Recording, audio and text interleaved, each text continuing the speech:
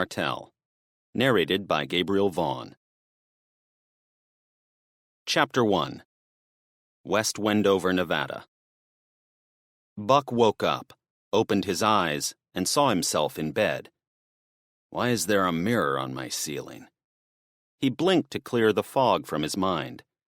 The sleeper cab was nice, but sometimes it was best to get a good night's sleep in a real bed, even if there was a mirror on the ceiling and rates were by the hour. Worth it. They must get clientele who aren't Puritans like us, a voice replied from nearby. Buck tried to focus. Connie. The second bed was ruffled where she'd slept. Big Mac still curled up over there with his head on the pillow. Buck had paid for 2 rooms, but they'd only used one because of the red wave. He closed his eyes. Anything different? Not that I can tell. Not yet, anyway, she answered, smiling when she looked at him. He made to get up, but stopped. Why am I in my underwear? It was dark when we crashed. What's the big deal? Buck had to think about that. He sat up and scratched the growing beard on his face. You're up early, he said. What are you reading? Connie glanced his way and held up the atlas. I think my internal clock is set to 2003 time. I woke up at 4:30. While I was awake, I figured I'd try to understand the route you're taking to go east. He pointed out the window, which was toward the rising sun. We drive I-80 that way. I'm happy to say it is pretty much a straight shot to White Plains, New York. Then we'll hop in my pickup truck and find Garth. About that, she said, it looks like our route goes near 3 Mile Island. Will we get irradiated? Buck smiled and wiped the sleep from his eyes. Boy, you get right into it in the morning. It is still over 2,000 miles away. We'll know more once we get closer. But Garth said they told him it wasn't as serious an accident as they first thought. Connie leaned back in her chair. So, this is over? The storm on the East Coast is gone. The nuclear plant didn't spew radiation over everything. You find Garth, and life goes back to normal for you?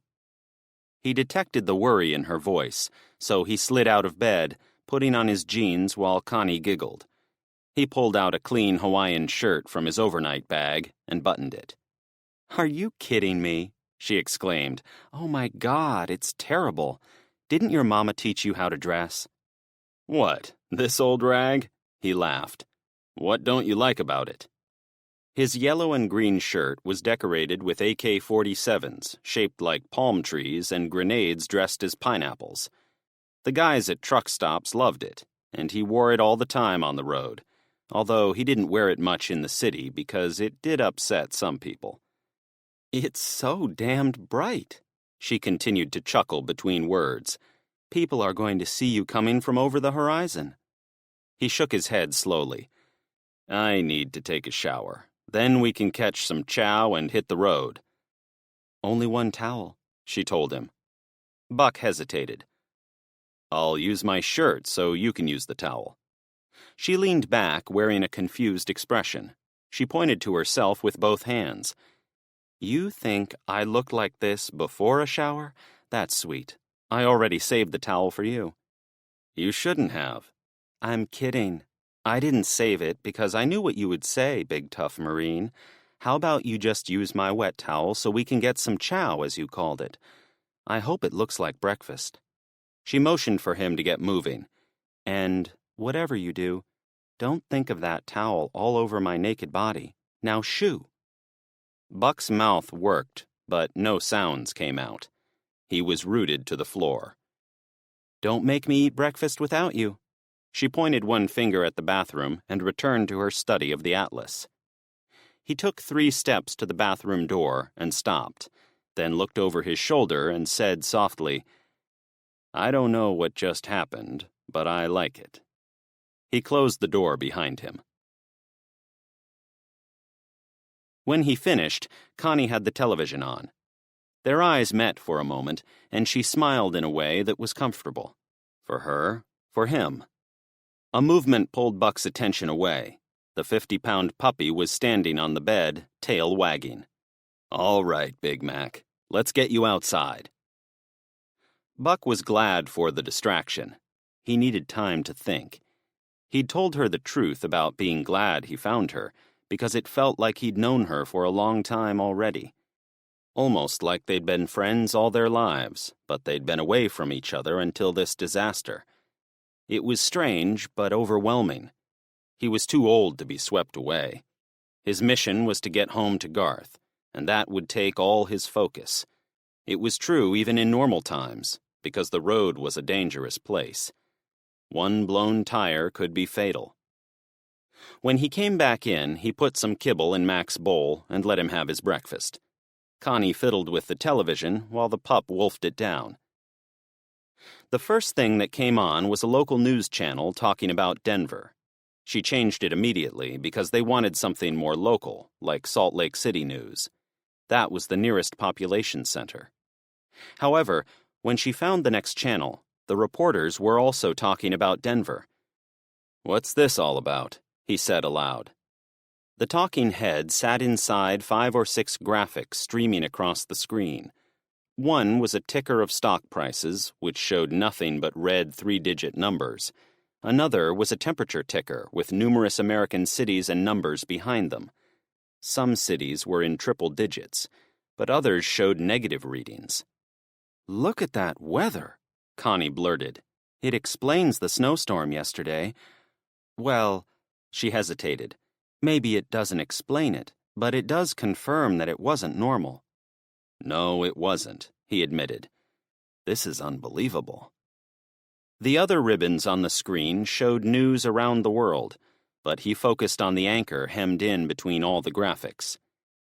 If you are just joining us, we are standing in front of the Search for Nuclear, Astrophysical, and Chronometric Extremes building, which is more commonly called SNAKE around these parts. We have every reason to believe this is where the red and blue waves came from.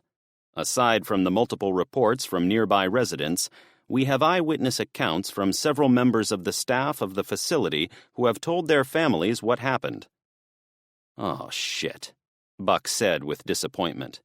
"What is it?" Connie asked. "It looks like the scientists did it. Their crazy experiments ripped the world a new one, and you and I are the saps who are going to suffer for it." Angry protesters held signs behind the reporter. Some of them had simple messages of doom, much like the guy he had seen back in Modesto. But one in particular caught his attention. The hand-painted board said, "You killed us." "I've got to call Garth. I know he's half a continent away, but I have to make sure he knows not to ever go to Denver." "Agreed," she said distantly. Lewis, Delaware. His dad's nyuk-nyuk ringtone woke Garth from a dead sleep. "Hello?" he said in a groggy voice. "Dad? What time is it?" The shades on the motel window were almost pitch black, so he had little clue as to the time of day. "It is 6 in the morning here. That means it's 9 there. What are you still doing in bed? You aren't fooling around, are you?" Garth detected the dad tone. "We're at a motel in Lewis, Delaware. We got off the ferry and went right here like you said." He thought about what was probably in the back of Dad's mind. "Lydia is in the other bed." Buck sighed with relief, but didn't press the subject. "We're getting underway, son. I wanted to touch base with you in case I lose reception again. We'll be on some remote stretches of interstate today. We're shooting to be in Nebraska by nightfall." "Nebraska? That's like halfway here." Buck laughed. "It feels like it's still a long way to go. I want you to consider what you're going to do today. You have the taxi, right?" He and Lydia had saved the cab from the mud yesterday. "We'll need some gas, but at least we have a means of getting around. I'd hate to have to walk." Garth observed the lump that was Lydia, buried beneath all the covers with a pillow wall around her head. She had been impressed with his driving skills and loved the ride, despite the broken window and the massive thunderstorm they had survived yesterday. She'd told him that despite all their issues on the road, it still beat walking. "Good," Buck replied. It looks like the radiation scare is over. The news isn't even talking about it today. Is the hurricane gone? He asked in return.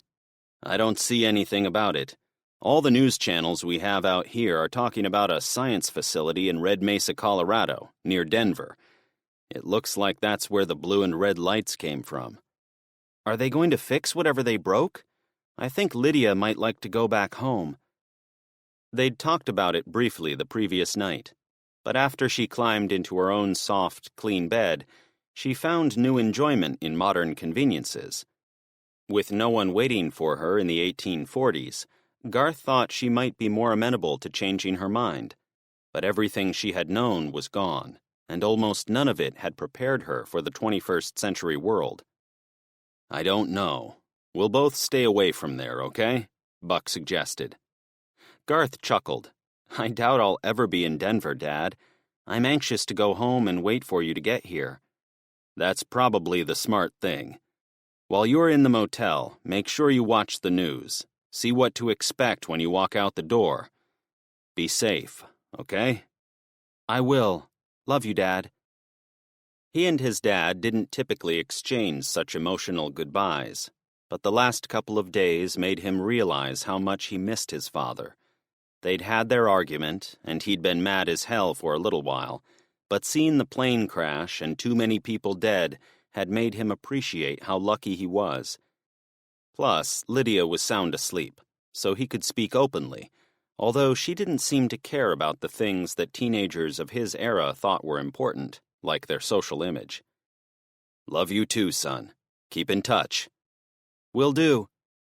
He hung up his phone and wondered if he had remembered to bring a cell phone charger. That could be a disaster. He would check the bug-out bag to see if his dad had remembered to pack one, but first, he used the clicker to turn on the television from his bed.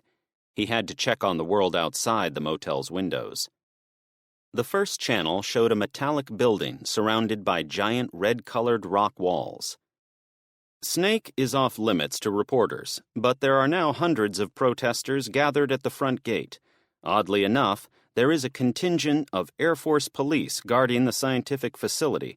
We've been unable to get any comment. He flicked the channel, careful to keep the volume low, so it didn't wake up Lydia. Protesters have turned over a car on Deer Creek Canyon Road, but so far, that has been the extent of their anger. We're trying to find the leader of this unruly bunch, but none have come forward. Garth went to 5 other stations. The motel had a full spread of cable channels, and they all focused on what was going on in Colorado. After a few additional channels of non-news programming, he finally found a weather broadcast. A map of the East Coast showed storm systems in random locations, including one apparently mislabeled as a snow shower on the coast of North Carolina, but there were no hurricanes to worry about. We can go home, he said to himself. And Lydia? He glanced at her, sleeping soundly. He started to consider how to get her home, but he became distracted by her appearance.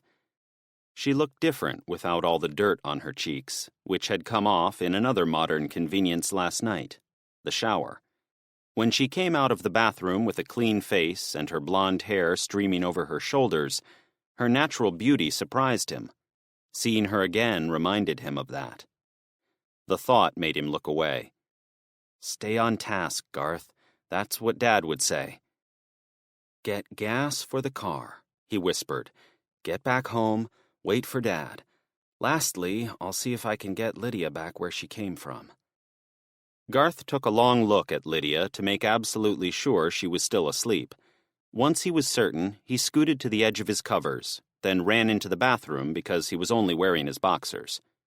They'd been soaked to the core in the rainstorm, and once they got to the motel, they took turns hanging their clothing to dry in the bathroom. They had used towels for robes. He admitted he was a lot shyer about it than she was. When he was inside the tiny room, he shut the door. I wish you were here, Sam, buddy, but I'm kind of glad you aren't.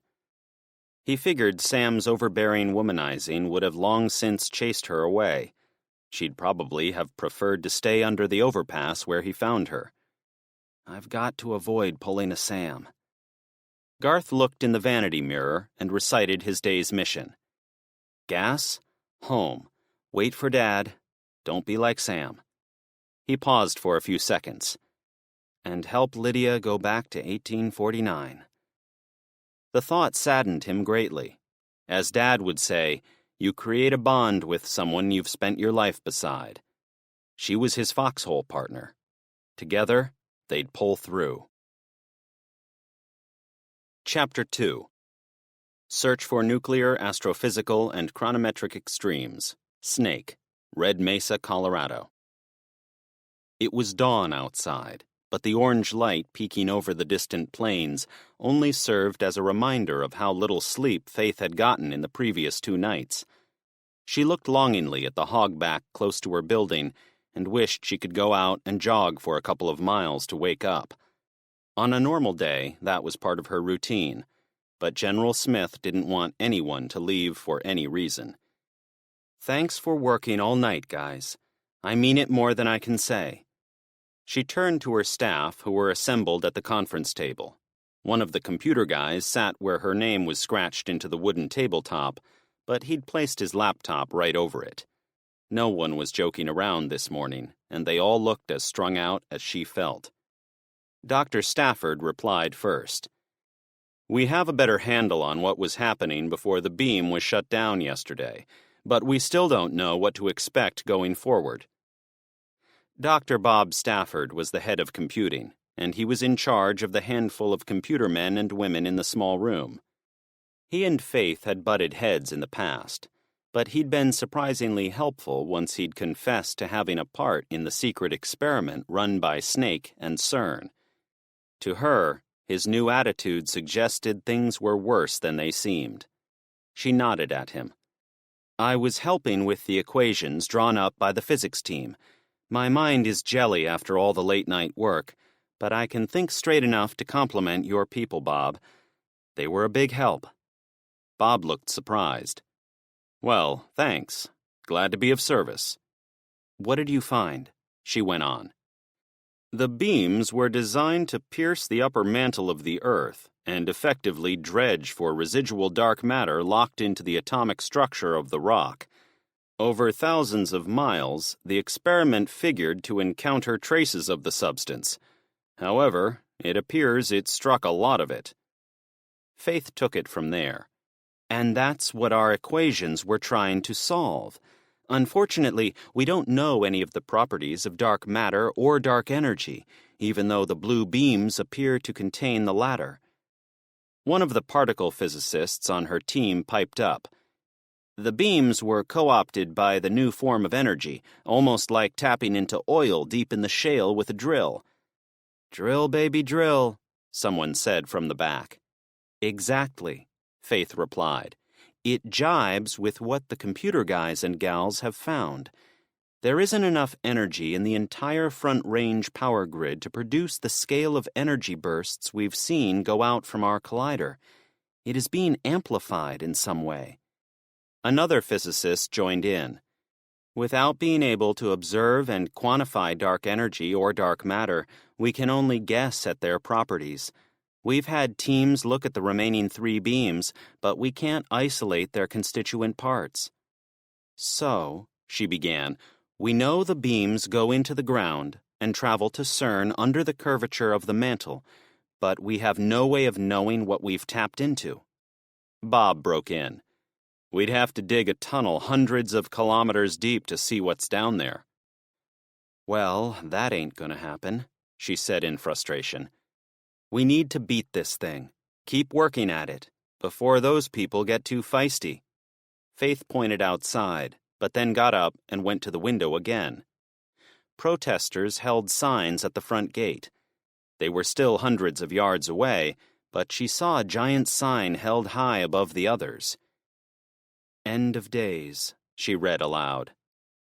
Motion caught her eye on the parking lot 2 stories below. A man came out from behind one of the numerous school buses and threw something. She saw him plain as day. The glass shattered a few feet to her left, and a small hole appeared. Shit! She screamed as she jumped back. The bastard threw a rock at me. She realized the sun on her blouse had probably made her a bright target for the guy. A second rock glanced off a window farther down the row, but didn't have enough force to crack the glass. The rock thrower sprinted for the edge of the lot. Guards came out of the front doors to chase him down, but in the few seconds she watched, it didn't look like they were going to catch him. She was going to write it off as bad luck and resolve never to stand by the windows again, but some loud cracks echoed from the lot below. "Oh, fuck," she blurted. Many of the others in the room came up to the windows to see the perpetrator. They reacted in almost the same way as her. "They shot that guy," she said with shock. It was now a spectacle, her entire team lined up against the glass to watch. The runner writhed on the pavement about 10 feet from the rearmost edge of the paved parking lot. "Is he dead?" one of the female computer programmers asked without looking up from her seat. The man clearly wasn't dead, but he was injured. His arm was bloody, and his shirt looked like someone splashed him with ketchup. The guards dragged him toward the front door of Snake. She realized she had to get involved before things got worse. "You guys keep working," she said as she headed out, "and for the love of God, stay away from the windows." Canberra, Australian Capital Territory, Australia. Destiny rocked back and forth with the gentle swaying of the train, relieved to be leaving Canberra. Once she'd left Zandre's property, she'd ridden the four-wheeler until it ran out of gas, then walked the last 2 miles through the city until she reached the train station. She figured she'd have to spend the night on a hard steel bench, but a late-night train was departing for Sydney and allowed anyone who happened to be there to get on board. She recognized the well-dressed people from her trip to Canberra earlier that same day. Zandre had said they were politicians. She had no feelings either way for the leaders of Australia's government, but those assholes seemed to look down on her because she was the only passenger besides them. It might also have been her dusty attire and wind-blown hairdo. "Those blighters can go fuck themselves," she thought. After almost being shot and then helping the Duck of Doom escape the hunters, she was in no mood for bullshit from anyone. She pulled out her phone and sent a text message to Rodney at the Sydney Harbour Foundation. "Hey Rod, I'm coming home from Canberra. Need a favor. Please message back." She turned off the screen, figuring he would reply in the morning, but a message came right back. "Is everyone working late tonight?" "What do you mean?" she sent back. The phone rang under her fingers. "Hello?" she said quietly. The politicians were at the other end of the carriage, but she wasn't taking any chances. "Hey, Des, you doing all right? I know the Wallamai fire was a monster, but it seems to have burned itself out already." "Yeah, I'm way past the fire. All good on that score. Hey, I wanted to ask, does SHF still have access to the oceanography lab?" Her employer studied and preserved animals all over the world, but because they were headquartered in Sydney, they brought most of their work back home. They shared time and space on an old freighter that had been retrofitted with research equipment. She'd done a little time on it when they did a company outing at the Great Barrier Reef. He sounded instantly skeptical. "The Majestic is moored in Sydney, yes. Why?" Rodney was her equal on the company manifest, but he did most of his work at the main offices, while she was often out in the field. To her, it made it seem like Rod had an air of superiority when talking on the phone, so his manner of questioning tested her patience. She drew a breath before replying. "Who has time booked? Is it us, or Fujitsu, or whoever?" "Fujiyama," he corrected. "And we do. That whole group flew back to Japan a few days ago. They let us know before they left so we could take it out whenever we wanted. Ben Stevens and some of the Tropics guys are sailing it up to Queensland starting tomorrow." "Rodney, this is very important. I'm coming back from the ACT with some important photos. When you and the bosses see them, I guarantee they will want to give me time with the boat, okay?" Sure, Des, whatever you say. He did not sound convinced, and she couldn't take the chance he would ignore her. Screw it, I'll text them to you. I have pictures of all kinds of extinct animals that I saw while I was out in the bush. Show them around, then tell me if anyone has a more important role for a naturalist to play than saving these things. I'll look at them, Des, but I can't make any guarantees. She sent him a picture of the demon duck of doom. Crikey, he said a few seconds later. Her ego swelled for a moment when she heard his reaction, but she remembered the photo was necessary as a way to get his attention, not make herself look better. Before she could say anything more, however, the train jerked and began braking. She had to set the phone in her lap and hold on to the armrest to keep from hitting the seat in front of her.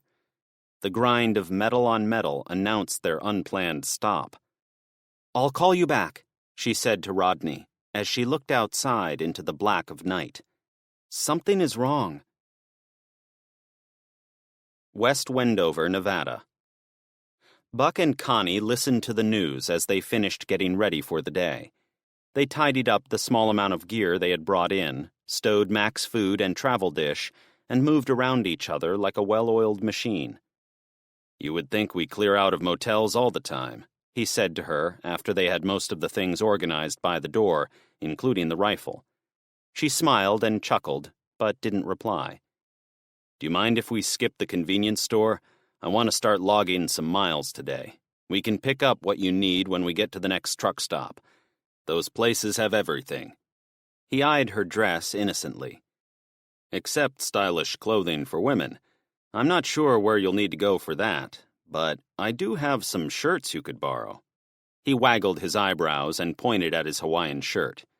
She exaggerated a frown. I'll wear the same dress for a week before I wear one of those. I'll find something better, but... She paused for effect. I won't let it delay us getting back to Garth. I didn't think you would, but you can't beat these shirts, he remarked. Nice pocket on the chest, hangs down over your pistol to keep it hidden. He patted his hip where his PX-4 Storm subcompact was ready for action. There was no way to see its imprint under his gaudy, low-hanging shirt. If I get a pistol, I'll think about it. She traced a finger over her hip as if to show how her knee-length dress hugged her body. There was no way to conceal a weapon under it. At least that was the message he took away from the gesture. That'll work, he replied. She brightened. I would like a toothbrush at some point along the way. I used some of your little bottle of mouthwash. I hope you don't mind. The whiteness of her teeth suggested she took care of them. What's mine is yours, as they say, although I'm running light, too. We'll both need to stock up at the truck stop. Connie grabbed the rifle and made as if to put it over her shoulder, but they both turned to the television when someone mentioned an attack. Turn it up, she suggested. They'd left the TV on while they packed to keep tabs on what was happening, but nothing had caught their ears or eyes until now. Reporters on the ground suggest a protester tried to get inside the Snake campus. The Air Force shot him for no reason. The military doesn't do anything for no reason, Buck commented, standing too close to the screen. Your backside makes a delightful wall, but a crappy window. Buck slid to the left so she had a clear view. Tensions are high here in Red Mesa, but no one in the Snake facility has come out to comment on the attack, nor have they said a word about any of the other rumors about what they do in there. Some people have said... He turned to her, suddenly overburdened by the heavy weight on his heart. Everything that has happened the last 2 days has been wildly unpredictable. I hope we've seen the worst of it, but I don't think it's likely. Did I make a mistake telling Garth to go back home? Would you have told your son to stay at home, or would you want him to come with you? Meet in the middle kind of thing. You didn't make a mistake, she said right away.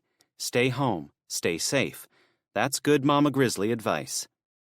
What if nowhere is safe? He looked at the screen again and had a sudden strange feeling that the research facility was filled with evil geniuses trying to destroy his world. Suddenly, he understood why the protesters had gone there. although he could never condone going full-on idiot and attacking the place like the terrorist jackass they shot. "Fair enough," he said as he clicked off the TV. "Let's go talk to our convoy friends and then get out of here." "And let's avoid any motorcyclists in the parking lot," she teased. "Those guys. If it weren't for them, we wouldn't be together. But then again, if we run across them again..." He didn't finish the thought. He shared her laughter, but checked through the peephole before he went out the door nonetheless. It was time to get back into sheepdog mode. Chapter 3. Lewis, Delaware. Garth had no idea how to wake up a girl from 1849. Maybe he needed a rooster or a mooing cow. Both sound files could probably be downloaded to his phone if he cared to dig for them. "Lydia," he said in a soft voice, opting to stick with the traditional wake-up method. "Hi, Garth," she yawned. "What time is it?" She looked at the darkened shades. "It feels like midnight." "It says it right here on the clock." He pointed to the red digits on the motel's alarm clock. She read what she saw. 9:09? 9 minutes after 9, he said in a helpful voice. "Wow, those numbers are so colorful. How do they change?" He had no idea how to explain the workings of a digital clock. "I don't know," he laughed. "I've used this type of clock my whole life, but I've never seen inside one." "Amazing," she exclaimed. Lydia strained to see through the drapes, but they were solid, save for a thin line of illumination down the middle. "And it is still dark at this hour in your time? I should have been up at sunrise." There was no way to resist showing her, so he walked over to the shades and pulled them apart like a circus showman. "I give you daytime." She recoiled at the bright light and shielded her eyes. "Oh, my word." "I told you," he pressed, before remembering to be nice. He pulled the drapes almost all the way closed again to give her a chance to build up to it. "Your world is beyond my wildest dreams. Your car, your living quarters. Amazing." "I wish I could show you my real house. This is just a sleazeball motel, probably not even 1-star rated. And the car is nothing, too. You should see some of the hot rods my dad has brought home over the years. My favorite is the Mustang." That captured her interest. "You have horses?" He snickered. "We have Mustangs, Chargers, Broncos, and I think there are cars named after Colts." "Wonderful. Horses are important in keeping our wagon train going. I'd see hundreds of them every day." He let her off easy. "Well, these aren't real horses. They're the names of cars, except Bronco is the name of a truck." "Truck?" "You saw a lot of them yesterday. They are like cars, but look a little different. You might see them more as wagons because they have open back ends where you can store stuff." He wasn't sure if she would catch on, but she didn't ask for more. It was unclear if that meant she understood what he was saying, or she was too shy to ask for clarification. She hopped out of bed wearing only her undergarments, but she showed no shame in the act. She boldly walked into the bathroom and shut the door. Wow, what was that? She came out a minute later wearing her mud-stained pioneer dress. "Ready," she declared. His shirt and jeans were also stained by the mud from the previous day, so he had no room to complain. "I guess I'm ready too," he said. "Let's go eat, then we'll leave." They had no gear other than the lone rifle case.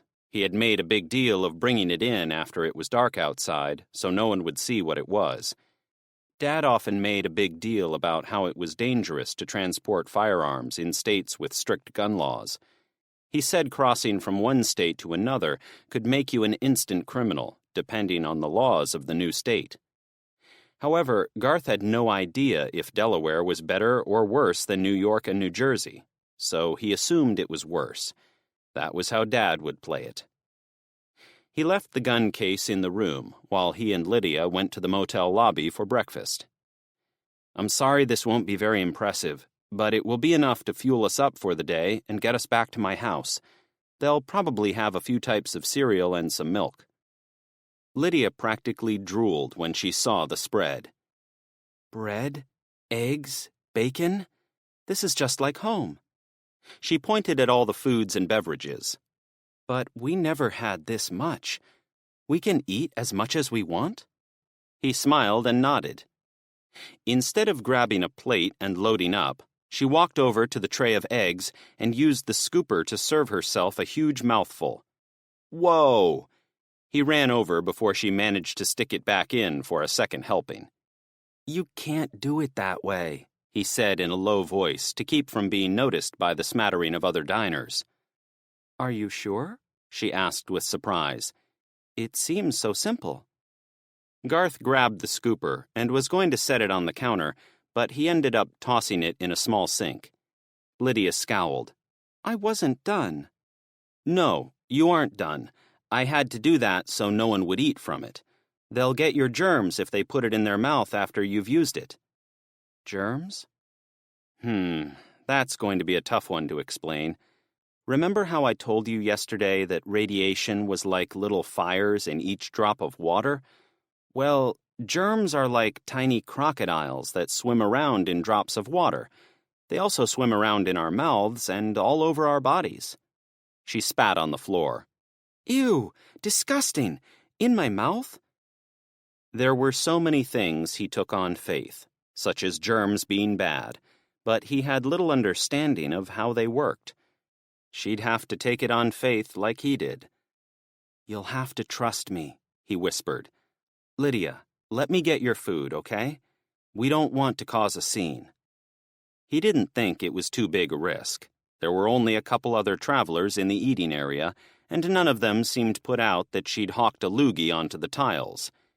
In any other scenario, that lack of concern for hygiene in an eatery would shock him, but not this time. He was glad to be ignored. By the time he had her in a seat with a big plate of everything the motel kitchen had to offer, she seemed content. "This is a feast fit for a king," she commented before praying over her food. "Amen," he said when she finished the short verse. Lydia used her fork to dig into the eggs and bacon, but something else needed to be said. "And I pray we and my dad all make it to our house." She stopped eating and looked at him with her sparkly green eyes. "Amen, Garth. When we meet up with your father, do you think he will be able to help me find my way home?" Just let me find a time machine, then sure, he thought. He pretended to consider it before replying. "My dad is pretty clever. He's traveled all over the United States. If there is one person on Earth who knows how to get you back home, I'd be willing to bet on my dad." West Wendover, Nevada. Buck called the members of his convoy together and had them meet in front of his truck. While he waited for everyone to arrive, he checked again to make sure there was no damage from hitting Connie's VW Bug yesterday. On the front, there were deep scratches and streaks of yellow paint, but nothing serious. He made his way underneath. "Looks like you had an incident," Sparky suggested when he walked up and saw Buck lying halfway under the frame. "You wouldn't believe me," he called back out. "Yesterday was the most stressful day of driving I've ever done." "Me too," Sparky responded. Buck was about to slide out when someone walked over his stomach. "Son of a..." he bellowed, almost banging his head as he lurched upright. The culprit had 4 legs. "Mac, come on." "Sorry," Connie laughed. "I gave him too much leash." He slid out to her smiling face and immediately realized she'd found it hilarious. "Uh-huh," he said dryly while brushing himself off. "We're all here," Eve interjected with mirth in her voice. Buck stood and looked over the loose collaboration they'd put together. Sparky and Eve were nearest. Monsignor and Beans stood behind them. Mac sat next to Connie with what he imagined was a shit-eating grin.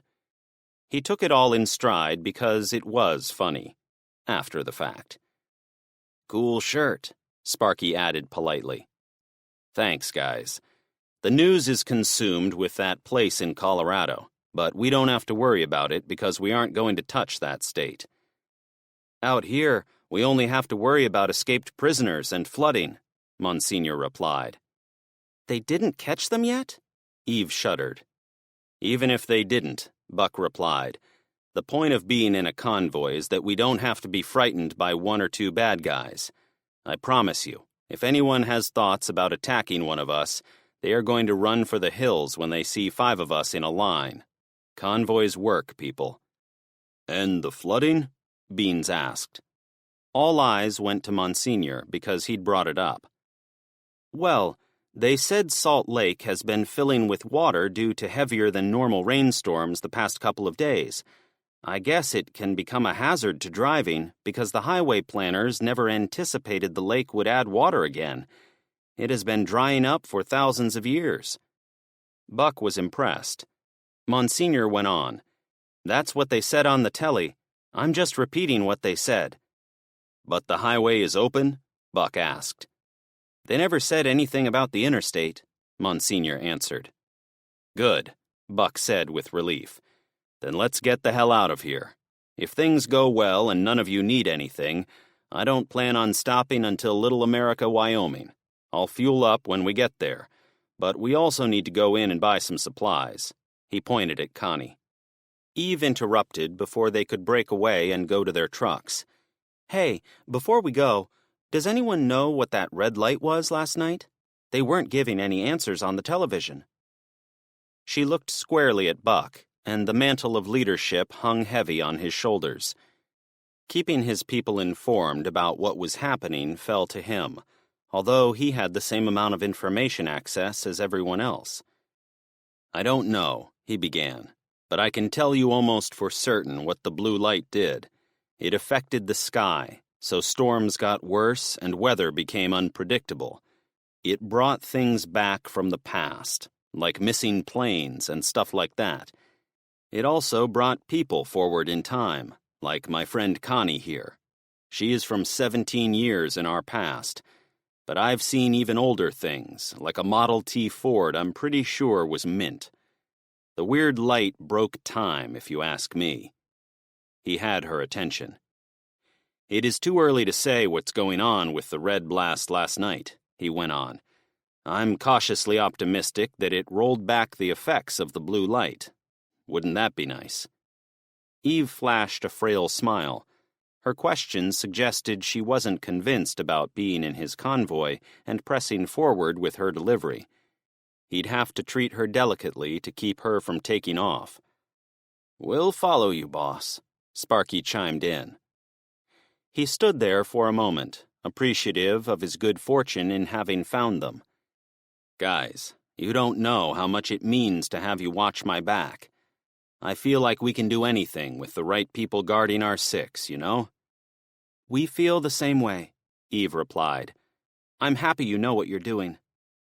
He laughed because he didn't know anything. Not really. There was no way to know how to act during a time-crashing emergency like this one. He fumbled through it as best he could, like everyone else. The only difference between him and them was that he knew he had no idea what was going on. They thought that because he was in charge, he had the answers. I guess it's always been that way. Nice and easy, guys. We get on the 80, cross the Salt Flats, go past the lake, punch through Salt Lake City, and then we're in the mountains again. Once we pass the city, we should be clear of the threats created by people. That's when we have to really pay attention.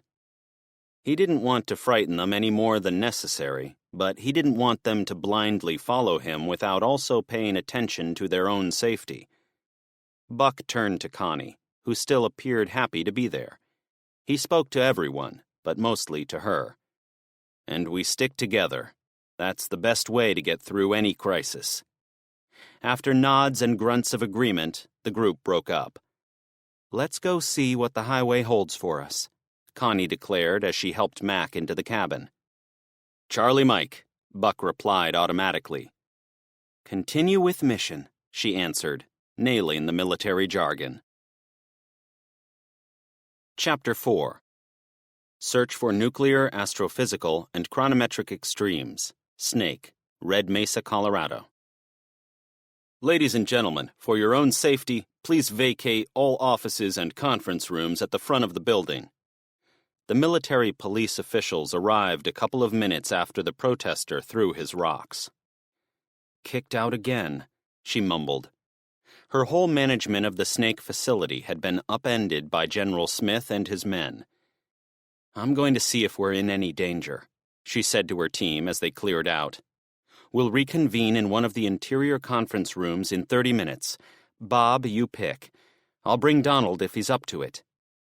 She hurried down the hallway to her old office. The door was ajar, so she knocked. Enter, the general called. It doesn't look like you're evacuating, Obadias, she said in a slightly accusatory tone. After watching the red light blast out from Snake last night with him, she and the general were on more familiar terms. She wasn't afraid to express her real emotions or use his given name when it was only the two of them. Hiya, Dr. Faith. Please come in. Aren't you afraid someone will throw a rock through those? She pointed to the bank of windows behind him. The view of the Dakota hogback and high plains had once belonged to her. My men reacted with valor and took the scumbag down. We won't see any more rocks come through the glass. Trust me. We'll see. Does it mean we're safe to go back to the front offices? They just told us to leave. No, let's keep them empty. We don't want to give anyone a target. She tried to keep her jaw from hitting the floor. Wouldn't a general be a pretty big freaking target? She exclaimed. He stood up. My dear doctor, I'm touched. You know what I meant. She backpedaled to avoid ceding the point to him. I'm worried about my window, not you. He laughed a bit. I'm sure. Rock tossers don't scare me. I saw some grim scenes back in the Gulf War. Warheads on foreheads and all that comes with it. I'm not going to cower on account of a rock. It's not my style. But it's our style? She parried. You aren't in my chain of command. If one of you got hurt, it would reflect poorly on me. Whether or not you believe it, I am sworn to protect the people of this great country. Better to keep the chance of you or your people getting hurt as close to zero as possible. She shrugged. The whole facility was hers to have meetings wherever she pleased, and she would never tell this to the general, but the windows kept the walls from feeling like they wanted to smother her.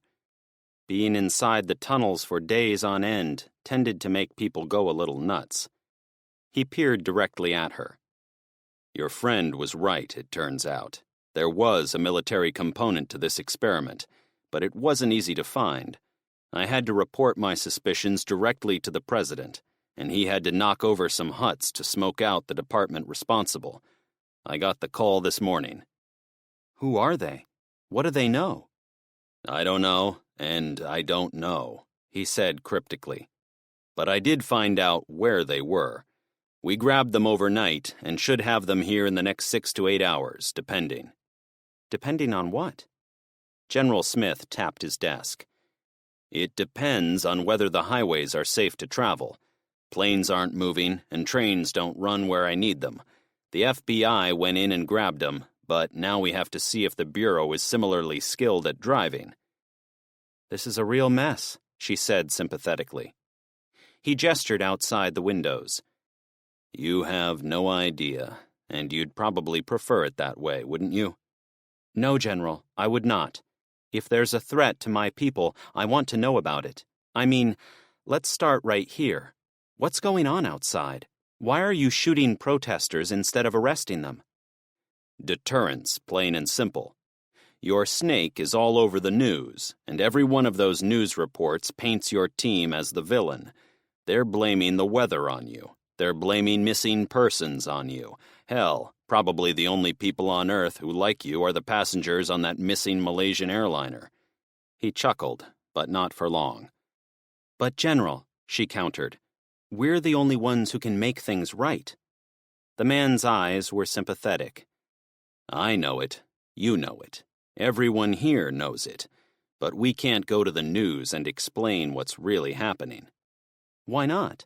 Isn't the press the best way to get our message out?" He pretended to hold a microphone. "Yes, hello, I'm Dr. Faith Sinclair, and I run this facility. Well, I sort of do.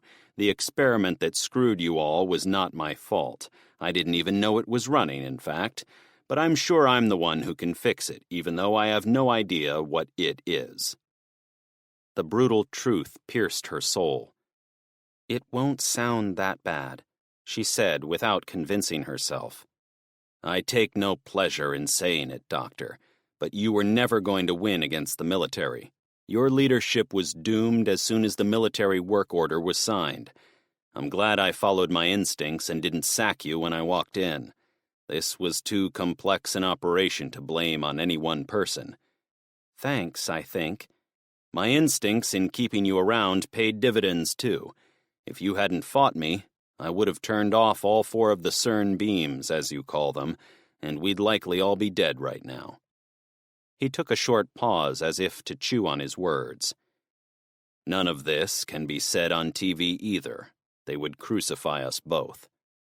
"So what do we do?" "All the scientists I brought in are at your disposal. Put them to work.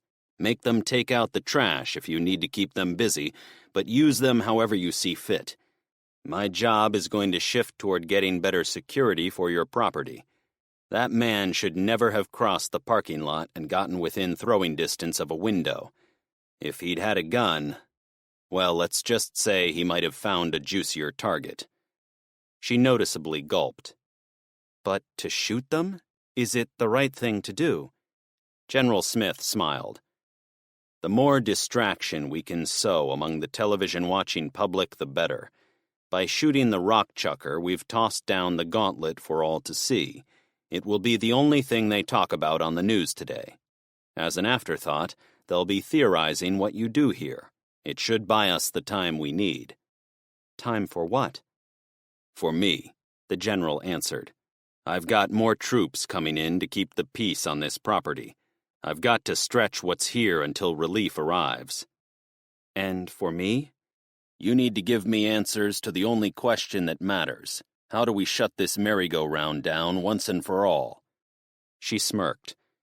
"And I thought you were going to ask something hard." Ramstein Air Base, Germany. "How the hell did I get here?" Lieutenant Phil Stanwyck demanded of anyone who would listen. He wasn't in his command post. There were no explosions, no phalanx autocannons, no soldiers screaming. A man standing at the adjacent bed turned to him. "They said you were medevaced from Bagram, said it was a nightmare op. I heard them talking." Phil concentrated on the man's insignia. It was the same silver oak leaf as his own. "Thanks, Colonel," Phil replied. Then, realizing the surroundings, he took stock of his condition. "I'm not injured?" "Well, I'm no doctor, but it seems to me that if you have to ask the question, you must be doing pretty well." It didn't make Phil feel any better. "My men. I should be back there." "Battle is over. Hell, the whole war is over. You were one of the last ones who caught a plane out of there, if what I'm hearing is true." He looked around at the other beds in the ward. Some had men in them, but most were empty. "That's impossible," Phil insisted. "We had thousands of men." "Some went to Kabul, some were stuffed on other planes." The guy spoke in a quieter voice. "Some died." "But the whole air base? Why?" "Didn't you hear? The Army is going back to the States. Our mission has changed." Phil sat up and slid to the edge of the bed. "Colonel, you have to tell me what's going on. How the fuck did I get put in this bed? I'm fine." "Have you looked at yourself?" That caught him by surprise. "No." His arms were bruised and covered in dried blood, but they otherwise felt fine. He got on his feet with no problem. "I feel a bit beat up for sure, but I'm fit for duty. I was pulled out by mistake." "Maybe," the other man answered in an odd tone. "Or maybe fate brought you here for a different reason." He didn't care about anything but finding a mirror. One hung on the wall a couple of beds down the row. Phil passed his fellow officer and noticed the wounded soldier in the next bed. "And sorry about your man." "Thanks." Phil walked in his socks. The floor was cold under his feet, almost like a morgue. That gave him a moment of panic, and for a couple of footfalls he imagined the other lieutenant colonel as Death come to collect him. But his doubt went away when he looked in the mirror. "Fucking hell," he said when he saw himself. He wasn't dead, but his face was bruised and swollen, as if a honey badger had taken out a lifetime of anger on him. The sides of his neck were blanketed with dried blood, and his uniform above the waistline was bathed in it. He patted around for tender injuries, but came up with nothing. The blood wasn't his. The image in the mirror jogged his memory, and he pieced together what must have happened. "We were surrounded by Soviet, British, and mixed Afghan units. Our command post collapsed on us when a bomb struck. I did black out for a time. Medics must have thrown me on the plane with the others. Probably thought I was just as bad as them." Sounds like a 1 in a million injury. He didn't see it that way. "I have to get back in the fight." "I told you, the fight's over." Bonneville Salt Flats, I-80. Buck had driven I-80 numerous times in the past. He could compute how many times per year he went up and down the highway, and from there come to an approximation of how many times he'd been over this particular stretch. Probably hundreds, at least. And never in all those journeys had he seen a drop of water on the Bonneville Salt Flats. "What's wrong?" Connie asked. Buck wasn't driving at the speed limit, which raised red flags for his navigator. However, he had every reason to drive slowly and observe the new threat. "You see the water too?" he asked, as if testing his sanity. "Yeah, it's the Great Salt Lake, right?" "No," he replied. "That's still up ahead. We're 75 miles from it at least. This has always been a salt flat. It is 50 miles across, and I don't know how many miles it goes away from the highway." The two strips of interstate were separated by a shallow median, creating parallel lines from his position to a tiny dot on the horizon. Instead of the packed white salt on both sides of the highway that should have been there, everything was now covered by water. "It's like driving on the ocean," she remarked. "Yeah, but why?" She looked out her window, then out his. "Maybe the system threw snow on one side of the desert and rain on this side." "That must be it," he said without conviction. Buck picked up the CB. "This is Buck. Anyone ever see water like this?" "It reminds me of the bridges over the Florida Keys," Sparky replied. "A bridge over endless water." "Is this another one of your changes?" Eve asked when the channel was clear. During their brief conversations previously, Buck explained his theory about the blue light. As soon as it passed, he had started to notice odd things. The red light apparently didn't make things return to normal. "Maybe," he replied. "I don't want it to change again," Eve remarked matter-of-factly. "We'll be fine," Bean said dismissively. "Right, Buck?" "Yeah," he said, agreeing with Beans to instill confidence in the others. "We've got to push on." They drove the first half hour without incident. Ahead, a grouping of hills rose from the vast stretch of flat water like an island mirage in the morning sunshine. Before the roadway made a turn and started to follow the rise in elevation, it seemed to dip down. Ahead, water covered both sides of the highway. "This ain't good. Look." Buck pointed a couple of miles ahead. A handful of vehicles lined up at the transition between dry road and wet. None of them seemed willing to wade into the water to get across the final mile of road before the incline. "I'm glad we're among the first to see this," Connie said to him. "At least we didn't have to wait behind 50 miles of a traffic jam just to see that the road is blocked. Now we can turn around and find an alternate route as fast as possible." She got busy with the atlas. He didn't want to say anything, but his survival instinct kicked in because of how things looked ahead. As he pulled up to the end of the short line of traffic, he felt confident he could tell Connie what bothered him about it. If there were more cars in line, it would mean the water has been there for a long time. Hell, they might even have blocked the highway back at Wendover. The fact that very few people are here tells me this water only recently started to cross the lanes. "It's rising?" she asked, concerned. "Or we're sinking," he said to play devil's advocate. "I'll find you an alternate." She flipped pages of the atlas to get to Utah, which was near the back. "Yeah, maybe," he allowed. He hated the idea of going backward. It would be almost an hour back to Wendover, the last town, and from there, he had no idea where the back roads would take him. Each hour of delay might not mean much over the course of his trip, but if he got home an hour too late to save Garth, he'd never forgive himself. Then again... Chapter 5. Lewis, Delaware. "We'll get some gas at this station up ahead, then we'll get back on the ferry and go home." "Okay," Lydia replied, distracted. Garth wasn't pushy, so it took him almost an hour to get his teen friend into the taxi and away from the motel. She had begged him to let her take a warm bath, which was a luxury she'd seldom experienced back home. Then she fell in love with the blow-dryer because it dried her long hair in record time. According to her, she had never looked better, although she admitted they didn't have many mirrors back home, so her comparison was only partly valid. In the taxi, he showed her the mirror behind the sun visor, and she stared at herself some more. "Your grooming tools are truly from the future," she beamed. "I'm practically a woman." No kidding, he thought, trying not to stare. He allowed her to indulge herself because he felt bad for her.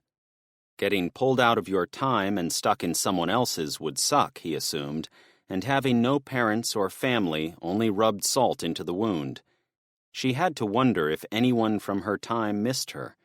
It might be impossible to get her back to where she belonged, but he could deliver a few modern luxuries to soften the blow. Then again, everything in the 21st century was a modern luxury compared to what she was used to. The motel breakfast soaked up the rest of the time. She'd never seen such excess, even in the dumpy little breakfast nook of the motel. "I'm pretty now, and pretty stuffed." She laughed at her joke. Garth pulled the car next to the gas pump of the filling station and turned off the motor. "Do you want to come inside or stay here?" He wanted her to stay in the car because of her appearance. She was still dressed like a bumpkin from an old-time farm, which was fine, but it did make him nervous that she would stand out. "I'll stay with you, Garth," she said nervously. "I do not want to be trapped inside this machine." "You won't be," he started to say, before relenting. As much as he wanted her to stay, he knew she'd be scared by herself. "That's great. You come with me, and we'll go check the place out. We'll be back on the road in no time." Minutes later, he realized nowhere was going to be an easy in and out with her. "Oh my gosh, look at all this candy." The older woman at the register smiled as if a couple of suckers had walked into her store. "Welcome. We have whatever you need." Garth had been going into gas stations all his life, and he'd never seen a reaction like that. The joke was on the woman, however, because she had no money to spend. "What's your favorite?"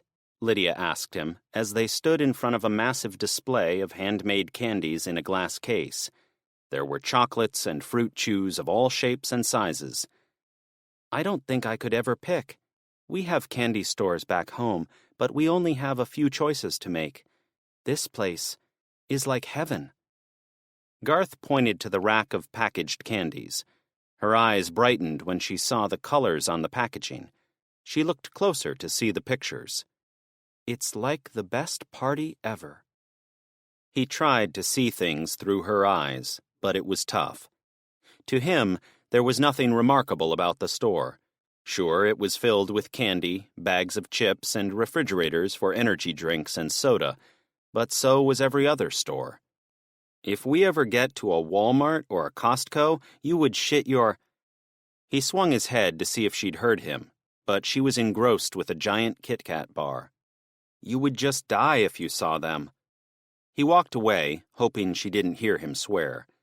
He figured it would be impolite to talk like it was him and Sam. Besides, he knew a whole vocabulary of curse words she couldn't possibly understand. "I'm sure," she said distantly. Dad's bug-out bag had $400 in cash, so he had the money to buy her whatever she wanted, but he began to feel the clock. "How about I pick one for you, and the next time you can pick whatever you want? I'm going to get gas and get on the ferry before it leaves." He didn't tell her he had no idea when that might be, but the most likely scenario is it would leave a few minutes before they got there, especially if they screwed around for the entire morning. "Would you? I can't see what they are besides what's on the pictures. I'll trust you." "Do you like chocolate or sugary hard candies?" "I've had chocolate a few times," she said in a dreamlike voice. "I really liked it." There was no need to shop around. He grabbed the biggest Hershey chocolate bar they had, then picked up a second one for himself. "You are going to love these, but first we have to take them to the counter and pay." "I understand," she reassured him. "These two and $20 on pump 5, please," he said to the smiling woman at the counter. "This is all you could find, sweetie?" she said to Lydia. "It's what he told me to get," she answered excitedly. "Well," the clerk huffed, "he sure is a big spender, isn't he? 2 lousy bars." Garth understood by her tone that she wasn't too happy with what he had picked out, so he tried to head off some of the ill will. "We are buying gas, that's something, right?" "I guess," the woman replied as he handed her a 20 and a 10. She looked at the money, then at him. "License, please."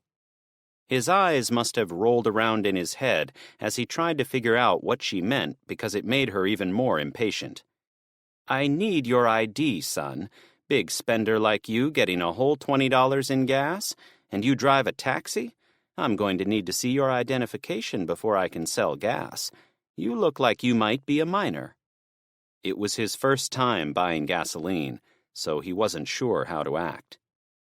"I don't have ID," he replied, before thinking they probably thought he was going to buy cigarettes or beer. Asking young people for ID was probably standard procedure. "I just need a little gas, and this candy." The woman turned her whole attention on him. Her brown hair was tied up in a ponytail, and her blue smock covered a t-shirt with what looked like a rock band on it. The name started with Super, but the smock blocked the rest of the name.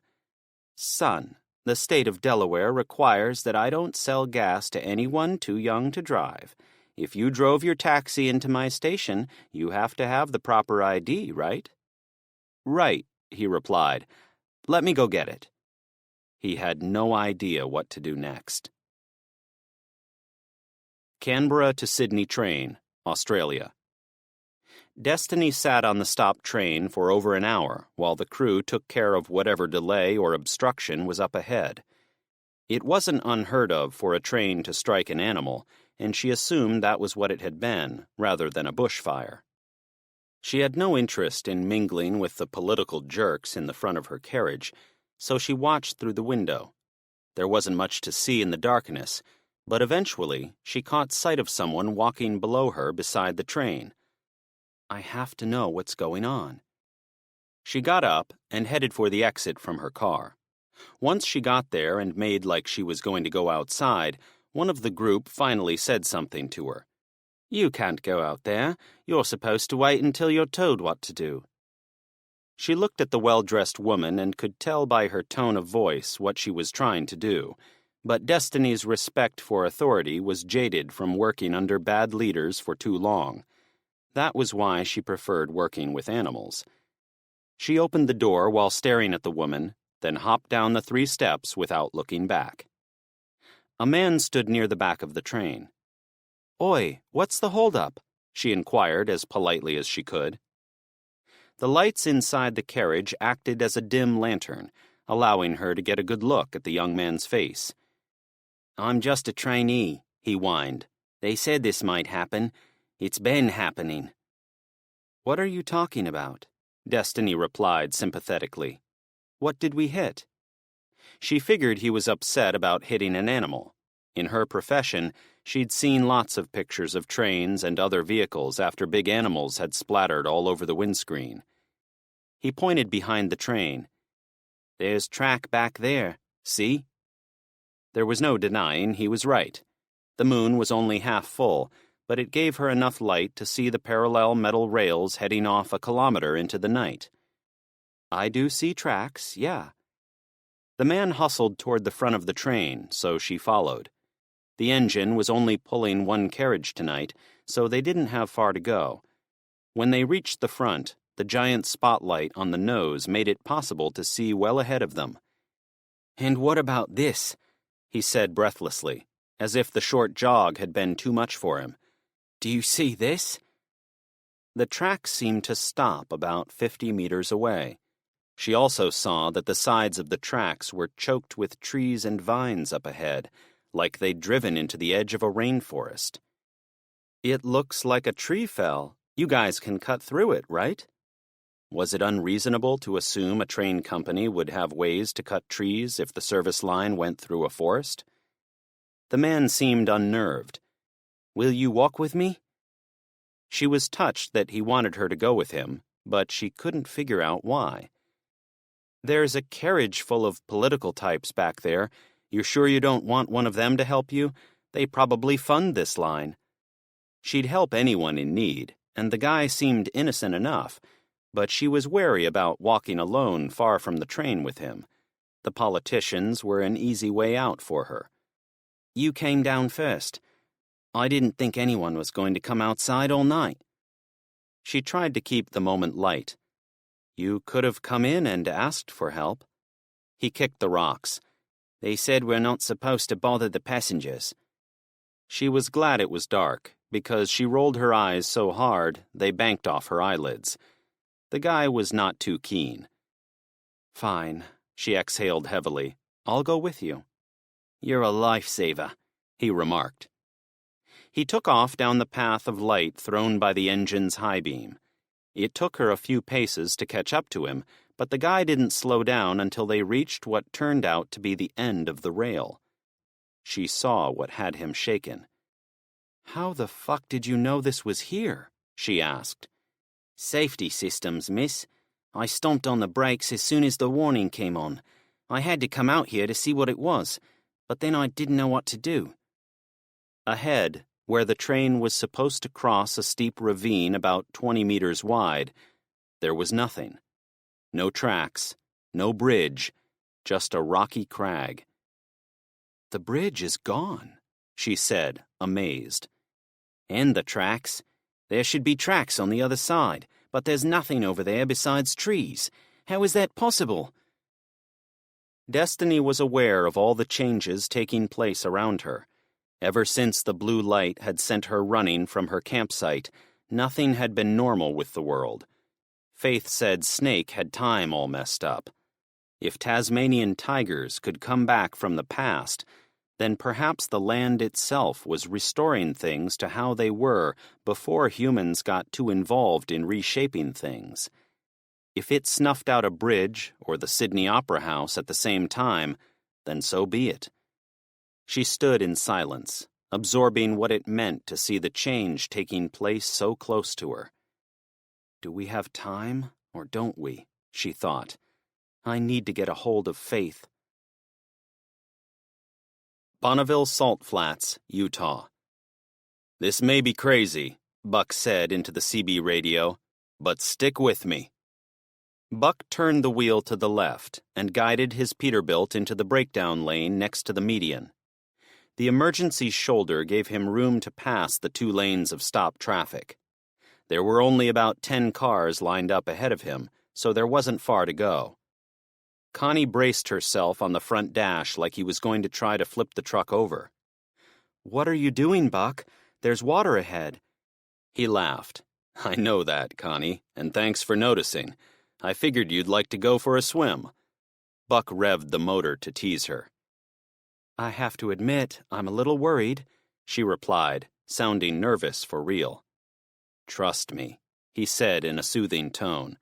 I'd never do anything to panic you, but I'm not willing to turn around until I have no other choice. He pointed at the long stretch of water ahead. Look at the perspective of the highway as it goes into the lake. It can't be very deep. But no one else is going in, she responded. That was true, but most of them were cars. They sat lower to the ground, and from their point of view, it was more difficult to see where the pavement went. As he neared, the white and yellow lines under the water were distinct and clear. He keyed the mic. This is Buck Rogers. I'm going in. When his tires first hit the water, he held his breath. The yellow line wasn't visible the whole way. Chapter 6. Search for Nuclear, Astrophysical, and Chronometric Extremes. Snake, Red Mesa, Colorado. Faith banged on Dr. Donald Perkins' door and prayed he opened it for her. He was her mentor, but he had also become a close friend. Recently, he wasn't getting around as well as he had been, but his mind remained sharp. He often served as a sounding board for her ideas. "Come in," a weak voice replied from inside. She went in and was shocked to see that he appeared worse than the day before. He looked like he was now over 100 years old, with ghost-white skin and sagging cheeks. Someone had given him a wheelchair, which completed the effect. "I'm not going to say it," she exclaimed when she got close to him. The previous day, she'd lied to him and told him that he looked fine. He hadn't believed it yesterday, and he would not believe it today. "Don't listen to anyone who tells you these are the golden years, Faith. Life was golden when I could walk without a cane. It was a treat when I wasn't in constant pain." He coughed 3 or 4 times in a row. "And it was especially golden when my heart wasn't failing." Why is this happening to you? 2 days ago, before the Itsunagi project had shut them down, he'd been a spry old guy who was always cracking jokes and having fun. Now he would fit right in on a brochure for hospice care. "It's because I'm lucky," he said in an expressionless voice. His delivery threw her off guard, and it took a few seconds to recognize he was joking. "I was lucky to live to see what's been going on in your collider, Faith. Thanks for sending me the data last night." He pointed to his laptop on the coffee table. "I've been looking at it between naps." "And?" she asked when he seemed to lose his train of thought. "Oh, right. When we lost contact with one of the 4 arrows, as Bob called them, I checked to see if there were spikes at the other 3 boxes. I've studied the cameras recording in those chambers, and it seemed to me there was an increase in brightness in each one. I can't swear to it since we can't as yet measure the flow, but it's a best guess." They are picking up the load from the missing one to maintain an overall constant in regards to the total energy, she declared. "My thought precisely." "What do you think would happen if we keep destroying the boxes? Would the load get shared to the last device? And if so, what would happen if we destroyed that one?" "I've been thinking about that too, and my conclusions are, inconclusive." He coughed briefly. "We cut one leg off the table, and it is still standing. A table will fall if 2 legs are cut off. My gut tells me dark energy will find a way to compensate no matter how many legs we cut." "Quantum entanglement?" she suggested. "Perhaps," he said sadly. "If that's the case, Snake and CERN are linked in ways current physics cannot explain." She didn't want to go down that path yet. "So, let's focus on what we know. When we cut the first one, it sent that red wave of energy out into the atmosphere. Do you have any data in your laptop suggesting what it did?" He smiled weakly. Are the strange occurrences still taking place on the outside? She nodded grimly. The news was consumed with Snake, but there was still unusual activity elsewhere. The red blast of energy went all the way around the globe, just like the blue one, and seemed to double the world's problems. More storms, more extinct animal sightings, more disappearing structures. And was Snake really immune to the breakage of time that was taking place everywhere else? If so, was there any way to get her sister and best friend to Snake all the way from down under? She'd have to figure that out at some point. You seem lost in thought, Donald noted. Oh, yeah. I'm worried about my sis. She's in Australia, right? He asked. Yes, Sydney. She has a cushy job with some wealthy foundation, goes around capturing animals for tracking and checkups. She loves it. You two must have made a funny pair when you were kids, the scientist and the animal lover. She gave him a mock scowl. I love animals, too. He held up his hands and chuckled. I should have known. You are both trying to save the world, I suppose. That tempered the pleasant moment. Donald, how do I do that? I think the General will wait before destroying more devices linking us to CERN, but his patience won't last forever. We need to get someone to Switzerland and confirm if it is still there, although I fear what will happen if it's not. I think you've got it exactly right. You have to find the answer to that question, Faith. If there is no one at CERN and it was destroyed, you may have no choice but to shut things down here. However, if CERN survives, you may have better luck turning off the energy from over there. He gestured to his laptop. We can look at formulas and solve equations all the day long, Faith, but the answer is going to require someone like your sister. They'll need to get their hands dirty out there and tell us what's going on at the other end of the 3 arrows. She put her hands together. Will you come with me to a meeting with the other staff? I'll wheel you down there. Donald wore a faint smile. No, I don't want them to see me like this. That's another lie about the golden years, Faith. You see yourself through the eyes of others. People saw me as an old coot before. Now they're going to see me as a dried-up old coot. She hesitated. Faith, you can do this without me. You came in here already knowing the answers you seek. Trust your instincts, okay? You'll make the right decisions. His fatherly praise warmed her soul with the glow normally reserved for homemade chocolate chip cookies. She took pride in being smart about how she ran Snake. As the General said, it wasn't her fault she didn't know about the military aspect of the experiment she'd authorized. She'd had some missteps along the way, but also some victories. Most importantly, she still had an oar in the water to guide her team. I know what I have to do. Bonneville Salt Flats, Utah. Buck imagined the famous words of Han Solo as he reached the halfway point of the water crossing. Never tell me the odds. The water was deeper than it had been, but he was sure he still saw the striped white line below him. He tried to keep his truck in the middle of the 2 lanes, so there was no chance of falling off the edge into a salty quagmire. He had to wipe his brow to keep sweat from rolling into his eyes.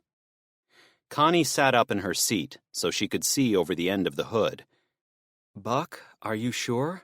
I'm having trouble seeing. I'm good, he interrupted quickly. We're going to make it. There was still half a mile, and the water was certainly getting deeper, but it wasn't yet up to his sidestep, so that was a good indicator. Will you stop for a second? She asked in a sensible voice. He glanced over. You okay? She smiled and held up her hand to show it wasn't shaking. Cool as a garden tool, my friend, but there is something I want to do. Buck put his foot on the brakes to stop them. I'll be right back. she said. Before he could do or say anything, she opened her door and slipped out. "Holy shit," he screamed. "Connie!" Mac hopped up from his bed, ran between the two seats, and immediately jumped into Connie's chair as if he'd been patiently planning a coup. Connie's boots were on the floorboard below him. "What the fuck is she doing, Mac?" For a few moments, he didn't see her, but then her red hair appeared ahead of him. She waded into the water and found the white line, then moved a few more yards forward so he could see all of her. Her sage-green, knee-length dress was soaked a few inches at the bottom. Buck rolled down his window and held his head outside. "Connie, what the hell?" She turned around and waved. "I'll guide you."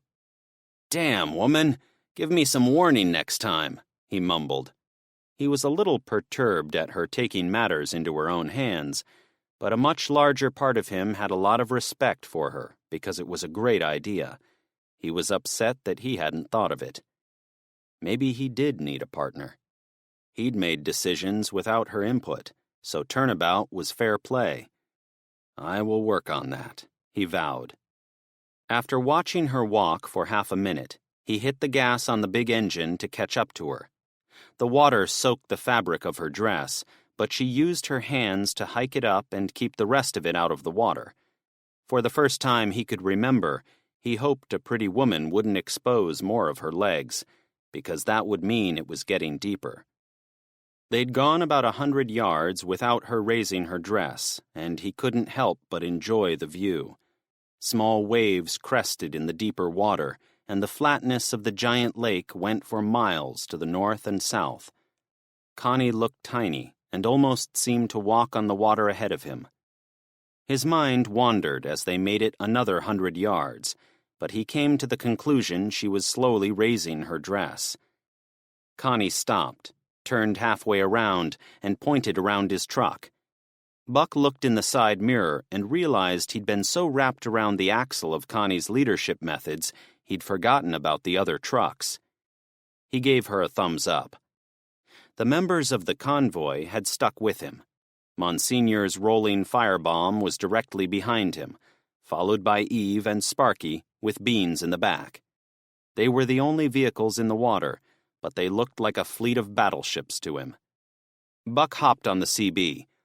"Connie is leading us across. She's almost there." Everyone acknowledged, but he got back to focusing on his friend. There wasn't far to go, but anything that could go wrong.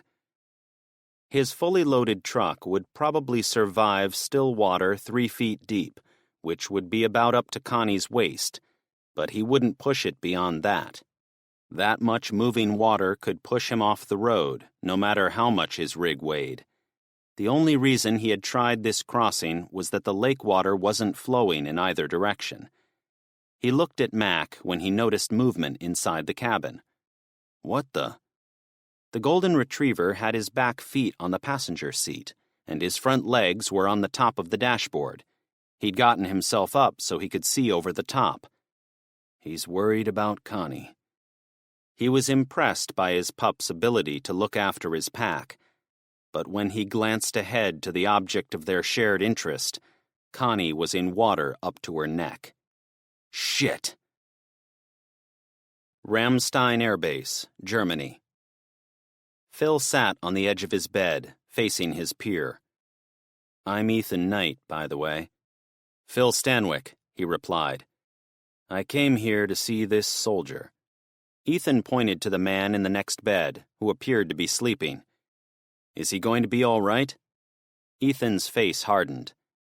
"He's dead." "Fuck, man, I'm sorry. What unit was he in? Where's he from?" They were the same rank, but they didn't share much else. Phil was tall and muscular, while Ethan was thin and lanky. Both cropped their hair short, but Ethan's was a lot lighter. There was no contest between the usability of their uniforms. Phil's BDUs were wasted. Would you believe me if I said this man was from the Korean Theater of Operations? Did the Norks finally go and cross the DMZ? Nothing else has gone right recently. After what I saw in Afghanistan, I'd believe anything could happen out there, including World War III. You get some credit. The Norks did cross the line, but the DMZ didn't exist when this man fought in Korea. Wait, Phil broke in. I know. He's from the 1950s. Ethan nodded. How the hell did you know? He's not wearing a uniform, and I know he hasn't spoken since he came into this ward. I ran into similar shit back at Bagram. He thought for a few seconds about operational security, but if Knight was talking about the 1950s like it was real, he figured he could mention his own time-bending experience. We picked up some Soviets from the 80s, and I heard British redcoats from the 1800s showed up during my last fight with the Taliban. Something is majorly fucked up out there. You saw them? I mean, up close and personal. Ethan looked at the corpse again. I saw this man's uniform as he crawled out of a World War II-era C-47 that crashed in Bavaria, but I didn't get to talk to him. None of the men in that plane survived. It's just like the Malaysia flight coming back, he replied. People lost in the past are showing up in the present. I bet there are a lot of civilians from the past we don't even know about. He thought about his mother. She had disappeared on a Nevada highway when he was a teenager. If time was wrapping itself in knots, maybe she would find a way to come through like all these others. Ethan's jaw clenched before he answered. It's only gotten worse since the red wave went around the world yesterday. That's the big reason CENTCOM ordered a complete withdrawal of forces. If this keeps up, we'll be fighting Nazis and the Kaiser's shock troops again. You think it's that serious? Shouldn't we fortify eastern France or Germany itself? Why send everyone home? I can't imagine that could be done quickly, and it has to be prohibitively expensive. We've spent 20 years building up our footprint in theater. You can't undo that in a day. Ethan considered the question. Part of it is airlift capacity. Planes are mostly grounded, except for military transports or those we commandeer, and they are flying by paper navigation charts. If things get worse and we can't fly at all, the bosses will want all of our troops on friendly soil. As for the rest, I can't tell you, but I am interested to learn more about what you saw at Bagram. If you have experience operating with units from the past, maybe I have a job suited for you here. His first thought was for his men.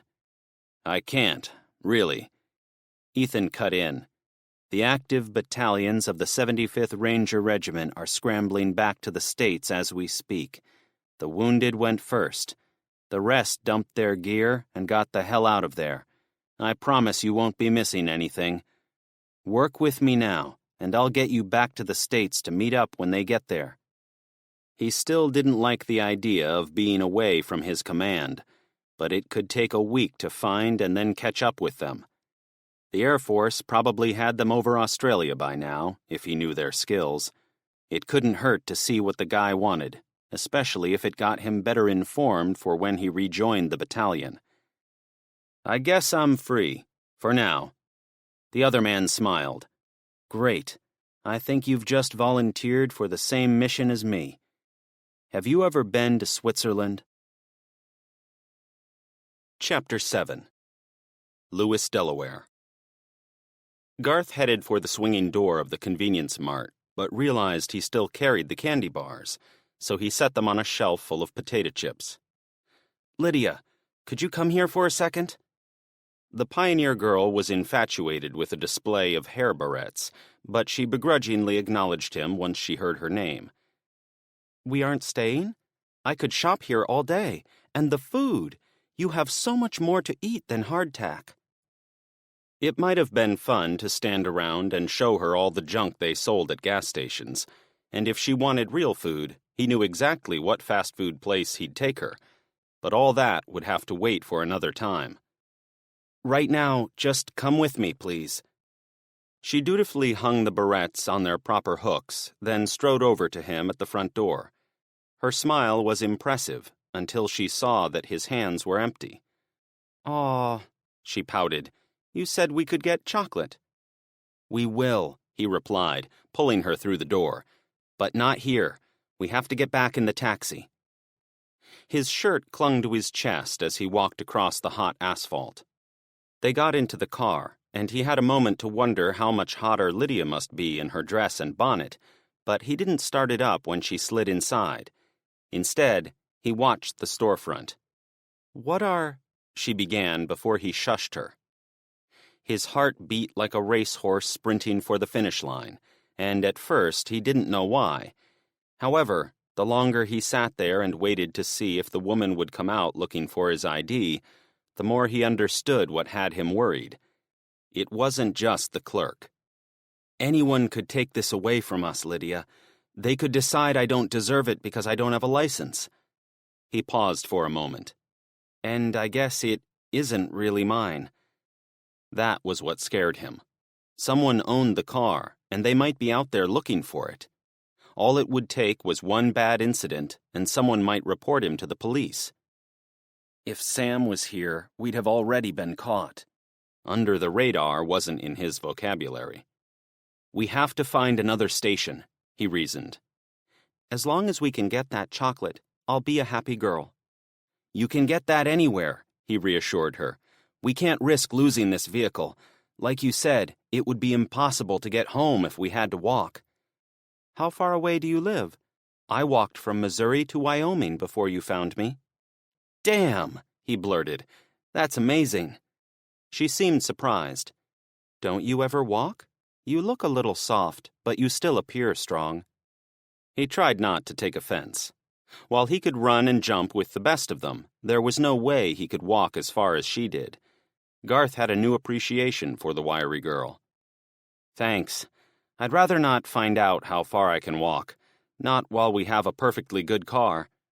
I like riding in here too. Let's keep it." Garth had every intention of keeping the taxi, at least until he got home, but he was wary at the next 2 gas stations he tried. Lydia stayed in the car while he went inside to pay, and he was ready to run back to her at the first sign of trouble. However, both clerks wanted him to show identification before they'd sell him gas. When he got back in the car after the 3rd refusal, he started to doubt their prospects. "It must be a Delaware thing. Dad never told me I'd need identification to buy gas, although I never bought the gas, even when I was with him." Briefly, he thought about calling his dad and asking him what he should do. He'd no doubt have an answer, but Garth wanted to figure this out on his own. "Sometimes the wagon would break, and Pa would have to ride to town and bring a part back to us. Is there any way you could do that with what you need for this taxi?" He thought about it for a second. "There is no way to carry gas except in a container. I don't know if they'll ask for ID when I buy one of those. I also don't know where to get one." "Could you borrow the gas, like you did for this?" She patted the dashboard. "You mean steal it?" He chuckled, wondering if she saw him as a liar and thief. By all appearances, she would be right. However, he tried to head off the accusation anyway. "Did you steal where you came from?" She lost some of her friendliness. "Well, I don't like to talk about it, but there was that one winter where there was nothing to eat. I snuck into a farmer's field and ate some dry corn husks, but Pa said it was okay with the Lord because I might have died from starvation." "No, I'm sorry. I wasn't asking you to fess up. I was only wondering—" "Oh, forget it. It doesn't matter. This taxi was already stolen when I got it. I'll tell you the story sometime when we are safe. I have no intention of stealing. I have money, but I have to find someone who will take it." Garth began to hash through a plan. He drove them around the small town of Lewis, with its 3 gas stations, but soon came to the conclusion it was too small to have larger stores. Rather than admit he didn't know what to do, he pulled into a small parking lot, turned off the car, and pretended to plan his next move. He fiddled with his phone, hoping to get internet. That would allow him to search for a store close to his location. He tried to get his mapping app to come up, and it seemed like it was going to open a few different times, but then it paused for several minutes before saying the link failed. Minutes went by, then a half hour. After the frustration of technology failures, he decided a text to his dad couldn't hurt. It wasn't a surrender, it was using the resources at his command. If Dad had access to the internet, he could look up an address and tell him where to go. When he punched in his message and hit send, he got a network is down warning. Eventually, Lydia got tired of waiting. "Are we lost?" she said, cutting to the quick. "Sort of," he admitted. "I don't have enough gas to drive around and look for the right store. It has to be somewhere that sells gas cans. I have no idea where to find a place that does." "Well," she replied with enthusiasm for the challenge, "when Pa and I went into town, we always looked for the biggest, cleanest road. That was always the one that had the important buildings on it." He looked around. "There's only one long road in this town. It goes from the ferry landing to who knows where in that direction." Garth pointed into the woods beyond the small town. "I've been thinking about driving out there to look around since I parked here. But what if we run out of gas before we get anywhere?" She giggled. "We walk, silly. What else would you do?" "Call AAA?" She dispelled his indecision. They wouldn't get anywhere if they didn't take a few risks, and they couldn't be that far from the next town. "Buckle up," he advised. "We're rolling." Bonneville Salt Flats, Utah. "Connie!" Buck screamed out his open window. He reacted on adrenaline-fueled instinct. He smashed the emergency brake down, flew out his door, and hopped down into the water. "Connie!" he shouted again. She was ahead, flailing in the churning water. Buck did knee kicks to speed himself through the thigh-high water, and he arrived at the commotion expecting to dive in, but Connie's head was already in the clear. The look on her face was pure embarrassment. He was breathless. "Are you okay?" "Buck, I'm sorry. I stepped into a pothole and fell. Then I guess I freaked out." "But you're good?" In the few moments he'd lost sight of her, he had experienced a range of emotions, many of which caught him in the feels. "I thought I'd lost you." She stood up, unsteady at first, and he took her hand. A tan shape paddled up to her at the same instant. "Mac! Oh, thank you." She reached down and hugged the swimming Golden. "But I'm fine. Your daddy mistook me for a drowning woman." He gave Mac a wet pat on the head. Garth couldn't have asked for a better dog. "I should probably mention I can't swim," she continued. "In fact, you probably already figured out I'm afraid of water." He laughed it off, happy to be having a conversation at all. He didn't think it was possible for her to drown in such shallow water, but he'd heard of people drowning in bathtubs, so he didn't take it for granted. "Let's get you and Mac back to the truck. You've gotten us far enough." "No," she declared. "Let me finish the mission." Mac still trod water, so he wanted to make sure he was good. "Mac, go back to the truck. Go." He pointed to his idling big rig. The pup looked at him, then at Connie, perhaps hoping one of them would pick him up. But then he dog-paddled his way back to the truck. She held one of his hands with both of hers. "Buck, go back with him. I need to get this done." His attitude softened. "You don't have to. I'm sure I can drive in a straight line to the dry road ahead." He gestured with an open hand to show how close they were to the other side of the new lake. "And you don't have to prove anything to me. You've got a spot on the team." She beamed. "Thanks, really. But after all I've been through, I need to feel useful. I want to prove to myself that I can beat a little water." It was the perfect moment to lean in and kiss her. But someone in his convoy chose that moment to blow their air horn. The obnoxious noise pulled him kicking and screaming back to reality. "I'd better get behind the wheel. I have to dry Mac off. He's probably going to make a mess of your seat." Connie laughed. "He's already in the window." They both looked back. His happy face smiled at them from Connie's side, and his tail wagged furiously in the background. They couldn't see it moving, but his little head tilted from one side to the other, as it did when his tail went full throttle. Damn, he's fast, he said under his breath. Okay, get out of here, she advised. The natives are restless. She let go of his hand and turned toward the near shore. And all I have to do is watch out for this pothole. She felt around with her foot, then took a big step over it. Buck followed his guide for the next 10 minutes as he slowly drove through the last section of water. It did get a little deeper, but it never went above Connie's waist, which was his cutoff. When she got about 20 yards from the dry road ahead, she began to walk out of the water like she was going up a boat ramp. Several minutes later, the convoy was across the water obstacle and parked in a line. All 5 of them, plus a drying Connie and Mac, held a celebratory meeting by the water's edge. No one was ballsy enough to follow us, Sparky announced.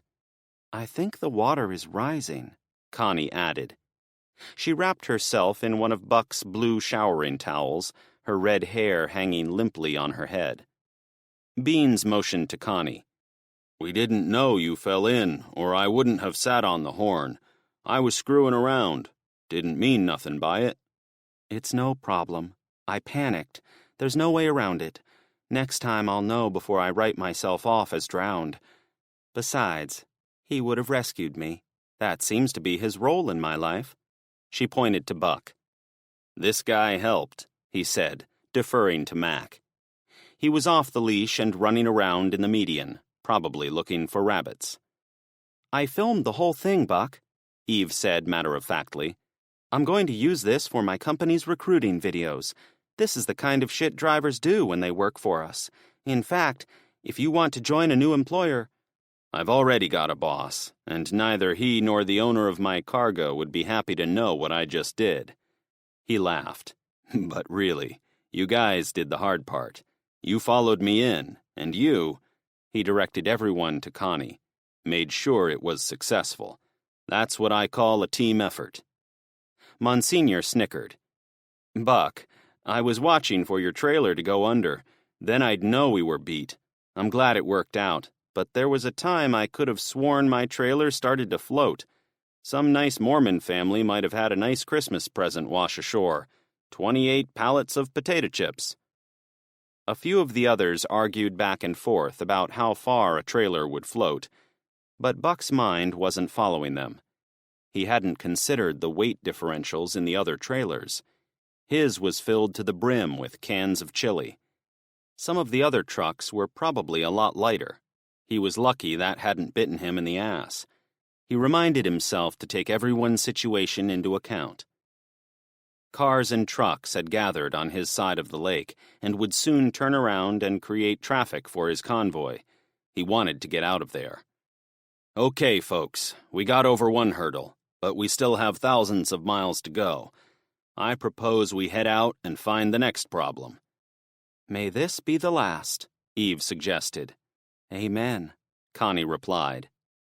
Buck took one quick glance back at the lake. Cars and trucks stacked up now at the far edge of the water, unwilling or unable to follow him and his friends. Some vehicles crossed the median and drove away. If his people had been a little later, they might have been stuck in the traffic over there instead of pushing forward. Garth, don't do stupid shit like your old man. They got on the road for Salt Lake City, and it wasn't long before they saw a giant plume of smoke rising from one section of the city. Well, we had our 5 minutes of peace, he joked. Chapter 8. Search for Nuclear, Astrophysical, and Chronometric Extremes. Snake, Red Mesa, Colorado. Faith felt like a pinball for all the running she did between the general and her team, with side stops to places like Donald's room. However, when she went back to see General Smith again, he wasn't in his office. There was no one there. Maybe I could take back my desk, she mused. She went over to the window and immediately saw the man's uniform as he directed his troops on the parking lot like a traffic cop. For a short time, she deliberated whether to go down there. Was it important enough to risk herself on the outside, or should she wait for him to come back in? Screw it, she declared. Faith went downstairs and onto the patio, but she ran into a pair of uniformed guards. "Miss, we can't let you pass through here," one of the men said in a stern voice. "We're prisoners?" She knew the general was adamant that her team be protected, but she somehow assumed she had the run of the place, and if she wanted to sneak out, she could. But she'd clearly been mistaken. "I could take the tram and escape through one of the fire exits." "General's orders," he replied, as if it solved the impasse. "General Smith!" she shouted. He was on the lot, but not that far away. She waved when he turned around. "I need a moment." Faith waved him over. She looked at the guard. "We'll see what happens, won't we?" The general talked to a few more soldiers, and for a few seconds she thought she was going to have to eat her gloating words, but eventually General Smith headed her way. When he got near, he shushed her before she said a word. Together, they went into the foyer of Snake. When they were inside, and the glass doors were closed, he spoke with his hand partway over his mouth. "The media is using directional mics to record everything I say. I need to be careful." "Why were you out there in the first place?" she asked. "Short-handed," he said dryly. "Every man and woman has a job to do in holding the mob back until more troops arrive." He took a step closer. "If they knew how few guards were in this place, the crowd would probably swarm us. Some of them are outright pissed at your facility." "Well, it's all the news talks about. Is it any wonder the public is up in our grill?" "No, and this is what I told you would happen. We're becoming a bigger target every hour. I might have to put us on lockdown until further notice, Faith. You understand why?" She fought the urge to complain, because he was her only shield against the outside. It scared her to the core to think there were people who wanted to destroy Snake simply to prove a point. There was only one person who was more worried about it than her. "I do, General, and thank you." "I have to get back out there," he replied. "Wait, there is one more thing. The reason I came out here instead of waiting. General, you have to send someone to CERN. My team believes that is the only way we're ever going to have a solid foundation for what our team needs to do at Snake. I know I said I was going to call someone there, and I did try, but no one picked up the phone." "It sounds like everyone is dead," he said without emotion. "Possibly, but my team seems united in their stance that CERN is still broadcasting the energy going into those devices. General, you have to send someone to Geneva so we know 100% whether their facility is still there. If it is, we need to determine if they are still feeding power through the supercollider's ring." "You would have made a good general," he replied, "because you and I think a lot alike. The minute you mentioned those blue lights were linked to CERN, I sent a request to the European Command asking them to go look at the lab in Switzerland. They should know more by the end of today." "Are they flying? Can't you get an Air Force jet to go over the lab, verify if it is damaged? We really need to know as soon as humanly possible." The general ran out of patience as she watched. "Faith, that is outside my area of operations, so it would have taken time to bounce planes between the major commands. It was a lot easier to send a small recon team in a wheeled truck. We should have eyes on the ground in about 6 hours." 6 hours, she repeated with disappointment. "It's the best I can do. Most of our existing air assets have been diverted to bringing our boys and girls back home. Bases are being evacuated around the world." "Really? I mean, I know it's serious, but I guess I have to ask, why now?" "I can't say. The President of the United States gave the order. I presume my Commander-in-Chief has better intel than I do. At best, I would expect it to take weeks to bring them all home, but the process is underway. The resulting chaos has made it hard to assign units to side missions like this gamble in Geneva." "It isn't a gamble," she complained. "Knowing what happened to CERN is crucial to our plan to fix things. Sir, we have to know." He turned at a loud noise out on the parking lot. "Car backfire," he said dryly. "How do you know it wasn't a gunshot?" "Lots of experience." He started to leave, but turned to her again. Faith, my men will get to CERN and report back. I've managed to track down a small unit of specialist army boys who can get this done. I've made it clear how important this is to me and to the president. They're on it. She looked down at her watch and spoke gravely. I guess we'll know the fate of the world in 6 hours. He nodded seriously, then walked away. I-80, Salt Lake City, Utah. Riding the ribbon of interstate through Salt Lake City was nerve-wracking for Buck. He kept the speed at 75, but warily eyed the southern region of the sprawl. Several square blocks of suburban homes burned in one part of the city, and the giant plume of smoke rose to the sky and blotted out the morning sun. Could you turn the air conditioner down? I'm freezing, Connie asked. It took Buck a moment to comprehend that she was talking to him. She'd wrapped herself in his shower towel, but it was now drenched. Oh, right. You're soaked. My rig has dual climate zones. You can dial back the air conditioner over there if you'd like. Buck pointed to the controls for it. His jeans and shoes were soaked too, but he relished the chill. Summer had come back with a vengeance after the snowstorm the previous day. The truck's outside temperature indicator was stuck at 103 degrees Fahrenheit. Why didn't you say so? She snarked. He was glad to avoid watching the smoky scene outside, and he kept the speed steady with the other fast-moving traffic. It was as if everyone wanted to get through and out of the city. I'm glad I still have her. While she fiddled with the controls, he thought back to the moment he had almost kissed her. That brought up thoughts about what her life was like back in 2003. So, he drawled, I have to ask. Yeah, she replied when he took a bit too long to say it. Are you seeing anyone? She laughed a little. You mean in my time? No. You have a son. Are you married? Connie laughed some more. Getting it all out on the table, are you? No. Well, sorry. I'm not good at this stuff. If you disappear and go back to your own time, I don't want to complicate things. I also don't want to get my hopes up. She turned from him and spent some time looking out her window. Salt Lake City was a broad, flat expanse of buildings and houses with a giant mountain range behind it.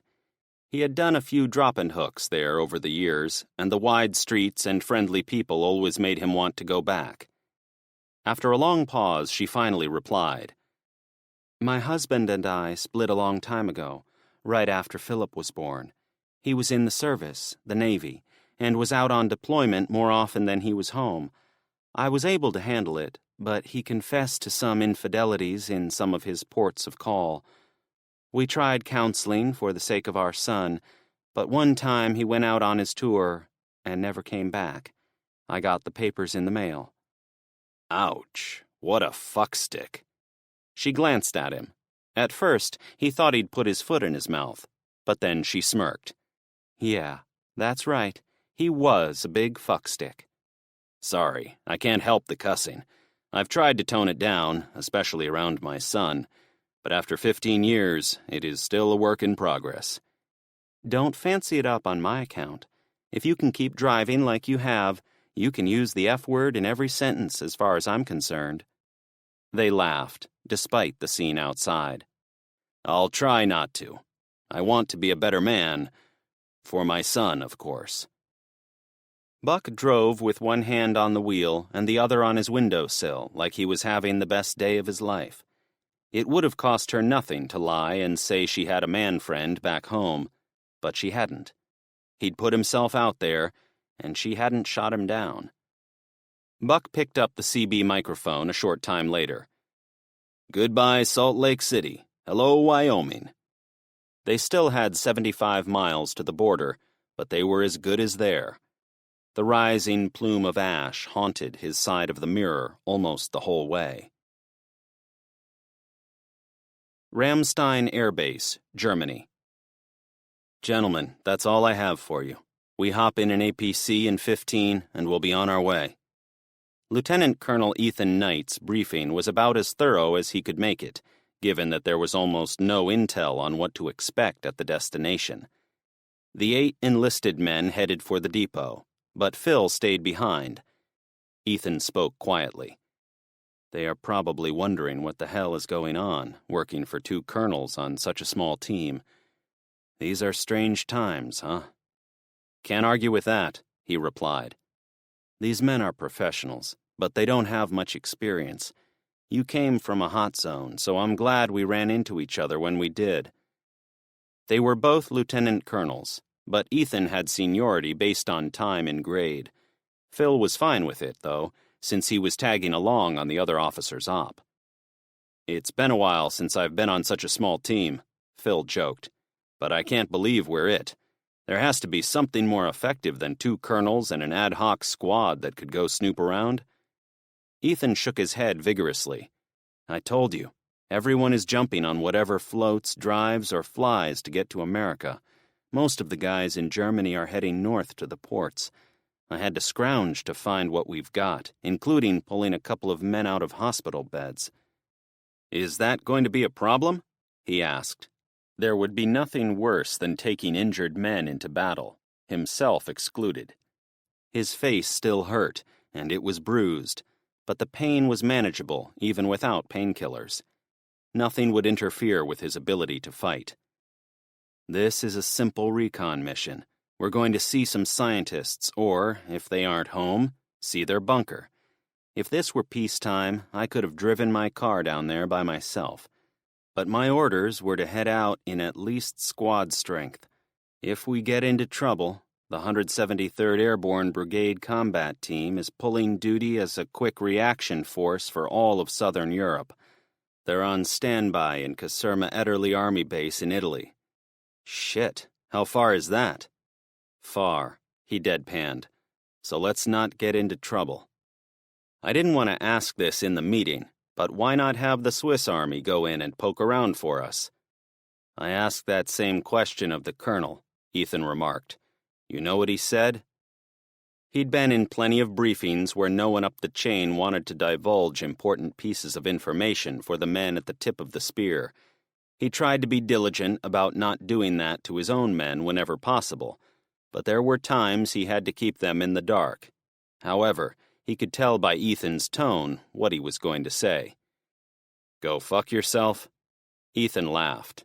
Pretty much. All he would say is the order came from a 4-star in the States who told him this is an American problem, and it requires an American solution. Well, as long as I don't see ghost units from the past like back in the Stan, I imagine this will be a looky-loo operation. This particle accelerator campus sounds like a university, not a hardened military site. Don't let the pretty co-eds mess with your head. We've got to get eyes on the hardware inside and report what we find up the chain. On paper, it is nothing. But no plan survives contact. Ethan frowned. We're traveling light, but be sure to load up on rifle mags. We're not taking any chances. I heard 5th hand that a couple of British Red Devils paradropped into Arnhem, Netherlands last night. There really might be World War II crap showing up. Hell, Hitler himself might walk out of CERN, and then we'll have our hands full with SS stormtroopers and other douchebags. Phil chuckled until he realized Ethan was serious. Well, am I cleared to shoot Hitler if he's there? That broke Ethan's serious demeanor. Always. If you see that Nazi prick, you shoot him in the face. They laughed together, but under the surface, Phil's nerves were at a boil. Ethan wasn't just planning for battle, he expected it. Chapter 9. Little America, Wyoming. I feel like we've found a patch of grass on the moon, Connie said as they pulled into the Little America truck stop. The tree-lined facility was an oasis on the endless flat scrub-brush plains of this part of Wyoming and contained a small hotel, a restaurant, and 2 gas stations. Buck pulled up to a diesel pump in the tractor-trailer section of the parking lot. Everyone stops here, he said, mostly because it is the only thing for 30 miles in either direction, but also because it's a nice place. Sometimes a clean can and shower are all it takes to get a driver to stop. Yuck, she replied before thinking about it. I bet you've seen some nasty bathrooms on your trips. You have no idea. There was this one overflow situation in Mitchell, South Dakota that She held up her hand. Why would you think I would want to hear that story? I don't want to know the details. They laughed as he pulled out his gas card. You want to take Mac for a walk while I gas up? Then we'll go into the shop and see what they have for clothes. I'm telling you, John Deere green might be your color. He had razzed her the previous night about buying her clothes from the tractor company, mainly because their trademark green color was something she would know. I'll walk your little sweetheart. She brushed against Big Mac's flank. Then I'll buy what I need without your suggestions. He said nonchalantly. I doubt your credit cards will be any good in my time. Are you sure you have enough cash? If not, I'm going to buy what I want for you. She gritted her teeth and crinkled her nose like she didn't want to reply. Do you think a 20 will buy a shirt and pants? It's all the cash I have. As he climbed out of the cab, he paused and glanced back like he was going to answer her, but then he shut the door and hopped to the pavement. He decided to have a little fun with her and make her sweat. Monsignor's shiny tanker was parked at the adjacent pump. The youthful trucker was already out of his rig and had come over to talk. This is crazy, isn't it? Buck looked around. The place was pretty busy, but not the worst he'd seen. I guess. We'll have no problem getting a table for lunch. Monsignor shook his head. Not here. Haven't you been listening to the radio? Everyone is talking about how Snake is going to end the world. The TV and radio had been talking about Snake all morning. It had become repetitive to the point of agony, so he and Connie had agreed they needed to tune out for a while. They'd been listening to one of his books on tape for the last hour. What are you talking about? The news guys said the place worked with subatomic whatchamajiggers, not end-of-the-world bombs and shit. They said that about 100 times. When he was at home, he tuned into science shows to provide Garth with an example of programs he should be watching. Buck didn't always care for them, but he figured they would make Garth smarter and help him get into a good college.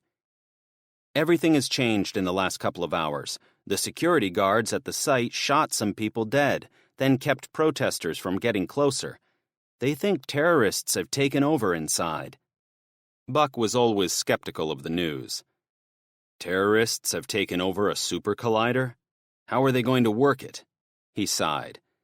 It sounds like something is going down, but I don't think for a second it could threaten the world. The other driver looked more shaken than usual. Don't leave without me, Monsignor fretted as he trotted away. He tripped on the curb of the gas island, but got right back up and kept talking over his shoulder. I'm going to gas up and listen some more to the news to see if there's anything new. Buck got the pump started and decided to call Garth. He figured his son was well on his way home by now. The phone rang a couple of times, but then faded and disappeared like police sirens driving into the distance. He dialed again, but only heard a series of clicks. It was about what he expected, even when he had a line of sight to one of the cellular towers. He turned and faced the giant tower at the corner of the big parking lot, which stood against the flat horizon like a lone metal tree. Even as close as it was, he couldn't talk to his son. Damn it to hell. He punched the buttons to text Garth, hoping he'd have better luck. He sent a short text as a trial. Hello, G. All okay? Almost immediately, a message popped up. Dad, gas stations won't let me buy gas. Getting gas another way. More soon. What the hell? He said to himself. What are you doing? He texted. Buck envisioned Garth trying to siphon fuel with a length of tubing because it was the only other method he could think of. He watched his phone while the pump chugged diesel into his tank, but it finally clicked off because he'd reached maximum capacity. Fuck, he fumed. Whatever Garth was doing, he wasn't replying. Or he couldn't. Or the cell tower wouldn't connect. Or... Buck calmed himself by taking a long, deep breath. The fumes of the pumps reminded him of innumerable other fill-ups in his career. Somewhere far to the east, his boy was trying to get gas for his own vehicle. "Good luck, son. I'm not sure I'd know what to do either." His thoughts returned to 2 days prior when the motel owner claimed he had counterfeit bills and Buck couldn't use his credit card. "I don't know either." Georgetown, Delaware. Garth had to pull over and park twice during his quest for gas. Each time he sat and debated going left, right, or forward. Each time he asked Lydia which road appeared larger and better traveled than the others. He was sold on the idea that the biggest road would take him to the largest towns, and that was where he was going to find somewhere large enough to sell gas cans. It seemed like hours before he found a place in Georgetown, Delaware. The standalone building was off by itself, although some houses were visible behind the store through some trees. "The Dollar Palace will have what we need," he said with certainty as he parked the car on the little lot. "It has everything." "Will they have chocolate?" She brightened. "Definitely." There were 5 or 6 other cars on the lot, suggesting it was open and everything was normal. He figured they would be okay going in together. He patted the gun in his front pocket to remind himself it was there. He also double-checked his money supply, which he kept in the tiny front pocket of his jeans that wasn't used for anything else. It was a trick he had learned from Sam to keep pickpockets from robbing him on the subways. The nyuk-nyuk ringtone announced that his dad had sent a message. "What was that?" she asked. "My dad sent me a text." He pulled the phone out. "Hello, G. All okay?" Garth didn't want to get into a long discussion, so he shot a reply. "Dad, gas stations won't let me buy gas. Getting gas another way. More soon." "Let's go inside," he said to her. She followed him through the automatic sliding doors. She oohed and ahed as she walked between them. "Wow, this is amazing." He gently tugged at her elbow to get her through. "They'll keep opening and closing if you stand there." "What? How do they know?" She looked over her shoulder as he pulled her inside.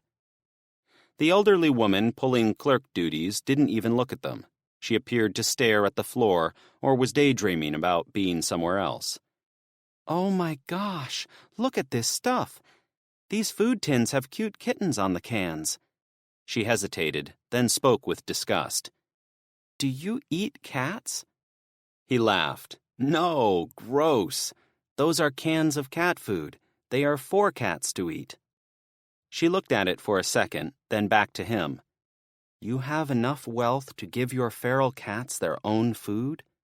He shrugged. "It doesn't mean you're wealthy. Everyone feeds their cats this way. I assume so anyway, since Dad doesn't let me have cats or other pets." Her distractions only got worse from there. Lydia went into each aisle and immediately found things that made her gush with enthusiasm at her good luck to see such wonders. "If we ever get back, I'm going to take you to a shopping mall. They have 100 stores with crap on the shelves like this. You'll never want to leave." She heard him, but barely acknowledged what he'd said because she'd found a display of cheap cooking utensils. "This one is plastic? How can it survive being in the fire?" He chuckled. "You have a lot to learn. We don't cook on open fires anymore." Garth admired how her emerald eyes seemed to get twice as big with shock. "Oh, I have got to see you cook, Garth. Will you show me?" There was no one else in their row, so he stepped up next to her and spoke softly. "I don't know how to cook, except using the microwave." "What is a—" she began to say before he cut her off. "Wait a sec. What's going on back there?" He saw 2 men walk by at the end of the aisle, each pushing a full shopping cart. A second later, 3 more men walked by pushing another pair of carts. If he wasn't already on alert, he might not have thought anything of it. But the fronts of the aisles were all empty. Someone had to drive those cars parked outside, and there was no way all of them would naturally go to the back of the store. "Hey, I see the gas cans," he added quietly. They were most of the way down the aisle, but the red plastic containers were hard to miss. Stick with me, he advised. His heart rate increased, as if it was warming up for a hasty retreat. The gun in his pocket threatened to drop his pants right off his hips because it suddenly felt like it weighed 100 pounds. A pair of shifty-looking women trundled carts by the end of his aisle, and one of them looked at him for a second before continuing on. "We have to hurry," he told Lydia. "Why? I have to see all these sundries. I'm sure I need something here." "I'm sure you do too, but right now, this is all we need." He grabbed one of the medium-sized fuel containers, figuring it was about the right size to carry around. As soon as he had it in his hand, he shoved Lydia back up the aisle. "Go," he ordered. "But," she complained. "No." He shoved her toward the exit. "Go." He felt bad for pushing her, but there was no reason to stick around a second longer. When he reached the end of the aisle, he was relieved to see the old woman, but he realized that was premature. Someone shouted in the back of the store, but he couldn't understand what they said. "Ma'am, we want to buy this." He plopped a 10 on the counter. The old woman seemed to come to life, but not at top speed. "Will this be all? Did you find everything all right?" They were the two things she was probably trained to say, because every checkout person in history had asked him the same two questions. "We didn't find chocolate," Lydia replied dutifully. He couldn't take the delay. "You know what? Keep the change." He grabbed the can and made for the entrance, but stopped before leaving. "Ma'am, they are stealing from your store back there. I'm sure of it." "Oh dear," she replied in a voice as slow as molasses. "I love your store," Lydia added. "Come on," he said again. This time, he made sure she didn't dawdle at the magic door. "What is the hurry?" she said, finally showing her anger. "I want to explore everything this future world has to offer." Garth jogged to the taxi, praying she kept up. He was inside and had the car started before she got inside. "Close the door," he barked. "Oh my, Garth, I don't know." As soon as the door was shut, he put the car in reverse. 2 seconds later, he shifted into drive and smashed the gas again. When they drove to the far side of the store, Garth saw the looters. A line of 20 people pushed shopping carts of stuff out the back door to a waiting box truck. Empty carts went back into the store.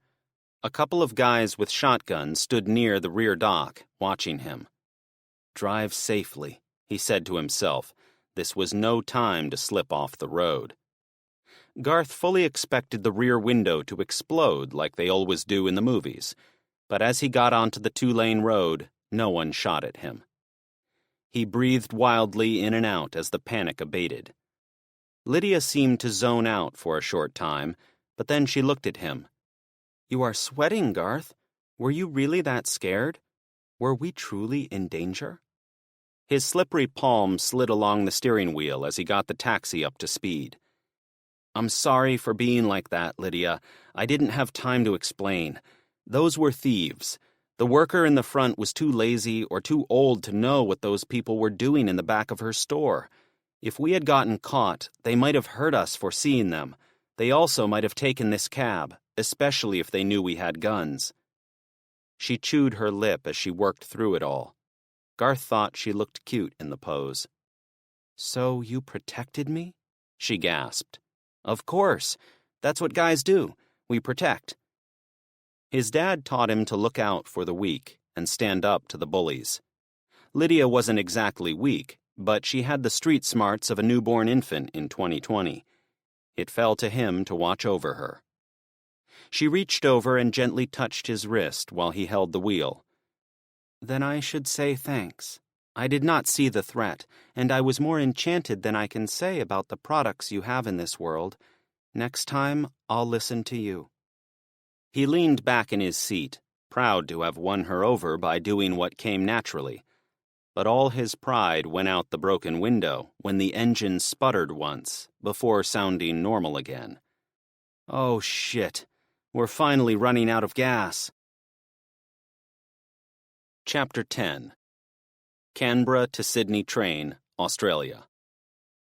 After surveying the missing bridge, Destiny and the engineer went back inside the carriage. "Hi, everyone. Sorry for the delay. My name is Becca. I'm afraid the bridge is out. We have to hike across the ravine." Destiny noted Becker didn't tell them he was an engineer trainee. The politicians looked put out, and they huddled together rather than get up and move for the exits. "What do you think they're doing?" she asked Becker in a quiet voice. "Fuck if I know," he shot back. "Oi, sorry, mate. I cuss when I'm nervous." "Me too," she assured him. "You're doing fine." After a short deliberation, a woman replied, "The other representatives and I will call for a van to come get us. We're not going through the jungle on some nature hike." It was the same woman who had yelled at Destiny earlier. They were hundreds of kilometers from any jungle, but Destiny had to concede the point. Outside, the trees were thick and vine-covered, exactly like the jungles in Queensland and Borneo. Snake messed this up. Her sister's text message weighed heavily on her. Everything was changing, and she didn't want to waste time arguing with assholes. Becker wasn't happy about their decision. "But I've been told to get you to safety. I called back to the station, and they are diverting a second train to pick us up. All we have to do is walk to the far side of the ravine." He hesitated for a second. "The other train can't reach us all the way, because the tracks are out." "They could send one from that way," the woman huffed, pointing back to Canberra. Becker shook his head. "The tracks end at the station. We are the only train on this side of the ravine. Nothing is available to pick us up from behind." Destiny had heard enough from the blowhards. "Screw 'em, mate. If they want to sit here and rot, let 'em. Let's hike out of here." "Hey," one of the men said too loudly. "Fuck you too." The anger swelled within her. Politicians, the bane of everyone's existence. Wankers and blighters all. Come on, Becker. They're carrying on like a bunch of, well, politicians. All talk and no do. Ha! We'll clear out to safety while they're still discussing it. She went out the door and down the steps, praying he would follow her. She figured he'd stick with the larger group of riders inside, rather than go with her. I'm not afraid of the dark. The giant spotlight still pierced the darkness ahead, but it didn't do much to light up the trees next to the tracks, and they seemed particularly sinister, as if they'd been painted with ink. For a minute or two, she was completely alone outside the train with the fauna in the dark. A bat winged its way across the moon, and a rustle suggested movement in a nearby tree. The longer she stood there, the more she heard. Buck up. It's time to save yourself. What a bunch of bastards, Becker grumbled as he hopped down off the train. They aren't coming? She asked, trying not to sound relieved at the trainee's appearance. No. Are you? She added hopefully. TrainLink said they were sending another engine to pick us up. There can't be that many engines left, actually, because they keep getting lost or cut off from the main lines like mine. If the trains stop running, I want to end up in Sydney, not Canberra with that fucking lot. He pointed inside the car. She smirked in the darkness, happy to have one ally. I like the way you think, Becker. I want to be in Sydney, too. Besides, we can't have that far to walk. The tracks have to start on the other side of the gap, right? And we have the biggest spotlight in the world backing us up, he said confidently. They walked past the engine, then jumped in between the rails and strode toward the ravine.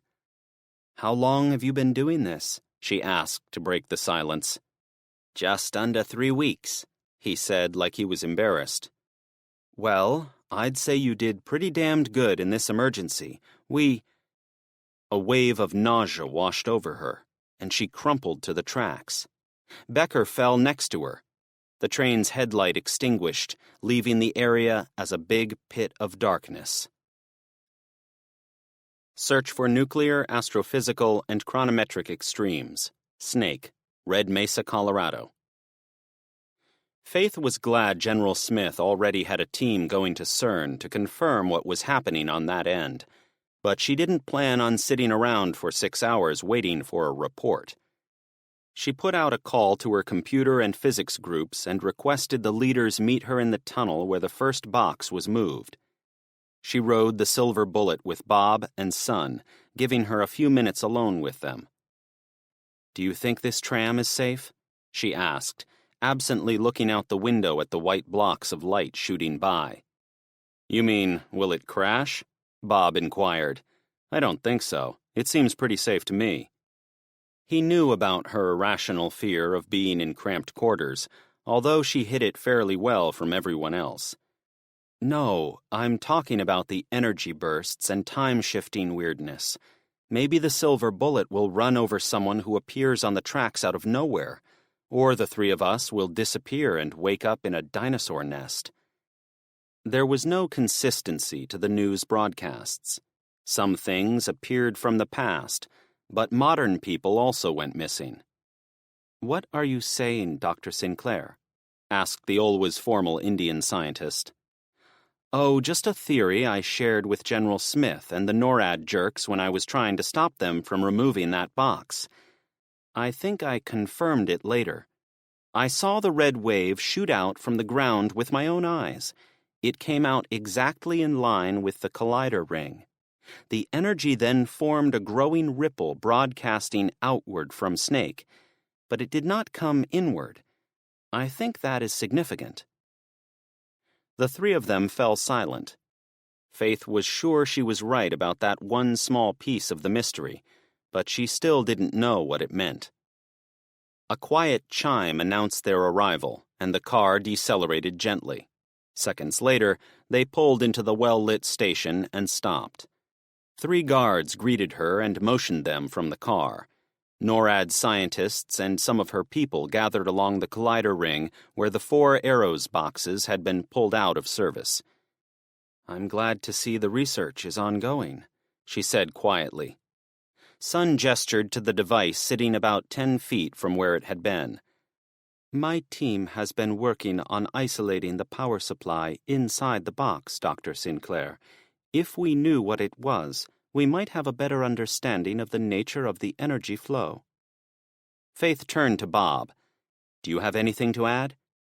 She was still upset at him for not telling her earlier about his role in setting up the secret experiment between CERN and Snake, but her goal at the moment was learning what she didn't know about the strange devices and using that to extrapolate the cause of the blue and red blasts of energy. "I don't know for sure. I'm being honest. My understanding of these links was that the 4 Arrow project was designed to test the viability of quantum entanglement. It was supposed to project energy from one point on Earth to another, kind of like a wireless internet connection.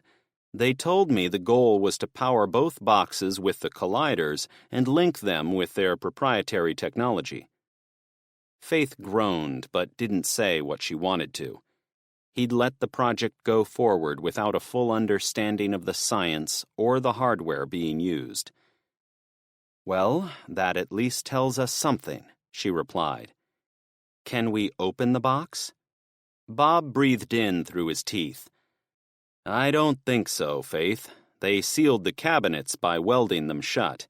If we cut in, we might destroy something important." "At this point, does it matter?" Sunetra deadpanned. "I would like to get a better look at what inspired this project. It might give me a nudge in the right direction on how to stop it." Faith agreed and saw the connection with their earlier conversation. "And it might help us piece together how these boxes are affecting the direction of the energy bursts. It might also answer a question she'd been dancing around since that earlier conversation with Donald. Was it safe inside the ring? Little America, Wyoming. Connie sat next to Buck at the restaurant. She was done with her chicken sandwich, but he was still working on the half-pound burger he'd ordered. She had her arm slung over the top of his chair and gently rubbed his back with her fingernails. It was like she knew he was racked with doubt about not being able to make contact with Garth. She made it easy to get distracted. He glanced at her from time to time without being too obvious about it, and admired her new outfit.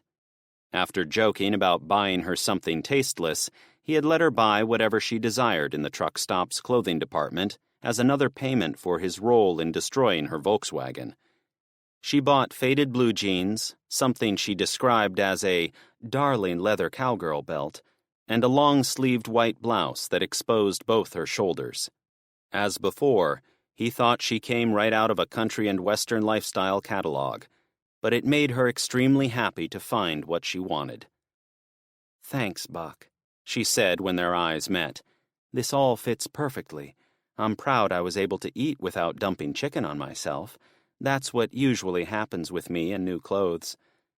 "I'm a little disappointed I couldn't get you to buy something more truck-stoppy," he mused. "Although for a 54-year-old woman you sure do dress like a young'un." She pulled her arm off the back of his chair and smacked him on the shoulder. "You should never talk about a woman's age." Monsignor, Eve, Beans, and Sparky sat at the table with them. They'd been talking among themselves while they ate, but Connie's jest focused their attention on Buck and her. "You're 54?" Eve asked. "You look amazing." "Yeah, I would never have guessed," Monsignor added. Buck laughed. "It's an inside joke. She's from 2003, so I added a few years to her real age. I have it on good authority that she isn't a day over 30. Connie rolled her eyes and laughed. "They aren't stupid, Buck, but it was a nice try. They know I have an 18-year-old son." "Did you have him at 12? The young Monsignor asked after subtracting numbers in his head. "No, you fool," Sparky interjected. "She's not 30 for real. She only looks 30. Connie melted. "Aw, that's so sweet. Thank you." Buck was impressed with the older man's political savvy. He had said exactly the right thing.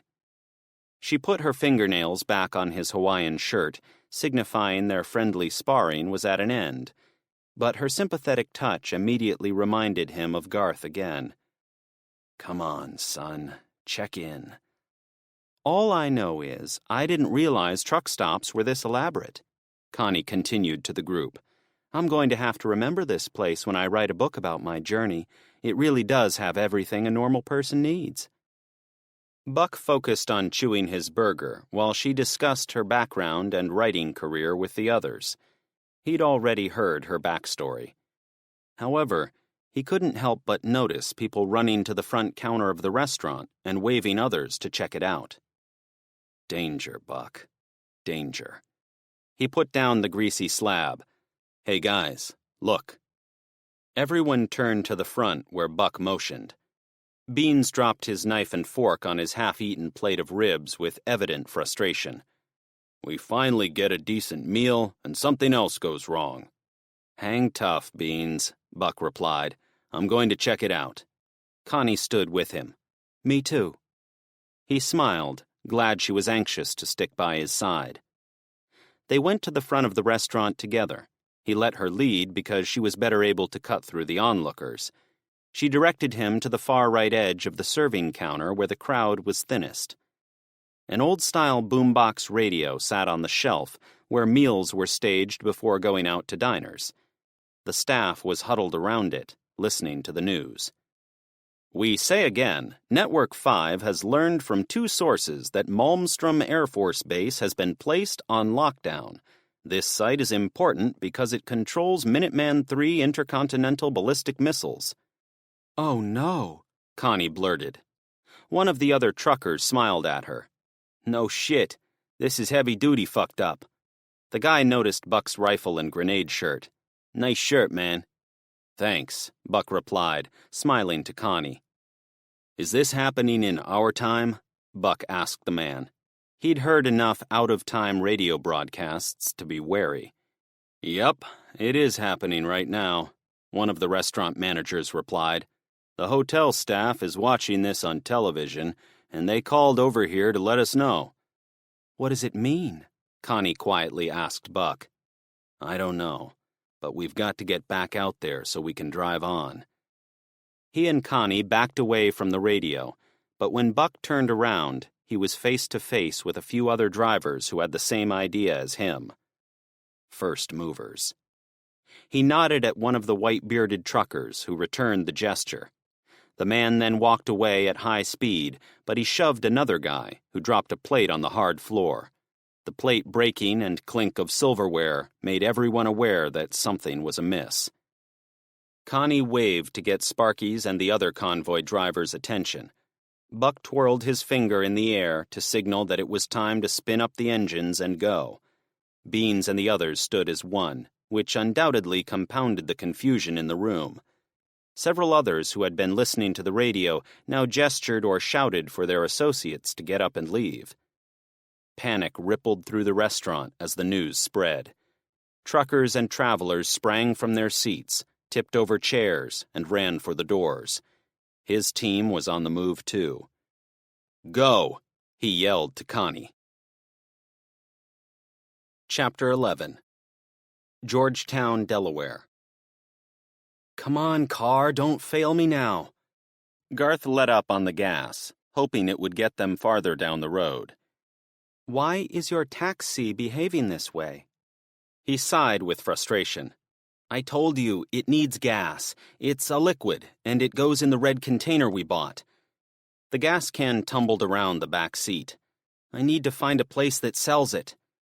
"What does it look like? Perhaps I'll spy one on my own." How to describe a gas station.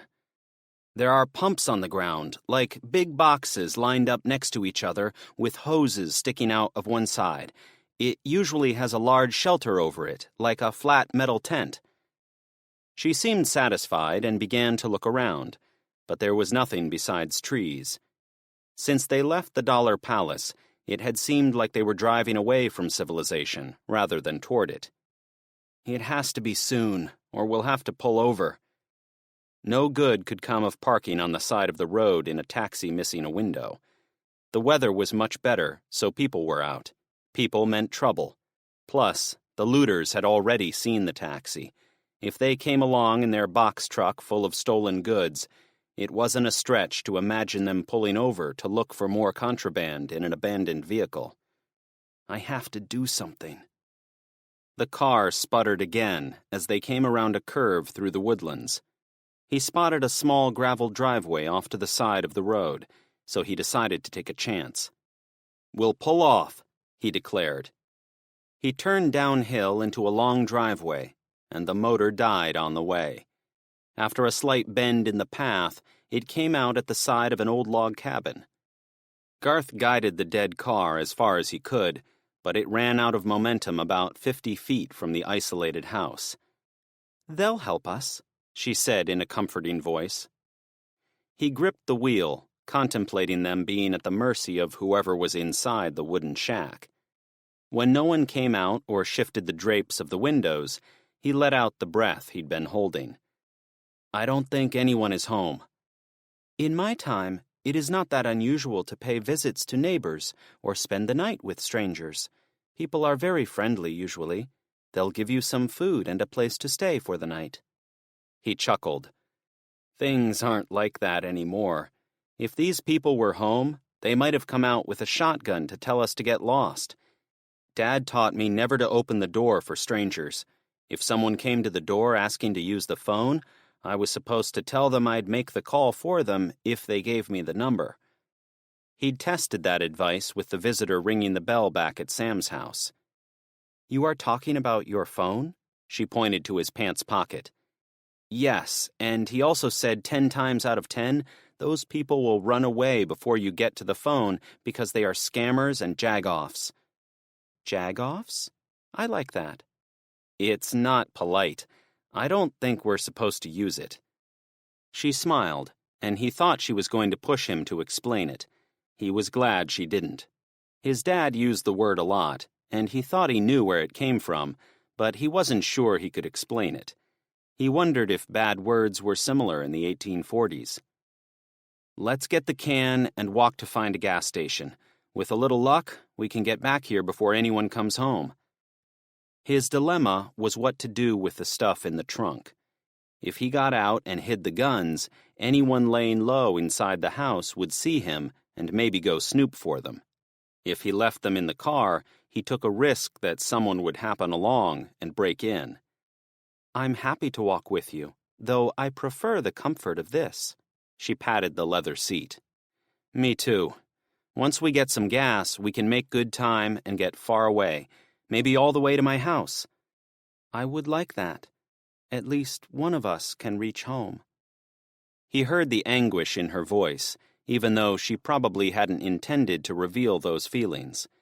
She was as far from home as anyone could be. Garth reached over and patted her shoulder to console her. "One step at a time. Gas is what we need now, so let's go get it, okay?" She smiled, but her watery green eyes betrayed her deeper feelings. "Come on," he insisted, with as light a touch as possible. "I'm coming," she replied with resolve. He dropped the keys in his pocket, but didn't bother locking the car. One window was permanently open, so there was no way to secure it. Speed was his best defense, and it was also the reason he opted to leave the gun case in the trunk. Someone could be hiding inside, or someone could accidentally come down the drive as he'd done. It was a roll of the dice either way. "Garth, I understand your words, but I also saw them refuse to sell you this gas you need. Why are they going to sell it to you just because of a little red container?" He smiled because he'd been thinking through that very problem. "Come on, and I'll show you." Ramstein Air Base, Germany. "Gentlemen, welcome to the Fox." Phil strode up to the six-wheeled armored vehicle with the other men in the unit. He carried a regulation M4 rifle and all the mags he could stuff in a pack. While he loaded up on gear, he'd also found a set of clean BDUs, so he felt like a proper soldier again. He transferred his rank tab and his hook and loop shoulder patches, but could do nothing about the name tape. He hoped the group didn't think of him as Sergeant, the unfortunate name attached to the uniform's previous owner. Ethan spoke like a used car salesman. "The Mercedes-Benz V8 liquid-cooled diesel can spit out 320 horsepower without sneezing. This ugly monster was upgraded with the Military Operations in Urban Terrain, or MOUT package. Reinforced hull, spall liner, everything to keep your privates safe from external hazards." The multicolored camouflage paint and its battered appearance made it look as if it had recently come back from duty in a dense forest. One of the soldiers leaned against the hull. "This is a fine piece, sir, but why are we driving German armor and not a good old Stryker? Doesn't this mission rate a Bradley with a .25 Mike bolted on top?" The other colonel slapped the hull of the German-engineered armored vehicle. "Guys, I'll be straight up with you. The U.S. Army is in full-on bug-out mode. They're heading for home." "Sir?" "Anything not bolted down is making its way to Antwerp, Rotterdam, and Hamburg to get on a boat. They're cycling everyone stateside, including us when we wrap up this mission. We were lucky to get this thing from the Germans, although you've already noticed it doesn't have any external armaments." Phil raised his hand, and Ethan nodded to him. "We have to make time on paved roads. A Bradley would be fine for any mission except highway driving. This hideous thing will get us there as fast as possible." The others nodded but were unsure of the mission. "Plus," Phil added, "the seats are comfortable." He had trained with one during a joint military exercise. Ethan pulled at the rear door, and it sprang open like a jaw. The bottom half flipped down to become a ramp with steps, and the top half became an overhead shield. "Stop your bitching. This is what we've got. We're going to drive south, punch across the Swiss border at Basel, and see what's shaking in Geneva. This is Task Force Blue 7. We've got an important mission to accomplish, and we'll do it in a Yugo if we have to. Understood?" "Hooah!" they said in near unison. "Load up, monkey asses, and let's get this over with." Phil climbed in. It was like walking into a dank cave because of the cramped quarters and humidity trapped inside. The passenger compartment contained 2 rows of 5 front-facing seats, with 2 additional seats up front for the driver and navigator. He sat at the front of the passenger compartment next to Ethan and settled in. One of the enlisted sealed the back door. 2 seconds later, guys started coughing like they were dying. Holy shit, he thought. The Fox was outfitted with nuclear, biological, and chemical scrubbing hardware, but maybe the hardware had failed. Phil spun around to find the guys laughing. "Jackson just shit his pants, sir. We're going to need the air filters kicked on high." He smelled it too, coughing once and covering his face with a sleeve. "It's going to be a long 6 hours," he said under his breath. Little America, Wyoming. Buck and the others ran for their rigs, but the lot was huge, so it took a little time to get to his. Faster runners made it to their vehicles and started them up, while he and Connie were climbing aboard his Peterbilt. Some a-holes in sports cars screeched their tires and left in white clouds of smoke like it was the start of a race. The instant panic caused by the radio announcement was irrational and unwarranted, and he told himself not to get caught up in it. But the sight of other people running to get away sparked his own flight response. The threat of death could drive men into Mad Max territory, and it was dangerous to be around that mentality for too long. His books about the end of the world had taught him everything he needed to know on the point. Once he was behind the wheel, he took a long, slow breath. "Think, Buck," he said quietly. "Don't fucking panic." Connie laughed nervously. "I don't think you know how to panic." "I'm not yet," he assured her, "but people here are wound up tighter than a drum. Everyone is looking for answers, but there aren't any. They fill information voids with the worst things they can imagine." He gestured out the window as the big diesel warmed up, then ruffled Mac's ears. Connie gave Mac an ear massage as well. They smiled at each other. "But not us. We know where we're going." "So, what are we going to do?" she asked. "Not what everyone else is doing," he declared. He picked up the CB microphone. "Guys, follow me. We're not going into that mess." "We're on you like glue," Sparky replied a second later. The other trucks and cars scattered like roaches in the sunlight, all desperate to get back on the interstate. But he didn't turn right on the outer road and drive the 1/4 mile toward the interchange with everyone else. There was a 4-way stop sign in front of the motel destined to catch everyone in a huge clusterfuck of delay. To Connie, he clearly stated he knew what he was doing. "We're going to cut a new path." He drove off the parking lot and went into the grass at the edge of the highway. "Holy shit, Buck. You can't ignore traffic laws," Beans complained. "Just follow the guy," Sparky barked. "He knows what he's doing."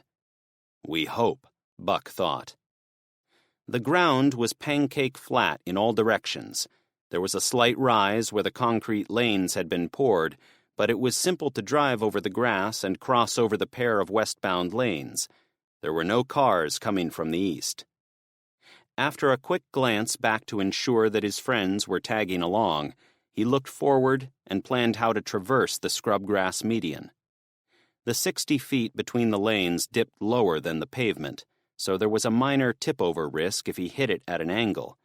But the larger threat was bogging down in the loose dirt and rock if he slowed or stopped. "Hang on, guys," he said to his cabmates. His faithful dog sat in front of Connie's seat, facing her like an attentive student. She used both of her legs to steady him while she grabbed the truck's "oh shit" bar on the glove box with both hands. The Peterbilt's nose dipped as they left the westbound lanes and went into the gravel. Buck goosed the motor and shifted like he meant it. She looked out her window. "Buck, cars!" It wasn't random highway traffic. He'd done a cursory glance to make sure the roadway was clear before he left the grass of the truck stop. "Are you sure?" "They're coming onto the highway right now." He hadn't expected the fleeing cars from the truck stop to have reached the highway yet, but he had misjudged their determination and speed. Several sports cars raced off the ramp and jockeyed for position in both of the eastbound lanes. For a few seconds, he thought he'd made a huge mistake by rushing into the no man's land between eastbound and westbound sides, but he wasn't going to end his journey stuck in the gravel. They'll move for us, he reasoned. The law of gross tonnage is on our side. Buck angled the truck across the median and aimed for the breakdown lane at the leftmost side of the highway. He hoped the incline onto the pavement wasn't steep enough to tip over his load. Over the years, he'd been off camber more times than he cared to admit, and every close call had taught him more about the limits his trailers could handle. This time, he thought it would be within tolerances. He hoped. A bright red Dodge Hellcat roared by, its driver hidden behind privacy glass. The speeding sports car swerved and missed his front right tire by only a few feet. "Good night," Connie exclaimed. The Peterbilt hopped onto the highway in the breakdown lane, and it came up at a diagonal, so the entire trailer swayed on the fifth wheel behind him. "Hang on," he begged his payload of chili. The left side mirror filled with dust as the rocks and dirt of the median rolled off his 18 wheels. 3 other rigs came out of the haze moments later, duplicating his maneuver. "Fuck yeah," he shouted. After merging into a proper lane, he picked up the mic. "That was great driving, guys. We saved half an hour or more not sitting in the traffic jam." Truck stops were notorious bottlenecks, and he'd spent his share of time getting in and out of them. The sports cars had made it to open road first because they got in front of the traffic snarl. He made it out second because he skipped the jam altogether. He watched the tack as he accelerated, smoothly gliding through the gears. He had every intention of running wide open as long as there were cars passing him to keep the highway patrol busy. Connie rubbed Mac's ears but glanced at Buck. "I was joking when I said I could drive your truck. There was no way I could have performed your escape maneuver." He laughed cautiously. "That was what we Marines call a high-risk, high-reward maneuver.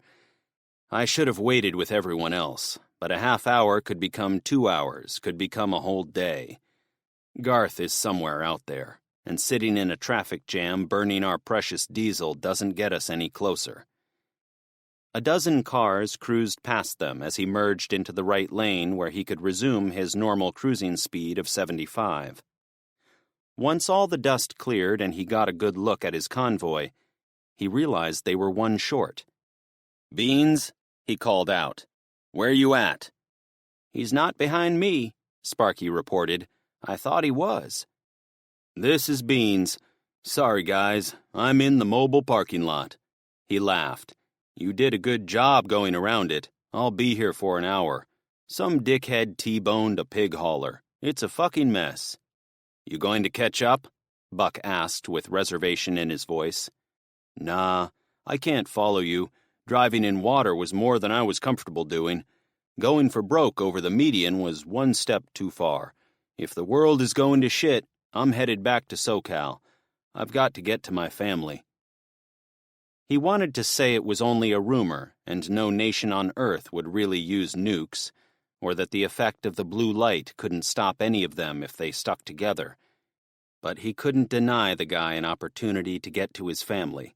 It was what Buck was doing. "All right, man," Buck replied. "Take care of yourself. Thanks for riding along while you did." Everyone else said their goodbyes. Then Beans was gone. "It looks like I've lost one," he said to Connie, wincing at his own words. "That's some serious bullshit right there," she stated in no uncertain terms. "You didn't lose anything. An adult made an adult's choice. You have your truck, your dog, and me. Maybe you can be droopy-faced if you lose one of us, but until then, you're doing what you need to do, and they're following. You are this much closer to your son. Look back there." She pointed to his side mirror. "There aren't any trucks on the highway but us. They're all stuck on that lot. Your instinct was right on the money." "This time it was," he said in a more cheerful tone. but I need to talk to Garth now more than ever. This country is spiraling out of control." She reached for his phone while he thought about what to say. Chapter 12. Search for Nuclear, Astrophysical, and Chronometric Extremes. Snake, Red Mesa, Colorado. Faith worked with Son and Bob down in the tunnel for a couple hours. She talked briefly with the NORAD scientists and asked if they could cut into one of the 4 aero boxes, but they claimed General Smith had advised against it. She wasn't in the mood to go begging to him again, so she focused on her laptop and the data generated by Bob and Son's research efforts. "Guys, let's assume what Bob said is true. The cabinets on both ends are linked via quantum entanglement. Why do you think the energy from inside this box jumped to one of the others? Why didn't it turn off? To me, it suggests there isn't a one-to-one relationship between the boxes on each end." "Right," Bob replied. "If the energy was relegated to a certain container, it should have shut off instantly when the box was removed. The fact that it moved to another one would suggest what you say is true." "Can we assume, then, that shutting down additional boxes will not stop the flow completely?" It was the working theory she had expressed earlier.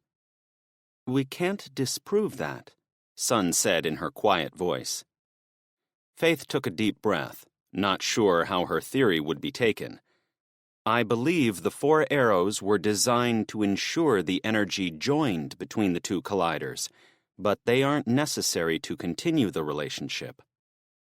Bob's face was riddled with question marks, and his brow furrowed above his nose. "Hear me out," she went on.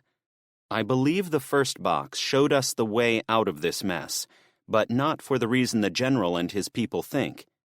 While it is true we tracked the energy flow increasing at the other boxes, it doesn't make any sense whatsoever if there is entanglement between the containers themselves." "Faith, I know what you told me. I saw the readings between both sites when it was active for those few seconds before the telemetry went bust.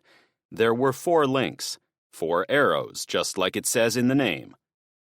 Her experience with particle physics ran deep and wide, as anyone in charge of the world's most sophisticated piece of hardware would need. However, most of the past few days had been spent in damage control mode after having her project usurped by another group. Now that she had time to look at the data and think, she came back into her element. "It might not matter if we turn off the other boxes. That's what I think." "But Faith, didn't you beg the General not to turn any of them off?" he asked. "Are you now saying your caution was for nothing?" "I wouldn't yank them at the same time like Smith was going to do, but we know more now than we did yesterday."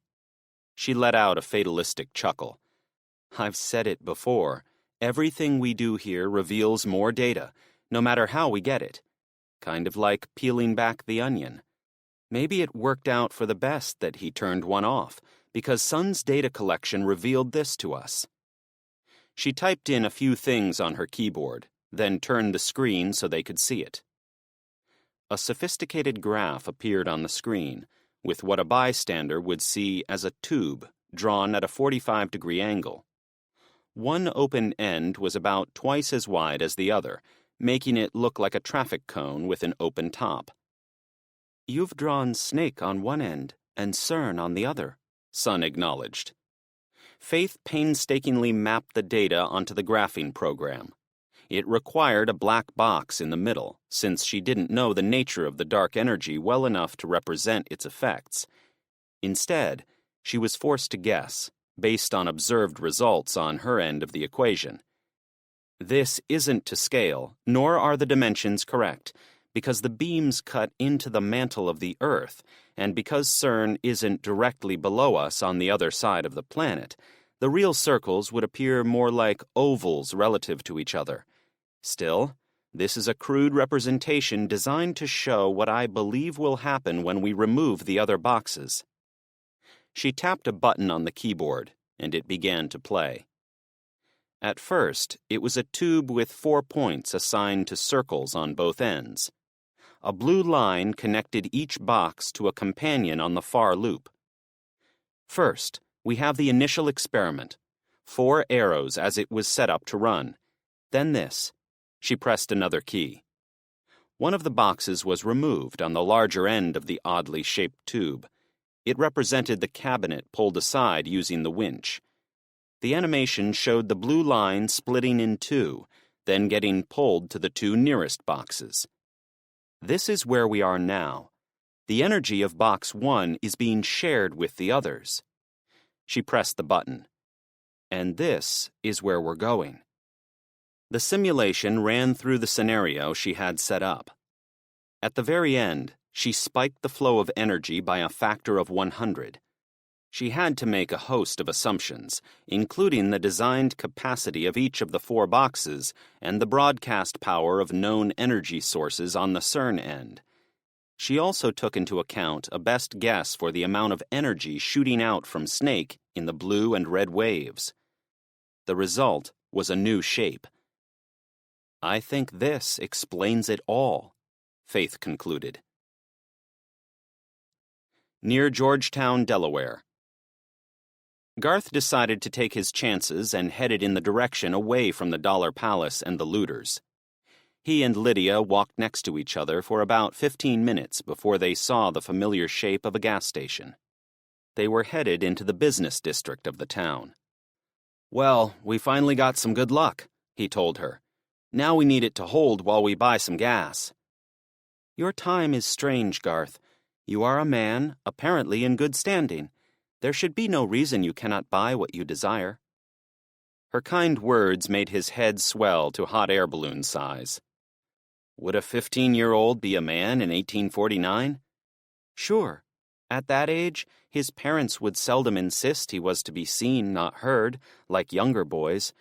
It would be unusual, I suppose, to marry that young, but I know the elders of the wagon train were trying to find me a husband among my peers. Girls marry younger than boys, usually. If I did get married, then I would be his problem. Wow, he looked at her. Amazing. You were going to get married? At 15? I'm 16, to be accurate. And yes, if a suitable man was found for me, I would probably be married off. Once my pa died, I was a burden. That's harsh, he admitted. You're not a burden. It just is, she conceded. He looked ahead as they approached the gas station's parking area. I'm close to being 16, he said as if it were no big deal. Here, I think you have to be older to get married. Maybe 18? I'm not sure, because I've never thought about it. I also don't have any friends who are married, not even at my school, and there are hundreds of girls and boys there. Incredible, she gushed. I would love to go to school with that many kids. My school has 8, but seldom are we all together at the same time. Often the boys have to help with the wagons.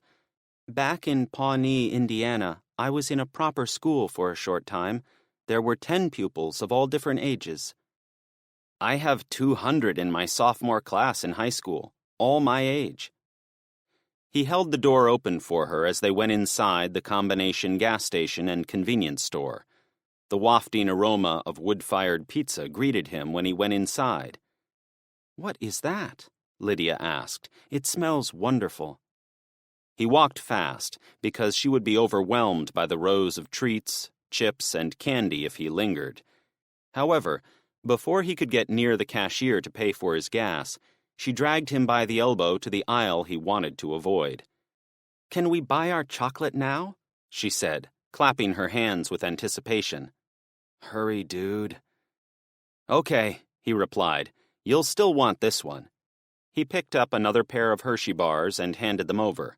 Her green eyes twinkled. Thank you, Garth, she said as she studied the packaging. This is amazing. It looks so clean. It's nothing, he said, walking farther down the aisle.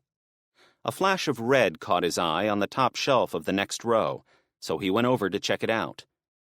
Wouldn't you know it, he said with dry humor. Gas stations carry gas cans too. She seemed let down. We could have bought this a long time ago? He thought about it for a few seconds. No, not at the first place. That clerk had it in for us. But I bet the other 2 stations sold these. The aisle was filled with automotive and household goods, as if offering a small selection of frequently used items to drivers. One object caught his attention. "This could be useful," he said as he picked up a can of black spray paint. Lydia came over to see what he had, but she didn't look for long because it wasn't nearly as interesting as the chocolate bars. "Actually," he continued, "I'll need a few more." He stuffed his arms with 6 of the cans. "Now let's get out of here." They walked together to the front of the store and set the cans and candy on the checkout counter. He also deliberately set his gas can in front of the clerk, like he did it every day. The fake story was on his lips, ready to be told. The older teen girl in a red vest looked at him and smiled brightly, then scanned his purchases. "You want 2.5 for your can?" she asked in an offhand way. "You didn't have to bring that in, you know," she added. "We ran out of—" he started to say before going silent. He'd prepared a long story about how his parents pulled over on the highway and sent him to get gas for them. He built the tale as a way to get around the questions about his ID, because obviously he was getting gas for his parents. However, her friendly demeanor short-circuited the need to convince her of his plight. The clerk stopped the checkout process, brushed aside some of the blonde hair blocking her eyes, and looked at him seriously. "Sorry to hear that. I'll set you up on pump 5. It'll put 2.5 gallons in your container. You and your pretty girlfriend will be home in no time." The clerk spoke up so Lydia would hear. "I love your Laura Ingalls dress." "Girlfriend?" "Thank you," Lydia curtsied a little. The blonde girl smiled at him again in a friendly way. Garth looked sheepishly at Lydia. All of his complicated scheming was supposed to impress her, but the girl behind the counter had other plans. Not only did she not require his story, but she'd also seen him as boyfriend material, even if it was for a girl dressed like she was from the frontier. "Thanks for helping us," he said. He paid for the gear with cash, then it all went in a plastic bag. "Good luck, you two," the clerk said in sing-song. After holding the door for Lydia, he paused on the front walkway. "The lovely woman seemed pleased to serve you, yet you appeared uneasy." Garth nodded. "I expected to have to talk our way through the gas buying process. Instead, she didn't ask me anything. I guess it took me by surprise." Lydia smirked. "Your time is not that much different than mine. She saw you were a man and treated you as such. It's obvious that was what it was." She grabbed his hand before he could read anything into her words. "Show me what we do next." He was going to shake off her hand out of pure reflex, but he didn't. They were doing great as a team and were having a streak of good luck. If she wanted to hold his hand in the process, he was happy to do it. "Come on, we have to fill up this can and then get back to the taxi.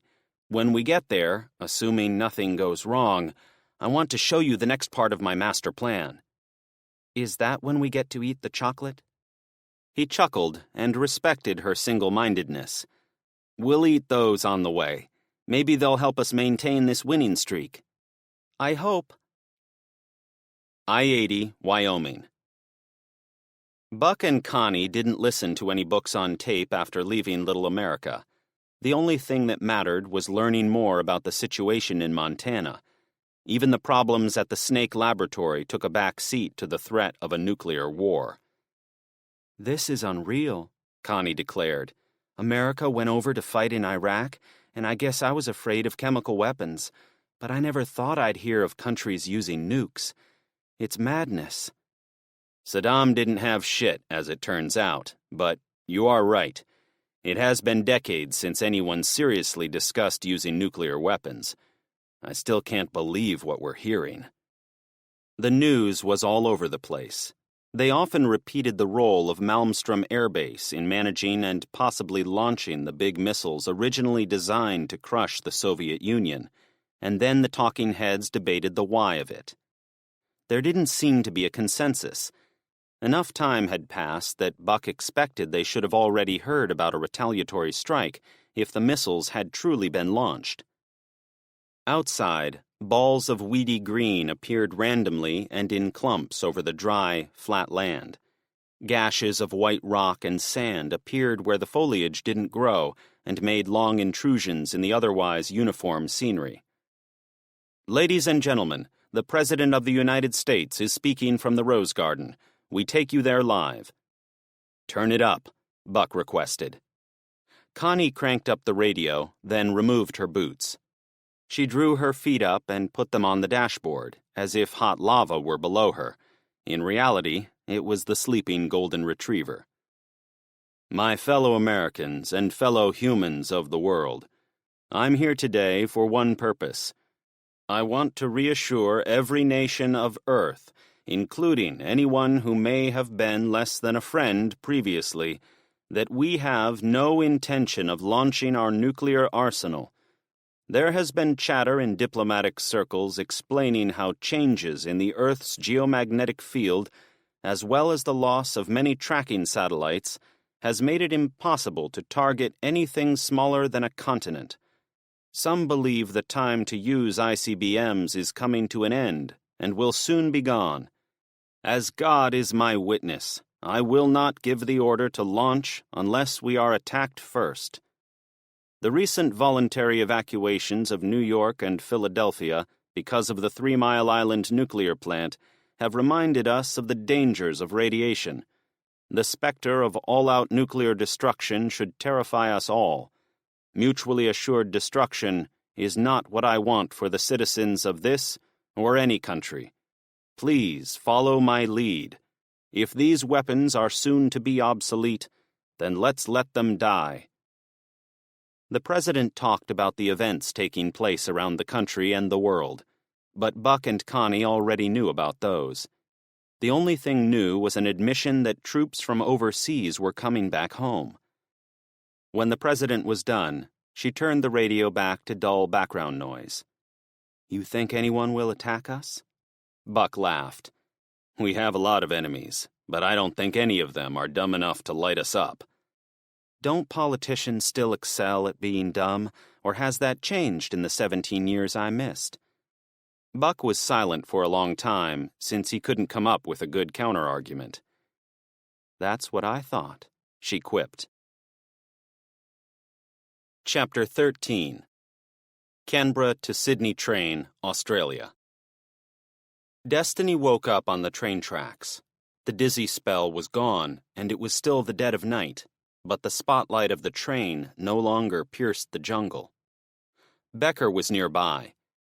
"I was 3 parts gone for a second there," he confessed. "No, we weren't drunk. I've felt the wobbly sensation before." She looked for the train, thinking the light had gone off by accident, but the moonlit scene showed no evidence of the engine. "They went back," Becker cried out. She got to her feet and brushed off. "But that's impossible," he declared a moment later. "None of them could get into the front compartment. I locked it. I swear, it's protocol." There was nervousness in his voice. "I'm not going to report you if that's what you're worried about." She helped the engineer get off the ground. Thanks. It means a lot." "I blacked out this time," she volunteered. "That's never happened before." "What does it mean? Did I black out too?" "Not sure," she replied. Faith's message about Snake was now overwhelming her mind.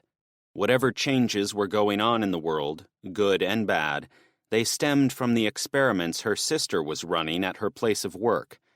If the effects were this serious in Australia, were they worse in America? Or were they better the closer one got to the source? A train whistled in the distance. The crush of trees on both sides of the railroad grade made it difficult to tell which direction it came from. "Is that the train arriving to pick us up?" she inquired. I don't know. Maybe. I think it's coming from across the gorge." She breathed in and steadied her exhale. "Okay, mate. Neither of us wants to end up in Canberra, so we need to get across this gorge." Becker had a small flashlight. which helped immensely when they went into the ditch where the bridge should have been. It did nothing to fend off the gloom of the darkened trees. They dropped about 5 meters into the dry creek bed, then scrambled up the far side. She was tempted to point out that the bridge hadn't fallen in disrepair. It was gone, exactly like the Sydney Opera House. Becker didn't seem interested in anything but moving forward, so once they were on the far side, he started into the dense jungle. The high-pitched train horn blew 3 quick times in the distance. "They won't leave without us, will they?" Becker worried. She chuckled. "You tell me. Would you leave if you'd come to pick us up, but we didn't show?" He thought about it as they walked. "If I was ordered to depart, I guess I'd do what they wanted." "You wouldn't break the rules?" she quipped. "It seems like you're breaking them right now." Her snarky tone got the serious young man to laugh. "Yeah, maybe.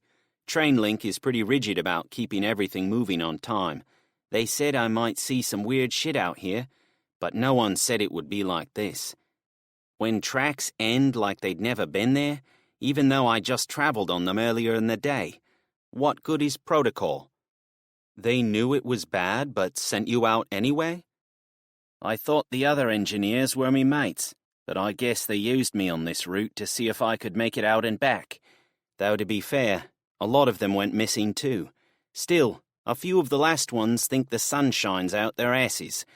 They'll probably be there when I get back." "Yeah," she agreed.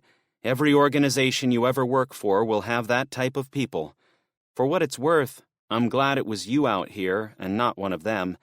They would have played it safe and stayed on the stranded train all night. I feel a little bad about losing the engine, but if they figured out how to get it back to the Canberra shed, all's good." They walked for a short time in the heavy jungle, but they had no path to follow. The train tracks stopped where the bridge should have been, but they didn't resume on the far side. The steel rails were gone completely. Even the raised rock bed of the grade was gone. She had assumed it would be there and easy to follow. Nothing made sense, just like everything else she had seen in the past few days. Sounds of beetles, crickets, and 1,000 other insects made the forest seem to vibrate with energy around them. The flashlight often revealed little creatures scurrying to get out of their way. The trumpet horn of the passenger train sounded again. "We're going in the right direction," she reassured him. "It has to be the pickup train, but we need to turn a little more. We'll go that way, through those tangles."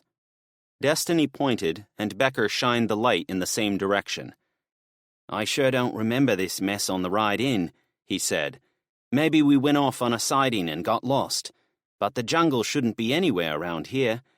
There aren't this many trees on the entire Canberra route." She knew why. "The night makes everything look different, you know? I'm sure if we waited around until first light, we'd probably both look at this and remember where we'd seen it before. Things don't magically appear out of nowhere." "Oh, yes, they do." She bent the truth like a pretzel, because there was no point in speculating and freaking the kid out of his mind. She hadn't accepted the truth until she had seen the Duck of Doom up close and for real. "Yeah, maybe," he finally agreed. The rescue train's horn belted out again and sounded a lot closer than it had been a few minutes before. "Time to pick up the pace," she encouraged. But with the brambles and dense undergrowth, they could go no faster. As they walked, the horn continued to blare, mostly in short, repeated bursts. Becker high-stepped into the bush, using his hands to pull him through. "What is it?" she asked, keeping to his heels. "They are in trouble. I think they're leaving." "Bollocks!" she exclaimed. Becker broke free of the worst of it and started to run. I-80, Wyoming. After the president's message, Buck and Connie settled into a long period of silence. Mac slept on the floorboard in front, probably because he was tired from his water rescue. And the radio continued to spew out the same old stuff about Snake, the blue light, and inexplicable phenomena across America. Outside, the dry scrubland of western Wyoming faded into low hills on the horizon. It was a lot like the boring nothing of Nevada, except the rock was white instead of red, and there was greenery scattered in small, weedy clumps. However, there wasn't a tree in sight. They made it an hour outside of Little America before he noticed a change on the horizon ahead. "What's that?" Connie asked when she noticed it. "Another storm?" The brown dust was more reminiscent of sandstorms back in Iraq, but not quite as high. "It reminds me of a column of tanks," he stated, "although I know it's impossible here." She replied. "Maybe they are tanks headed for the base in Montana?" "Blue on blue fighting? I don't think so. Besides, there's no way a bunch of tanks could end up out here in the middle of nowhere in such a short time." They watched it grow for the next several miles until they came over a small rise in the roadway and encountered a line of brake lights. Connie pulled her feet off the dashboard and sat up straight. "What now?" he said with frustration.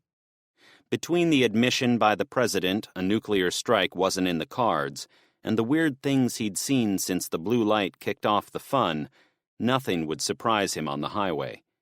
However, it was a relief not to see a column of tanks. "What are they?" Connie asked. "I think they're buffalo," he replied with wonder. "About 1,000,000 damn buffalo." Ahead, a line of 50 cars waited at the edge of a galloping herd of shaggy brown beasts. They crossed the highway as if it wasn't worth an ounce of their attention. The head of the line was to the left, although it was miles in the distance. The rear of the procession was nowhere in sight. The animals came from the right, and the dust cloud created by millions of stomping feet went thousands of feet in the air, so it was impossible to see the end. Buck picked up the microphone. "You guys won't believe this. We have to stop to let the buffalo cross the highway." He guided his Peterbilt to a halt behind the last of the cars waiting at the blockage, and Monsignor rolled up next to him on the right. Buck touched his forehead in the young man's direction, acknowledging him. "This would be a good time to get out and stretch," Connie remarked. "I can let Mac out, too." "That would be awesome," he replied, pulling a treat out of his stash. "Give this to him after he's done." She woke up Big Mac when she clicked on his leash. "Come on, boy, let's go for a nice dry walk." The dog nosed around, sniffing for the treat, but Connie had it stuffed in her back pocket, so he couldn't find it. Buck watched them get out, but didn't follow right away.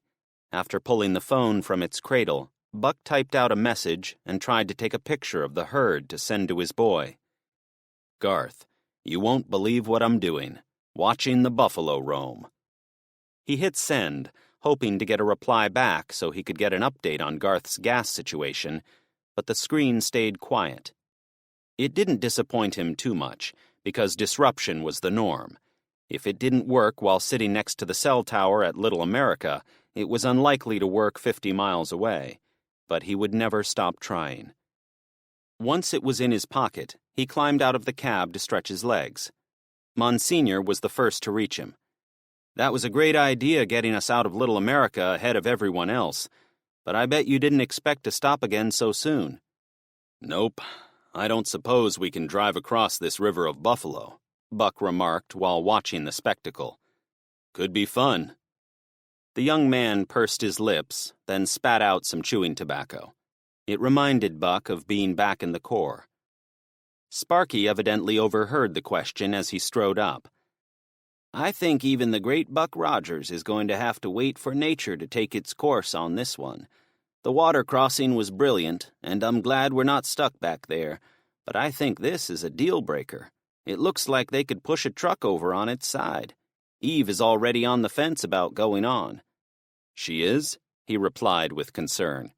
Monsignor nodded. "Yep," Sparky replied.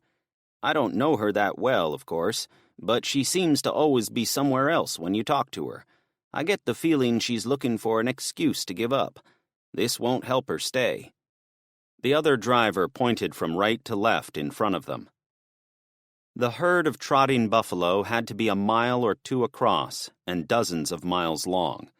He'd seen such things in the movies, but he had never imagined how big and powerful it would seem up close.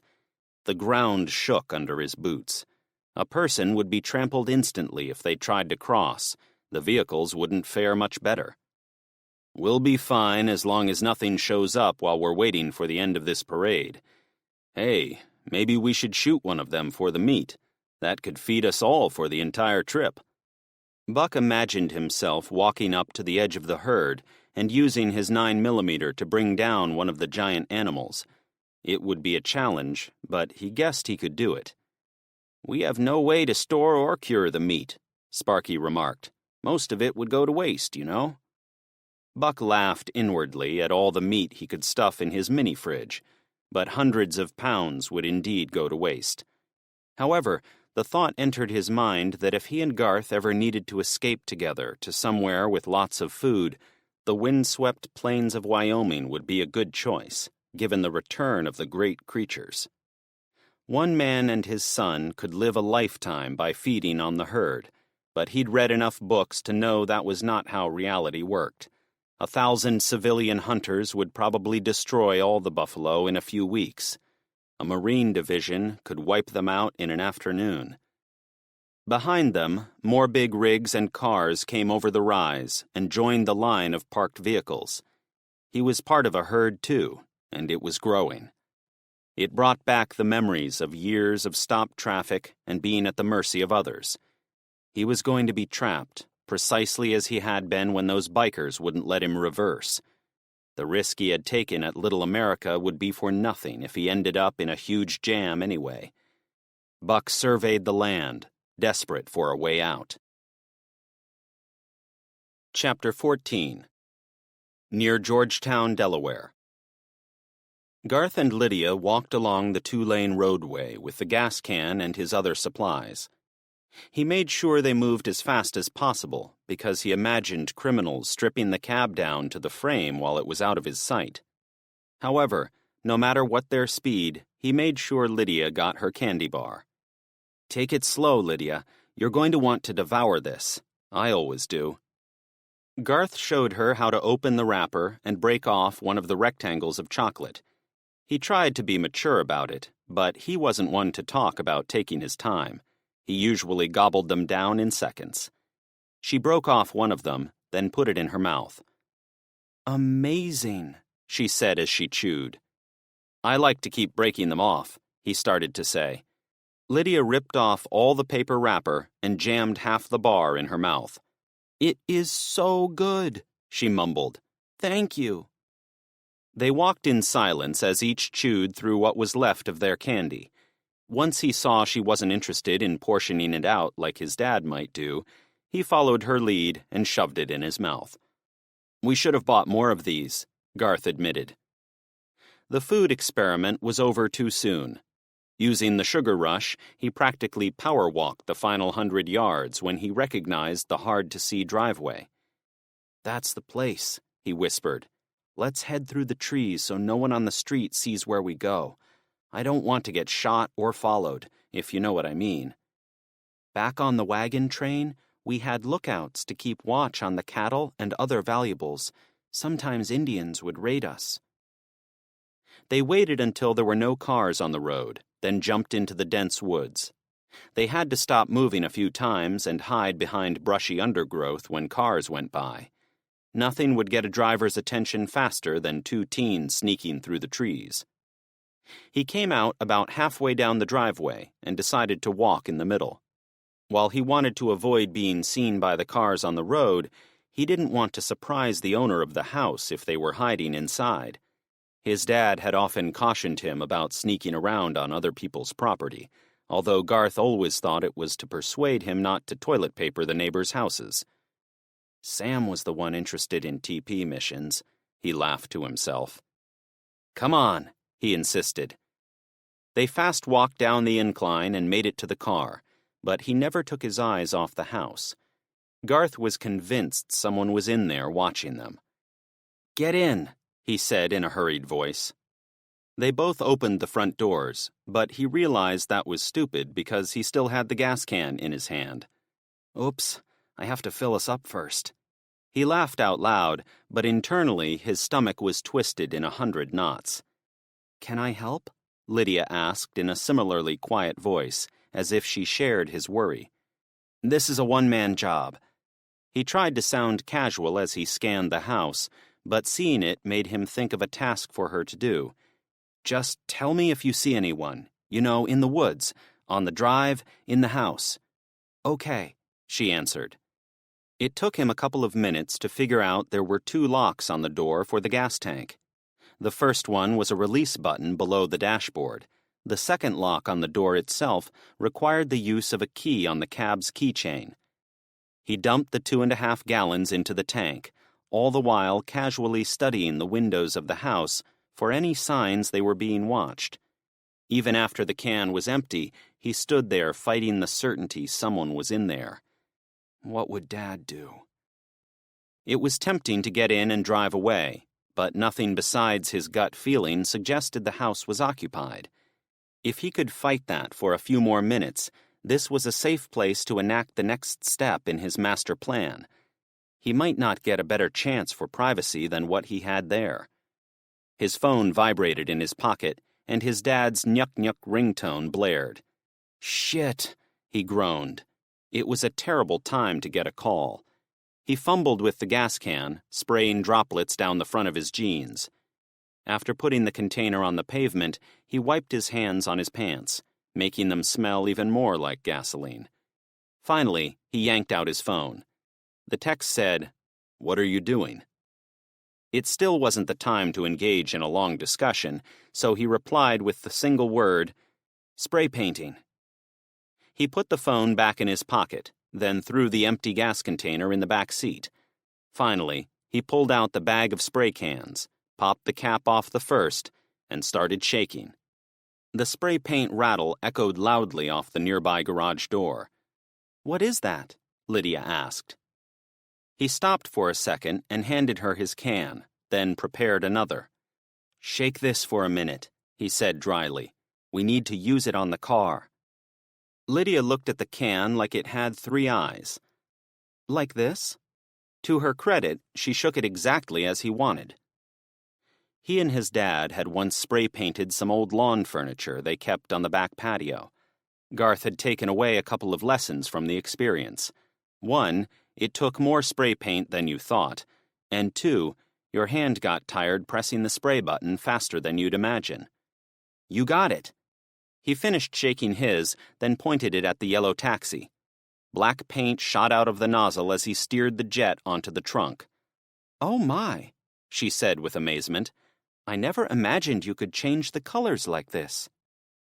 She watched him while he went back and forth over the top of the trunk, then a little onto the sides. He ran out of paint even faster than he had anticipated. Lydia had stopped shaking her paint. "Do you have the next one ready?" he asked. She glanced at the can in her hand. At first, she shook it vigorously, but then she stopped and looked back to him. "May I spray this one?" There wasn't time to teach her, but he had to admit his experience wasn't much either. Dad had done most of the painting back on the patio because he said it was important to have an even hand so the chairs looked professional. However, after looking at the mess he'd made of the trunk, he didn't think she could do any worse. "Knock yourself out," he deadpanned. "How would I do that? Should I hit myself?" He rolled his eyes and laughed. "No, please don't. It means you should do the thing you asked. I won't stop you." She struggled to get the lid off the second paint can, and once she had it off, it took a lot of time for her to line it up where she wanted. However, when she hit the spray button, the paint went on in smooth, even streaks on the driver's side doors. "You paint better than I do," he admitted. "You're hired." "I never get the chance to paint back home. This is boys' work, to be sure." I never thought of it that way. The chore should go to whoever can do it better. In this case, your painting wins." "Yay," she giggled. "I really enjoy this." Garth was proud of himself for letting her paint the taxi. It was an adult thing to do. While she did that, he climbed up on the hood so he could reach the boxy-looking taxi sign affixed to the roof. It required a Phillips screwdriver to get it off the car, which he didn't have. so he did the next best thing. He kicked the plastic box as hard as he could. The taxi sign shattered on contact, sending pieces all over the driveway, including on Lydia. "Ouch!" she yelped. "Holy shit!" he blurted at the same moment. "That hurt." Lydia laughed a second later. "And my head." She picked out a large piece of plastic wedged in her blonde hair. "I am so sorry. I guess I didn't think that through." He could tell she was more surprised than hurt, because the piece was small. The taxi sign was gone, which was what he wanted, but he downplayed the painful way he had done it. "Now I can paint up here." "You have a strange manner of doing things, Garth. You destroyed that marquee. Won't you require it again in the future?" He laughed but didn't respond. Behind her, the garage door of the house slowly opened. He stood on the top of the car like a deer caught in headlights. I-80, Wyoming. Buck knew better than to get his hopes up, but when Garth sent a text saying that he was spray painting, he immediately texted back. He waited for about a minute, watching more and more vehicles stack up in the line behind them. "We can't stay here," he said aloud, hoping the right people would hear. "Well," he said to himself, still looking at his reflection in the chrome around his exhaust, "it's time for more bold action." He made his way over to Connie and Mac, who were standing at the side of the highway. Connie saw him holding his phone. "Hear anything from Garth?" "Yeah, but I think our texts are out of order. After he said he ran out of gas, I asked him what he was doing to get more. Then I told him about this Buffalo situation. His reply just now told me he is spray painting. I'm not sure what to make of that." She laughed. "You are talking to a teen boy, Buck. I'm sure you already know they seldom make any sense." He let her laughter infect him. "Yeah, I guess you're right. If he was unable to gas up his taxi, I'm sure he would have texted to ask for help." She didn't look his way. "Unless he wants to prove he can do it all on his own." After she said it, she spun around. "I'm not suggesting he can't." "I know, you're right. He can figure out how to get gas. I mean, every dummy driving on the road today can figure it out. My boy is smarter than the average bear." He played the past over in his head and couldn't recall a single time he had explained point by point how to get gasoline at a filling station. He'd showed him how to turn on the pump and stick the nozzle in the tank, but he always did the credit card, closed things up, and, if necessary, went in to pay the cashier. The Buffalo showed no sign of finishing their crossing. The dust rose higher than before, and the direction of the wind made the debris seem to float alongside the giant animals. It was like watching an endless freight train at a railroad crossing. He thought for a minute, then typed, "Call me ASAP." He couldn't spend his whole day wondering about missed texts. It was time to hear his son's voice. Once his phone was pocketed, he got Connie's attention. "Hey, if we can hurry up and get through this mess, what do you think about meeting my son somewhere out here on the road?" Her blue eyes studied him intently, and he saw the inner workings of her mind behind them. "You're worried about the nuclear threat. You know, I think that's overblown. I believe deep down that you do too." 3 Mile Island was a mess that turned out to be a mistake, but this doesn't feel the same. If there was nothing to worry about, the president wouldn't have gone on national news to say everything was fine. He's the president, for fuck's sake. He doesn't need an open channel to broadcast his message around the world. Connie didn't seem convinced. Maybe he's lost communication with other countries. He expressed his doubt. He's the president. I'm sure his comms are better than mine, and despite the mixed messages, I've mostly been able to communicate with Garth on the other side of the country. I think there is something more going on. Now he was scaring himself. More cars and trucks came in behind them, adding to the pressure. "Do you have any idea what it might be?" she asked. "The Marine in me says we better be prepared to be crapped on. If the worst happens, we don't want to be anywhere near big cities. If we can meet Garth in the middle of Nebraska or Iowa, we might be far enough away." Far enough from what? He thought about it for a second, unsure if he should say it, but with her, he wasn't going to lie, or even water down the truth. She deserved to know what he was worried about. The real-life end of the world. Basel, Switzerland. "Speak English?" Lieutenant Colonel Ethan Knight asked the Swiss guard at the border checkpoint. "Yes," the guard replied. Ethan handed the other man a packet of orders. "This is the authorization of your government. We are to proceed across the border and check on the status of an international operation in Geneva, specifically at CERN. I'll check on this and be back. One moment, please." The guard walked into a small building. 3 additional guards stood nearby, carefully studying Phil and Task Force Blue 7. They had to get out of the German Fox and stand behind it. "Are they going to let us through?" Phil whispered to Ethan. It was a little after 10 p.m. "They have to. The op-ord laid all this out. We're good." Phil could tell by his tone of voice Ethan was full of doubt. They were dependent on bureaucratic paperwork during a time when the chain of command was inconsistent at best. NATO, CENTCOM, JSOC. All just letters now. But he was hopeful one last order had managed to get through. "Here we go." Ethan stood a bit stiffer as the Swiss border guard came out of his shack. "Your orders have been confirmed. The Swiss Army recognizes your right of passage. Good luck." Ethan glanced at Phil as if to say, "That was easy." Before he got back in the German armored personnel carrier, he looked at the guard again. "Can you tell us if you know of any trouble up in Geneva? We're heading there, as I said, and it would help to know if your security services have reported anything unusual." The guard had been serious for the whole encounter, but now he seemed to relax. "Who is to say what is unusual? I've met 6 Jews fleeing Nazi Germany today. We also picked up a family fleeing from Franco's Spanish Civil War. Those are unusual. But nothing in Geneva? No explosions reported. Maybe a missing supercollider." The guard shook his head. "I've heard of nothing.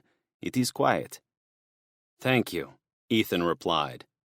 As they got back in the Fox, Ethan pulled him aside and whispered, "Be on the lookout, now that we're in Switzerland. I believe what the man told me, but there's a reason we're being sent on this mission. Let's assume there are terrorists inside our target, so we don't let ourselves walk into a trap simply because some guard says we have nothing to worry about." Phil nodded. "I've been on high alert since I almost died on the metal highway back in Bagram." They sealed the back door, and Ethan spoke to them all. "My route shows 2 hours, 30 minutes, people. Get some rest. After we reach the target, who knows when you'll next get a chance to sleep." Chapter 15. Search for Nuclear, Astrophysical, and Chronometric Extremes. Snake, Red Mesa, Colorado. Faith invited the leadership team to look at her data in the comfort of one of the conference rooms. Despite his protests, she brought Donald in a wheelchair because she needed all the sharpest minds to review the information. She wanted their support. In that regard, she realized she wasn't much different from General Smith. He relied on his own scientists to back up his plan, too. Unfortunately, as soon as they were all together, they wanted to talk about the president's speech. "Do you think we're going to war?" one of the computer guys asked the group. "He didn't exactly exude confidence," a woman in the back added. "I thought he was certain another country was going to launch, and he was begging them not to." Bob replied to his team members. "No one would launch now. There's no point to it. We've seen the effects of what our experiment did, and it's clear how time and magnetic fields are bending all over the planet. They might launch the missiles and end up hitting themselves in the face. It's a huge risk." If they were going to talk about the speech, Faith had to admit something about the past troubled her. What if Hiroshima's nuclear bomb comes through time and appears over Denver? The 12 people seated around the table looked at her, dumbfounded. Bob seemed to consider that for a moment, then made it about him. Or what if a nuke dropped directly on us? The people out there have no love for this place or the scientists within. She chuckled, desperate to keep things from becoming only about ego-driven Bob. There's a huge leap from rock throwing to nuking, okay, guys? I didn't call you together to talk about what might happen out there. We have to deal with what we know in here. We've been working down in the tunnels doing what analysis we could, and I think we have a lead on an answer. Faith tapped her laptop, and the screen displayed on a whiteboard on the front wall. The same graph she'd shown Bob and Sunetra now displayed for the larger teams of computer modelers and physicists. This is what we believe is happening between the two supercolliders. The 4 links between them are the controls. We know they guided the feed of energy when the experiment started, and even when the first one went offline, we don't think it changed the appearance. She tapped the keys to show the shape generated by the experiment. One of the computer guys whistled. Yes, it looks like a new energy field is being generated around the Earth. A torus-shaped energy field, slowly upsetting the Earth's normal magnetic field. Faith continued. It's the only thing that makes sense. The graphed object on the screen was shaped like a sphere, but there was a tunnel through the middle. The simulation showed the movement of energy from one end of the tunnel at CERN through the pipeline and then its exit at Snake.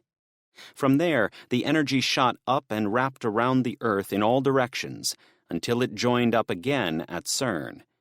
It appeared as if the Earth was trapped inside a balloon, except for 2 holes above the supercolliders. This is a closed loop, she noted. Donald stared intently at the data on the screen, as if it took a massive amount of concentration to stay focused. Sunetra picked Faith's explanation. We still aren't able to say for sure what kind of energy we're dealing with, but my team, with Donald's help, made basic light magnitude comparisons of each of the 4 beams. When we shut down one beam, video feeds at the others showed how they grew in brightness by about 1/3. They compensated, a woman physicist suggested, arriving at the same conclusion Faith had. Indeed, Sun answered. Faith spoke slowly. You now know what we know. The thing we still can't answer is what will happen if we remove all the cabinets inside the snake loop. I believe they will keep compensating, but the mystery is what happens when the last one is pulled. Will that cause the closed system to collapse and return the planet to normal? Or will the energy continue to flow unimpeded through the link between CERN and Snake over the surface of the Earth? She smirked. This is where you guys come in. You have to find the answer. The mood in the room shifted now that they had a clear problem to solve. Several team members opened laptops and instantly began tapping in data. Have we figured out what's going on at CERN? Donald finally asked. She shook her head. General Smith said there is a team going in to find out, but they are still an hour or 2 away from getting there.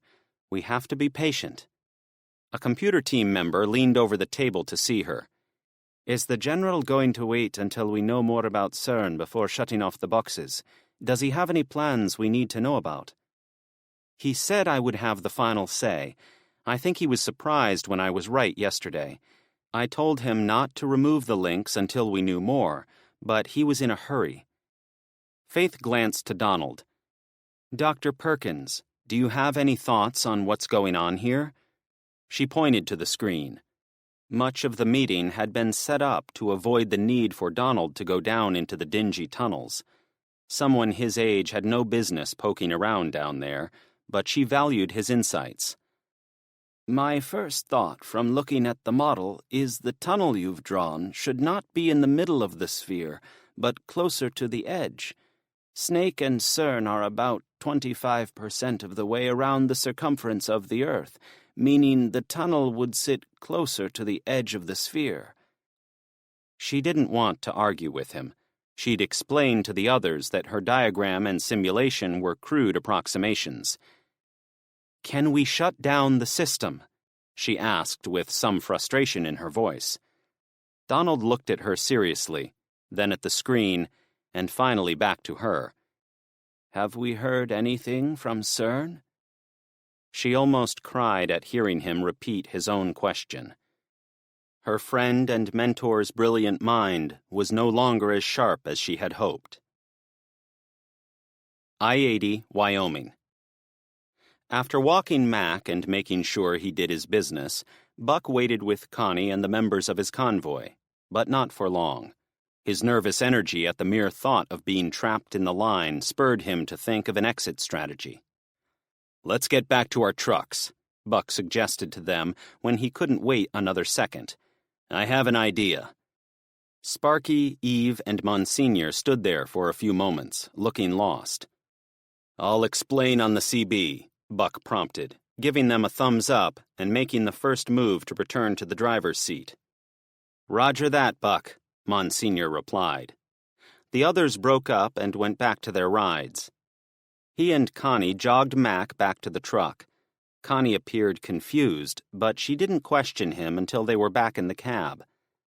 "What do you have in mind?" she inquired. "Are we going to turn around?"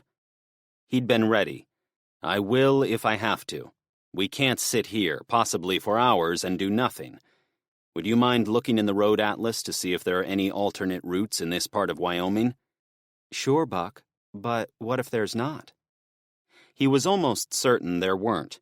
They hadn't passed a major intersection in 20 or 30 miles at least. It seemed unlikely there were too many parallel highways in the remote landscape. They also couldn't go to the north, since the buffalo herd was going that way. "We'll see." The Peterbilt was already running, so he adjusted himself in his seat, belted himself in, and put it in gear. He'd left plenty of room between himself and the car ahead, so it was a simple maneuver to get out of the line. He guided his truck to the left and into the breakdown lane as he'd done at the water crossing. There were no cars in the westbound lanes, so he could turn around if that was his decision. But he didn't want to risk going across the median again unless he had a good reason. It wasn't very courteous, but he drove alongside the 2 rows of parked cars and got closer to the front, like he was butting his way there. The rest of his convoy fell in behind, giving him confidence he wasn't acting alone. When he reached the line of buffalo trotting over the highway, a few of them moved away, as if he might continue into the herd and run them over. However, he put on the brakes and waited at the edge. Dust and debris floated everywhere around the windows of the cabin, making it difficult to see more than 100 yards into the thick of the passing mass of animals. There was also a dull roar, like a waterfall of hoof clops right on top of them. Buck looked at Connie and spoke at a high volume. "Hold your ears." She put her hands over her ears, but then appeared to change her mind. Both hands went over Mac's floppy ears. They smiled at each other. Buck engaged the air horn and held it for 20 seconds. "Come on, you bastards! Move!" he shouted. He let off, then blasted the horn in many short, sharp shots. A disturbingly small number of buffalo veered away from his noisy truck, but it had no effect on the larger horde. His faint hope had been that he'd blow his horn and effectively part the waters in front of him, but it was a no-go. "Fuck," he said in disappointment. "I don't want to wait here." "Can we push through, do you think?" Connie suggested. He looked ahead, knowing the force of Mother Nature was not to be tested. 3 feet of fast-flowing water could sweep his semi away in a flood. 5 feet of fast-moving buffalo would knock him and his friends over with no problem. "Maybe if we use the cars as meat shields," he suggested with mirth in his voice. "I don't think you'll have much luck with that," she replied flatly. He sobered up. "No, I guess not. And no, I don't think we can push these things out of our way, but I had to try." He put the truck in park. "Will you look up those routes? I'm going to step outside and see if the end is out there. Then again, As long as they keep moving, they'll pass. If they stop, then we can bump them out of the way. I think my cool attempt to blast them locked us into going forward." He opened his door but didn't get down. He closed it, then hopped up onto his hood. For a brief moment, he looked in at Connie and the excited Golden, but then he jumped up on his roof and stood tall. "Come on, guys," he called out to the brown shapes inside their dust cloud. "Get this over with." He peered into the thick of it, sure there was an end, but unable to see it. Near Georgetown, Delaware. The garage door went all the way up, and still Garth remained on top of the taxi. A lone man came out of the shadows of the junk-filled garage, looking a lot like a zombie. "Hello," Lydia said in a happy voice. "We're spray painting." "I can see what you're doing, little lady, but why are you doing it in my driveway?" The man wore baggy jeans that hung off his skinny body. His shirt was similarly too big, like he'd shrunk. When the man walked into daylight, Garth got a look at his sallow, old face. He was about 100 years old. Garth clambered down. "I'm sorry, sir. We ran out of gas and turned into your driveway because we didn't want to be targets up on the road." "And you didn't think you might be targets down here? What if I was a criminal?" "Are you?" Lydia asked naively, as was her way. The old guy laughed, then rubbed a red bandana over his almost hairless scalp. It was hot and humid, and he appeared to instantly boil over with sweat. "I served in Italy in WW2. That was the last violence I ever did in my life. No, I'm no criminal." He held up his finger. "But I'll defend my turf." "We mean no harm, sir," Garth reassured him. "I want to get out of here more than you want us gone." "I'm Elwyn. Don't worry about time. You two seem like cute kids, not like them damn drug addicts who come to my door asking if they can use the phone. That's why I don't answer the door anymore. They always want to come in and scout the place for loot. Then, if they find something they like, they return when I'm not here to get it." Garth was horrified. "My dad warned me about those people, but I never thought it was real. Do they ever come back?" Elwyn laughed. "The joke's on them. I have nothing of value inside. The mobile meals people come in and give me my food, and folks from the food pantry drop off goods too. But it's been a long time since I've owned anything worth fighting for, except maybe my wedding pictures. Would you like to come in and see photos of my dear wife Mary Jo, God rest her soul?" His mental alarms began to rattle. "Sure, we'd love to," Lydia said without hesitation. Garth looked at the half-painted taxi, then at the old guy. "We'll finish painting, then we'll knock on the front door. Will that work?" Lydia stopped in her tracks as she walked toward the man like she'd done the wrong thing. "Suit yourself," Elwyn said with resignation. "I'll get out some Braunschweiger and Swiss. We'll have a nice lunch." "Sounds great," Garth lied. "The hell, I'm going inside some old dude's house." He got busy painting before there were any more surprises. Chapter 16. Canberra to Sydney train, Australia. Destiny tripped over some vines and almost slammed her head on the side of the rescue train engine. Becker put it in her head that it was about to leave without them, so she passed the man and ran like her life depended on it. The engine's diesel motor roared, and the horn blared over and over, but even that wasn't enough to stop her from hitting the side because the jungle rubbed right up against the metal. Becker tumbled into her. "We're here!" he screamed over the noise. She motioned for him to precede her to the stairs, which he did. The giant wheels of the train were in motion, leading her to believe they were about to be left behind. "Hurry!" she cried. Thick vines and giant tree trunks surrounded them. Some of the largest trunks pressed up against the metal exterior of the engine, so they had to run around the base of a couple of trees before they reached the entryway. "There's no carriage," he said with sudden realization. "It's just the engine." Destiny looked at him for a moment, wondering what was going through his mind, then pushed. "Get on." Becker hopped up on the step and opened the door in front of the engine, which was pointed back toward Sydney. "Don't leave!" he shouted to the person inside. The engineer was a frumpy-looking woman in her mid-30s. Her blue jumper and non-matching trackies made Destiny wonder if she was even an official employee. "I can't," the engineer replied as they climbed into the small engineer's compartment. "I think I backed into these trees and got stuck. Am I on a siding or something?" "No, this is the main line," Becker exclaimed. Destiny took some time to consider. The trees had been close to the outer skin, but she assumed they had been there when the train pulled up. "The trees and the tracks seemed merged here. We have to get out, like right now." The engineer nodded excitedly. "That's why I was blasting the horn. I wanted to leave, but where are the other passengers? They can ride in the back." "It's only the two of us," Becker reported. The engineer's name tag said Gladys.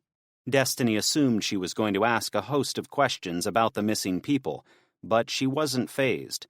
She hit some controls, and the engine groaned with the rise in power. "Grab a chair and hold on," Gladys said in her engineer voice. She and Becker pulled down a pair of jump seats attached to the side walls, facing each other across the cabin. The pumping sound of the motor increased quickly, as if the train were going at high speed, but they weren't moving. Gladys looked at Becker, then worked the control board again. The straining motor died back, then the engine vibrated and creaked. "We must be hung up on a tree," Gladys declared. "We've got to bully our way past it." The motor roared to life again, and the engineer leaned forward like her added weight on the throttle was going to make the difference. The frame shuddered, and the metal wheels squealed below her feet. "Come on!" Gladys yelled. The motor revved for a few seconds, then the whole machine lurched forward. Destiny used her legs to steady herself on the seat. They hit something else, but they had a little momentum now. The warping and ripping of metal became much louder, but Gladys seemed prepared to rip the whole engine apart as long as they got free. The powerful spotlight shined into the vines and leafy growth of the forest. Enough of a path remained clear, like a deep, dark mine shaft through the jungle. "We are pushing through," Gladys declared. The jungle outside felt raw and primal, but Destiny found comfort in the reflective surface of the tracks. The twin beams of steel were the only link to civilization. Gladys followed them for many minutes, until the suffocating forest backed off a little. To Destiny, it felt like they'd escaped from being sucked into the primordial past. She shivered despite the warm interior. "Get us home," Destiny declared, "and I'll never badmouth Trainlink again." Near Georgetown, Delaware. Garth finished with the 6th can of black paint, disappointed in the results. Lydia had done a great job covering the taxi company information on the side of his door, but the rest of the vehicle looked like toddlers had splashed watercolor paints over the yellow base. It was about 90% black, but long streaks of yellow were everywhere, and the roof was almost entirely unpainted. The only positive was that it no longer looked like a taxi.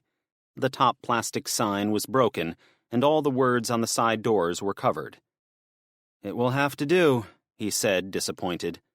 In his head, he had envisioned that the car would look as professional in black as it had in yellow.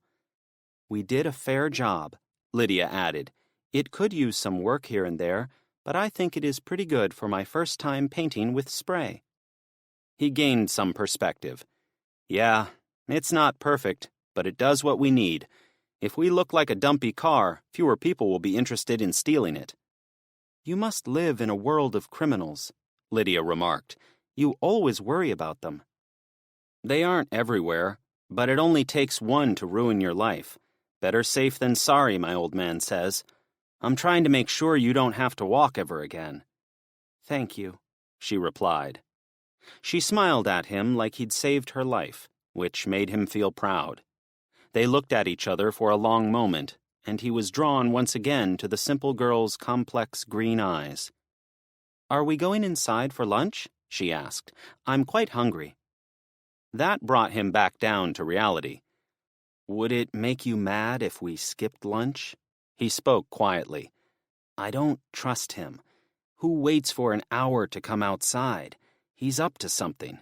Even if he isn't, I want to get moving while it is still daytime. I'm going to get in the car and leave." She looked hurt for a few seconds, but then became stoic. "I trust you." They split apart and walked to their respective doors. He slid into the driver's seat and turned the key. At first, nothing happened except for a whining sound. The second time he turned the key, the engine let out a short sputter before stopping again. "He's there," Lydia croaked. Garth only gave him a cursory glance. Elwyn was inside his garage, but moving slow. He twisted the key again, willing the motor to start. It cranked for a few seconds, then caught. He banged on the steering wheel. Yes! The motor roared to life. He immediately put it in reverse, then hit the gas. The car didn't move. The emergency brake. Garth pictured himself in a slasher movie. The old man was the killer, gun in hand, moving in his direction. He kicked off the brake and looked over his shoulder to see where he was going, but then he took a chance and peered into the garage. The old man was there, holding out his hand as if to wave goodbye. Garth took a second to wave, uncertain if he was doing the right thing after all, but then he gave it some gas and slowly reversed his way up the gravel drive.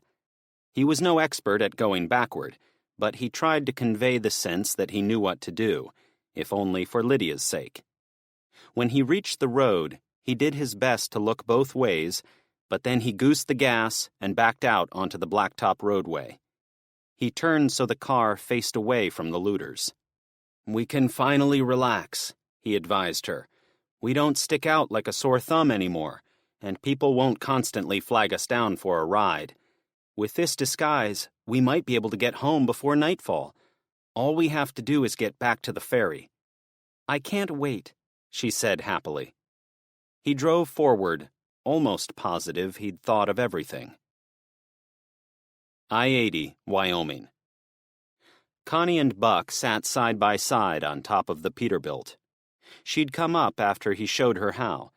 The herd of buffalo continued across their path, and the brown dust blew everywhere around them, like they were inside the herd. "You aren't very good at patience, are you?" She sneezed a few times in a row. "Bless you," he replied. They had to speak loudly to hear each other over the clopping of hooves on the concrete. "Thanks," she replied with a sniffle. "No, I hate waiting more than anything. For years, my job has depended on moving the ball forward, get to the next truck stop, the next town, the next state. Ever since I left Modesto, I've been forced to go slow, and now we're stopped. It's 100 times worse because Garth is counting on me to get back home." He pointed indiscriminately at the galloping mass. "And stuff like this could delay me for days." "Well, I want you to get to Garth as soon as you can, so don't doubt that for a second. However," Connie scooted closer, "I don't think it'll be days. You're not bad company to keep in the meantime." Buck smiled, remembering their almost kiss in the water, but he didn't dare lean over to repeat the attempt because there was nothing romantic about sitting in the dust cloud. "If Garth were here, I'd pull off the highway, find an out-of-the-way patch of forest, and live off the land until everything got back to normal. I can hunt, fish, trap. But each time things like this happen," he gestured to the buffalo, "it proves time is broken, and maybe there is nowhere to hide. It also seems to be getting worse." "Uh-huh," she replied before sneezing one more time. "I was thinking the same thing. Ever since yesterday morning, we've seen amazing things, each bigger than the last." "Bless you again, by the way. And now the threats have gone all the way up to nukes," Buck explained, What can be worse than that? Connie seemed to take it as a challenge. Zombies? Plague? An extinction-level meteor impact? I get it, he interrupted with a laugh. I've listened to books about all of those. But there's something about nuclear war that seems to be worse than them all. I think that's because it is so preventable. If a giant rock hits the Earth from space, you say it's terrible but unavoidable. If we blow ourselves up, all you can say to describe it is stupid-level event. Connie leaned over the windshield as if to slide down. Come on, let's get down to Mac and see if your fancy truck can filter this air. I'm breathing in God knows what filth from those animals, and I think I might be allergic. The blowing debris seemed to get thicker, but when he looked to his right, the dust cleared a little. Hey! He nudged her before she slid down the windshield. Look! Connie halted and turned to where he pointed. The herd of buffalo was still incredibly massive, but the thick stream of running animals was now about half as dense on the right side of the highway. There was suddenly less dust in the air, and visibility improved to the point that he saw to the horizon in that direction. This is the end. The end? She replied hopefully. Yeah, let's get down. I've got to tell the others to be ready. Once the last animals cross, we have to lead the whole highway, or we're going to get stuck here until everyone else passes. That is not going to happen, she insisted before sneezing once more. Chapter 17. Search for Nuclear, Astrophysical, and Chronometric Extremes. Snake, Red Mesa, Colorado. Faith and her team worked for 2 hours, using her theory of a second energy field wrapped around the planet. She opted to stay in the conference room and work on her laptop, but most everyone else went either to the computer lab or the physics lab, which was essentially another computer lab filled with supercomputers. She looked at her watch every 10 minutes, certain she was about to get a call from General Smith about the team sent into CERN, but no joy. Mind if I sit for a while? Bob asked as he hovered at the door. We're hitting brick walls in my lab. None of this makes any sense. Funny coming from the guy who set it all up, she replied dryly. Ha ha! I get why you would say that, but I'm serious. None of the effects we've seen around the planet can be explained by shifting magnetic fields. Yeah, it would affect anything dependent on having a correct relationship with the natural field created by the planet, but it wouldn't bring planes from the past, it wouldn't shift the weather, and it certainly wouldn't change the landscape. Did you hear Salt Lake is filling up? Faith absently tapped her keyboard. I hadn't heard that. Yeah, I-80 is under 10 feet of water. Closed, maybe forever. What's your point, Bob? I don't have a point. Well, maybe I do. I think you're wrong. She pushed back from the table. It took you long enough to work up to that? Do tell. Your energy field scenario looks a lot like a magnetic field, and the magnetic field of the Earth is being upset by something, but I don't believe the link between CERN and Snake is purely magnetic. If it was, we'd be able to measure it with precision, like any other source of magnetic interference. The Four Arrows experiment was designed to tap into dark energy. So this is a dark energy field? I don't know. Possibly. The problem is, I can't enter it in my equations because we don't know enough about it. Hell, the experiment was designed to give us clues to its existence inside the mass of the planet. If it had been successful, we might have been able to measure it and explain its properties. That knowledge would have really helped with our issues. She laughed without mirth.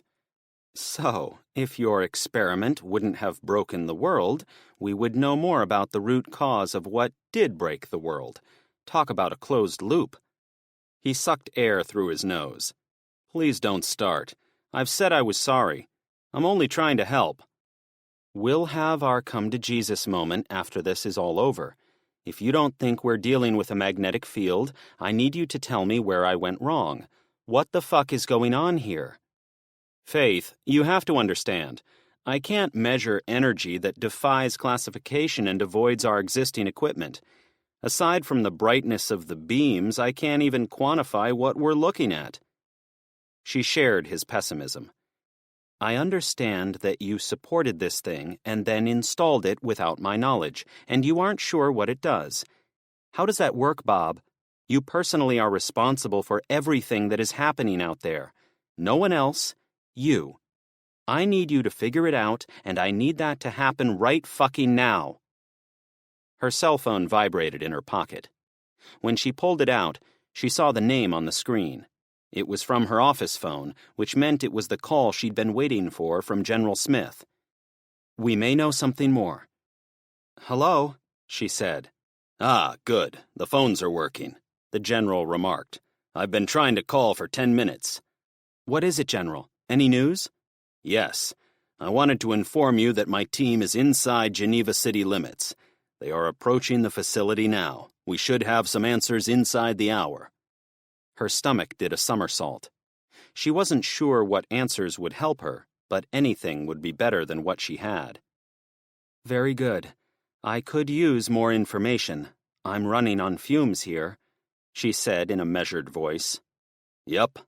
General Smith hung up without saying goodbye. She hung up too. "That's it?" Bob asked. "Did he hang up on you? Kind of a dick thing to do." "No, it's fine," she replied. "His team is going in. We'll know our colleagues' fates soon." Geneva, Switzerland. Phil Stanwyck stood next to the Fox armored personnel carrier and looked through a pair of binoculars. It was just after midnight, but the place was well lit, with many overhead lights. "What do you see?" Ethan asked. Phil scanned the campus of CERN, noting the numerous low, flat buildings in the mile-long arrowhead-shaped property. The driver had brought them to a hilltop with a perfect line of sight to most of the grounds. The long front side of the place was lined with a tall hedge along a busy suburban roadway. Farmland and houses surrounded the rest of the property, making it easy to discern if anything was damaged or destroyed, even in the darkness. "It looks like nothing is wrong. I don't see any people running around. There are cars parked in the lots. The civilians I can see are standing around or walking between buildings like nothing out of the ordinary is going on." That's my assessment, too. It's almost like they don't know they are the focus of an international missing person alert. Phil focused the lenses of the binoculars. If terrorists had taken over the facility, they might want people walking around so things looked normal, but he'd expect furtive glances from the hostages or telltale shifts in blinds from upper windows as the overseers kept watch. He saw none of that. "Something is going on," Ethan went on to say. "No one has come into or out of the parking lot since we got here." "Like there's an experiment in progress?" "Bingo." "Do we proceed?" Phil wasn't in charge, but they had one job to do, and he expected the other colonel to order it. Ethan nodded. "We don't have enough men for anything fancy, but I'm not going to drive in the front gate and allow us to get ambushed. I want to split the team. You'll take 3 men on foot. Go in through the hedge running along the border of the property. That will give you concealment, and you can be ready in case we need support." He's assigning me the duty of reporting to HQ if he gets killed.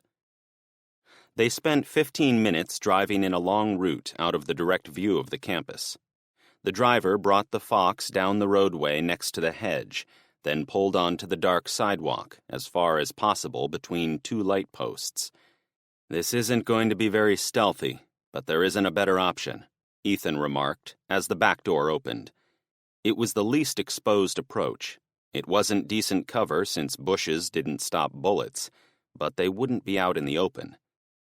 Phil ignored the Swiss traffic and scrambled into the tangle of bushes that signified the edge of CERN's property. When he and the other 3 men were in position, he radioed for Ethan to move the Fox. After it was gone, he got the sensation that something big was about to happen. It was at odds with the normalcy of local traffic or the birds chirping in the nearby bushes and trees. The others' expressions showed the same worry. "You guys feel that?" he asked quietly. Yes, a corporal named Barry Grafton replied. My hair is standing up straight on my arm. Look. He held out his bare wrist to prove his point. Phil did everything he could to fight the unsettling feeling. It was like he was being watched by a hidden camera while also holding 2 live wires that must never be joined. One misstep could kill him. This wasn't in the brief, Grafton added. The other 2 chuckled nervously.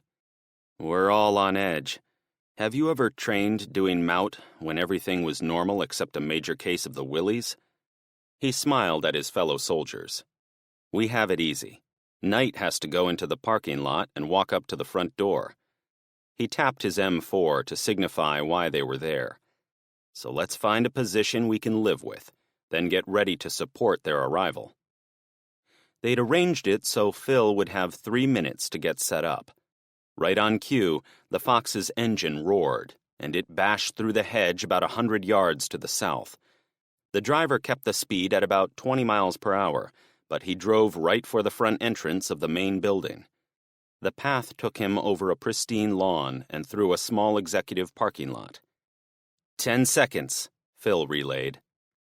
Private First Class James McIntyre set the M249 light machine gun on its bipod and aimed it at the target building. Their role wasn't to crush the opposition, but if the Fox got into an ambush, they would be able to provide covering fire so the truck could back out of the kill zone. He's pulling up to the door, he relayed. We have bystanders watching. Phil leveled his M4, although it seemed small and useless given the powerful energy he imagined was swirling around them. Showtime. I-80, Wyoming.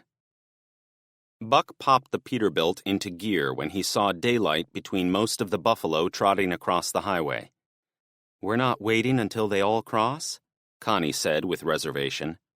No, we're going to push into the back of the herd and lead the procession of vehicles behind us. To that end, the Peterbilt lurched through the first few gears and stuttered forward. Brake 4, follow me. Don't fall behind. Buck had 3 trucks trailing him, and he couldn't afford for one of them to get pinched by the traffic. Most of the people were still out of their cars talking to each other, so he was confident his plan would get them ahead. 10 seconds later, his tail gunner checked in. Sparky here. We're all moving with you. Roger, he shot back before putting the mic in the cradle.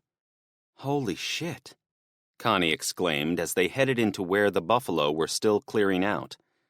Where is the highway? Now it looked like the interstate had been draped with a rocky blanket.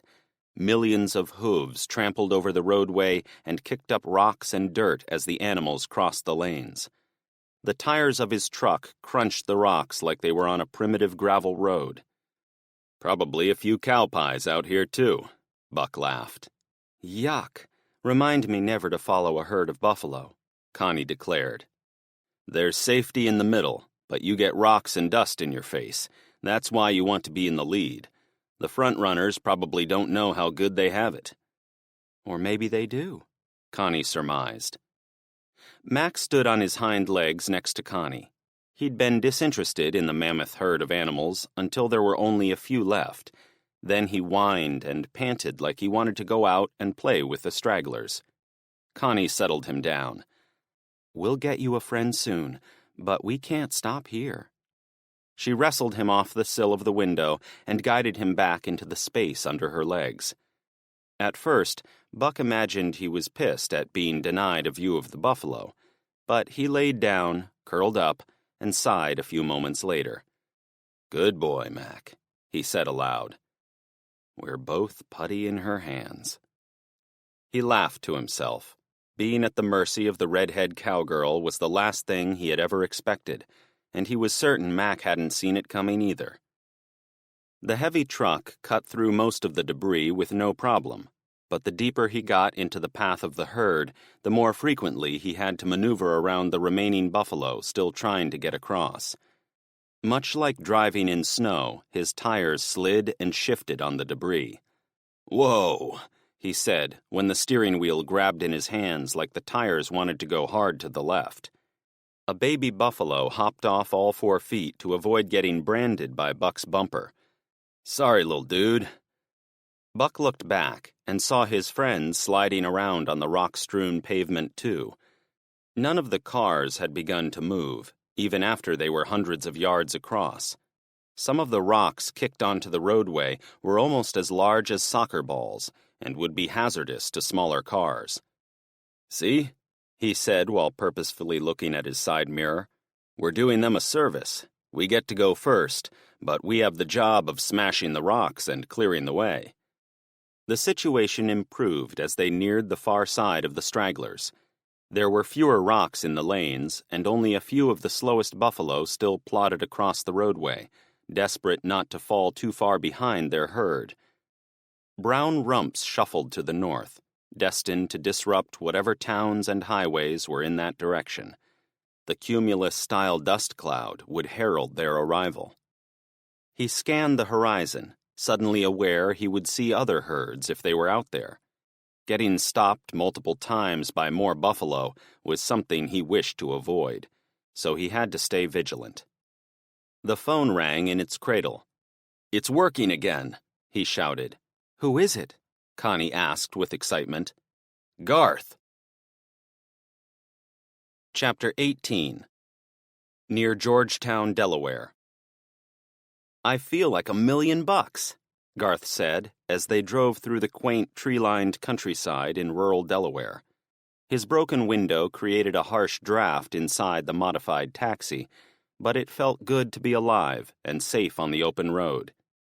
"You would be John Jacob Astor if you had that much money," Lydia replied. He looked at her, wondering what she was thinking. The name meant nothing to him, but it sounded like she was serious. However, before he could ask a question, he was distracted by her long blonde hair blowing in the wind. "You took off your bonnet," he remarked casually. She smiled at him. "Yeah, when you opened my window, however you did that, I was overcome by the fresh air. I love how the wind feels. I've never gone this fast in a wagon." Lydia leaned her head out the open window, a lot like a dog would, and the wind made her hair flow and whip. Once they left Elwyn's place, Garth had opened her window to clear out the fresh paint odor, but he hadn't anticipated what it meant for the pioneer girl. He forced his eyes back on the road. There weren't many cars on the 2-lane highway, but his dad had reinforced the idea that he should always keep his eyes on the road no matter what. Seconds later, he pulled out his phone, held it up next to the steering wheel, and pressed the button to activate voice command, doing it all without looking down. "What are you doing with that?" Lydia shouted in the wind. "Calling my dad. He and I have been playing phone tag all day." "Call Dad." Lydia shifted in her seat. "I love tag. You will have to show me how to play with your telephone." Garth chuckled to himself as the phone rang on his dad's end. "It's ringing," he said excitedly. The phone rang many times, for at least a minute, and he assumed it was going to fail as it had before. However, he held on because any ring was better than none. If he was patient... Finally, there was a click, and a voice said, "Hello? Dad!" "Garth. Hell yeah, I'm so glad to hear your voice." "Me too," he said, keeping one hand on the wheel. "Where are you?" "Didn't you get my texts? I'm in Wyoming. We were stuck behind a huge herd of buffalo crossing the highway, if you can believe it. I sent you a picture of it." "I think our texts aren't going through all the time. I'd remember if you told me about buffalo." They traded stories for a few minutes. Garth told him about his idea to paint the taxi so it wasn't a huge target. He also explained his dilemma with getting gas, and his dad seemed pleased to hear how he had figured it out. In return, his dad shared his stories about Utah and Wyoming. "So, Dad, I've got my gas and a like-new ride. I'm heading home this afternoon. I do have Lydia with me, but I promise she'll sleep in a separate room." Buck laughed. "I trust you to do the right thing. You are a man now." He hesitated like he wanted to say more. "Dad?" Buck turned serious. "Son, listen. They are talking about this blue light as if it has made all of the world's military equipment go haywire. The president came on the radio and said some nations are thinking about using nukes because they might soon be obsolete. Garth held onto the wheel as if losing his grip would result in a fiery wreck. Dad, are you serious? They would really do that? I'll be honest with you, Garth. I don't know. I've talked it over with Connie, and we both agree it is unlikely. However, he stressed, we're two civvies out here in Bumpkinville, Wyoming. We have no idea what's happening back in civilization. We can't say it is impossible. What should we do? Garth replied, his voice cracking on the last word. Lydia was now back inside the window and watching him. He figured his change in tone must have been obvious. Buck went on. You are safe in Delaware? Yes. We came on the ferry to this state, and we haven't gone far from the landing, but we aren't exactly there right now. Dad spoke in a muffled voice to someone else, presumably his friend Connie. Garth was interested to know more about the mystery woman, because he'd seldom seen his father with a companion. Not since Mom died. Hold on. Connie and I are looking at the atlas. Do you have a map with you? No. I brought the tent and sleeping bags, but I don't have any maps. Shit, Dad said under his breath. I should have anticipated that in my bug-out bag. A basic map of the U.S. would have been easy to stick in there. Connie said something he couldn't pick up, but his dad seemed to repeat it. Interstate 64, Garth. Go south all the way through Delaware and Maryland on Highway 13. Can you remember that? It will take you to a long bridge over the bay, and then you'll be in Virginia. You will literally run into Interstate 64. Take it west. That will keep you well clear of 3 Mile Island and any fallout from it. South on 13, west on 64. Got it. I'll have to get back to you on where we're going to meet, but I want to stay away from all the major cities. His dad paused for a full 5 seconds. In case the worst happens. Garth watched the road, unable to reply right away. You good, son? Buck asked, his voice thick with worry. His first reaction came out of nowhere, anger. He didn't want to head west, away from home, away from his best friend. It wasn't only dangerous, it was a colossal disturbance in his existence. His dad had an elaborate plan to ruin Garth's entire life. It was pure dad being dad. But he choked down that first instinct and tried to think about Dad's position. He was doing his best to get back home. No, he's doing his best to get to me. Are you positive I should leave New York? I'm sure I can get this taxi back home. We can leave if it looks like any war is starting. I'll listen to the radio religiously. I know you can make it. I have no doubt of your skills after what it took to get out the first time. But if there is a war, even a small one, New York is going to be a target. You'll have maybe 15 minutes of warning, assuming the radio is working. You'd never get out of the city in time. This is crazy, Garth reasoned. I've never driven much before, much less 1,000 miles. Dad laughed in a sympathetic way. Before a few days ago, you didn't drive at all. There's nothing to it. I could do 1,000 miles in one day if I didn't keep running into bullshit, sometimes literally with this herd. Once you are on the interstate, keep your eyes on the road, don't interact with people if you can help it, and drive west. You'll do fine. All right. I trust you know what's going on. I can do this, Dad. If the cell towers are working again, I might even have the internet. I can use online maps to find my way west. That will make it easier. He felt a little better knowing his dad had faith in his abilities.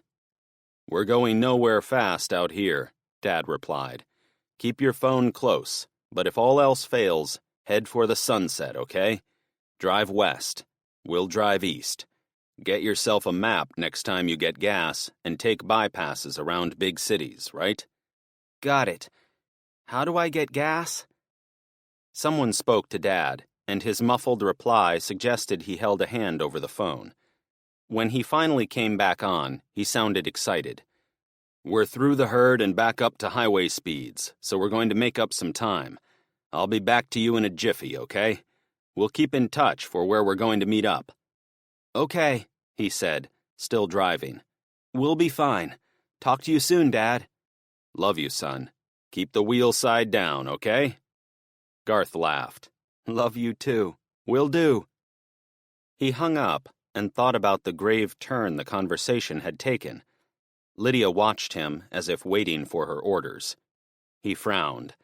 He'd had his mind set on going home and showing Lydia all the things that were important to him, maybe even cooking for her.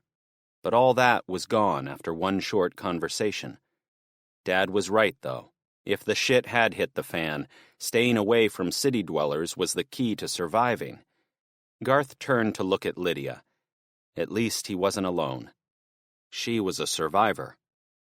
"Looks like we're heading west." I-80, Wyoming. When it rains, it pours. Buck almost set his phone back in the cradle after talking to Garth, but he caught sight of the text notification. "It looks like I've got a text message from Mr. Williams." Connie didn't miss a beat. "Who is?" "My boss. Well, more like my manager. He arranges the pickups and drops for the shipping company I contract with." He handed her the phone. "Can you read what he says?" There were only a few cars on the highway, mostly from westbound turnarounds who had peeled off from the long line of vehicles waiting for the buffalo herd to clear out. Still, he wasn't going to text and drive. It says, "Buck, I've had 10 drivers give up the ghost in the last 2 days. I'll lose my shirt on the insurance payouts alone. Please tell me you are going to get our load to White Plains." He glanced at Connie. "He used my nickname. It's literally the first time he's ever done it. I think he's desperate." She smiled at him. "What did he call you all the other times?"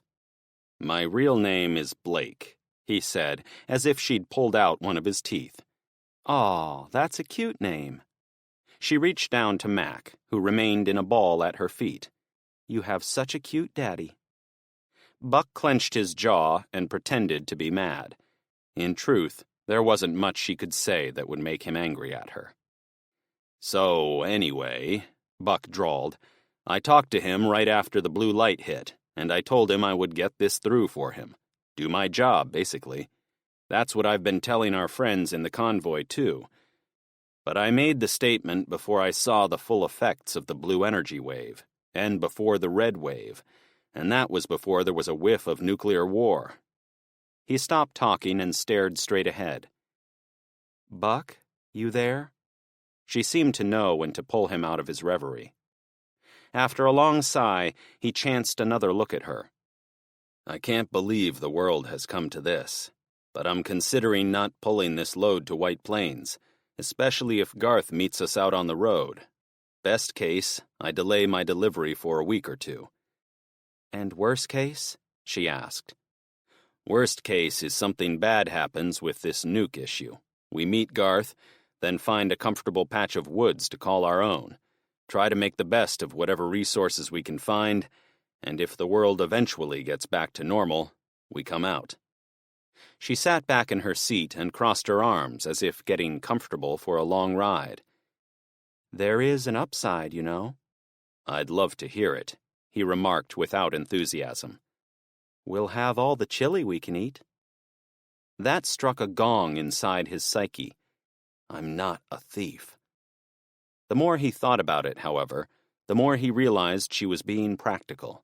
If there was a calamity, he was sitting on a gold mine of survival rations. The metal cans would last a long time. They could get him and his people through the worst of what might be a tough slog. "And I've got a can opener," he said, deliberately chuckling. The thought made him look at his trailer in the side mirror. The container practically glowed in the sunshine, but his mind was playing tricks on him again. The endless supply of chili was a fantastic resource to have, but it would also make him a mountain-sized target if people found out what was back there. "Text a reply to Mr. Williams, please. Tell him I'm still on the road, and will do everything in my power to get the shipment to White Plains." It was a powerful admission to know he probably couldn't make good on that statement. But family came first. After he had Garth back in the fold, he could worry about coming through for his boss. But not a second before. Chapter 19. Search for Nuclear, Astrophysical, and Chronometric Extremes. Snake, Red Mesa, Colorado. Faith finally had enough data to go to General Smith and present her case for how energy flowed inside the powerful bubble surrounding the Earth. She strode down the hallway with confidence, until she saw Benny the reporter leaning against the wall as if waiting for news to drop in his lap. "Hey, Dr. Sinclair, you have something for me?" "Not right now," she replied, sounding chipper. She didn't want to give him any reason to doubt her. "But I might have news soon." Benny blocked her way, although it didn't appear deliberate. "Thanks, by the way, for helping my wife come here." Faith stayed there for a moment. "She's doing okay? No problems getting in?" He shook his head. "Nope. They didn't even give her a once-over to collect her phone, like they did for me. I guess they didn't think she was a reporter." Benny winked. "Is she?" Faith whispered. "Nah, I'm just being silly." He scanned the hallway. "This place has become too serious if you ask me. It's great I'm here, but hardly anyone is willing to talk to me, as if I'll get them fired." "Everyone's paranoid," she agreed. "That's the price of having a general of the army in your house." "Maybe," he replied. When Benny didn't volunteer anything more, she made to leave. "I have to go see the general. Hang around, okay? If he clears me to say anything publicly, you'll be the first one to know." "And the only one," he added as he stepped aside. "That's our arrangement," she assured him. Faith walked past several more offices until she got close to the one being used by the general. His aide stood outside the closed door, which usually meant the general was inside. "Pull it together, Faith." "Hello. Is the general available? I have some data to show him." The aide smiled while he checked a digital tablet. "I'm showing he is free in a few minutes. Will that be okay?" For once, she wasn't in a life-or-death rush. "Yes, I can wait." "Very good," the man replied. She looked back at Benny. He remained in the same spot, but he had his eye on her. With luck, she'd have a good meeting with the general, get the okay to tear into one of the 4 arrows boxes, and then have something interesting to share with the reporter. It would relieve everyone in his audience to know there was a solution being worked out. After waiting a few minutes, the guard let her in. "Hello, General Smith," she said in the presence of the aide. The old soldier waited until his helper had shut the door, then addressed her informally. "Come in and sit down, Faith." He had his top buttons undone, and he was covered in sweat like he'd been doing hard labor since she last saw him on the parking lot. He got up and strode toward the plastic chairs in front of his desk. Faith looked him up and down because he was a mess. "I know. I'm soaked from running around outside. Don't tell anyone I'm a normal human," he joked. "It would ruin the image." "The rumor I hear is your nickname is Obi-Wan after the Star Wars movies. Were you out there working your magic?" The relaxed mood caused her to lower her guard and try a little small talk. "Who told you that? I've been trying to stamp that nickname out for years. Back in Iraq, The ground shook under her feet as a fiery orange light erupted from the parking lot. She was sideways to the windows, so she turned in that direction to see what it was. "Down!" the general bellowed. He slammed into her. "Shit!" she yelled as she fell. The glass of the windows shattered and allowed the full fury of the explosion into the room as she dropped to the floor. The roar was deafening, and it got momentarily hotter, but the impact with the floor hurt her the most. Tiny pieces of broken glass splashed against the back wall and fell to the floor as a cascade of tinkling crystal. She shielded her head from the flying shards. She gasped for air as powerful gasoline fumes filled the office. "What the hell was that?" she yelped. General Smith had his arm draped over her midsection, and for a few seconds he didn't move. She thought he might have been injured, so she tried to shift it away. "Don't," he said. "We need to stick together. Go for the door." The smoke made it hard to see inside the office, but it wasn't completely dark. "This way," the general declared, as he used his arm to push her toward the hallway door. "I'm with you," she replied as best she could. "Watch the glass," Smith announced as he began to crawl toward the door. "Can we get up?" she asked with obvious fear in her voice. "Stay down," he ordered. "We don't know who's out there. We may be targets." Oh, shit. They made it over the broken glass and through the door. His aide was absent, and the hallway was filled with chaos and screaming. He got her situated on the inside wall, away from any windows. "Was it a bomb?" she inquired. "Damn right it was a bomb. Someone blew up a car out on the lot." He picked at his scalp as if checking for shrapnel. "I don't want to stay here, sir. I've got to get my people out of this hall." He stopped his self-triage. "Stay low, and go with me down the hall." He pointed toward the research area, which was at the end of an intersecting hallway.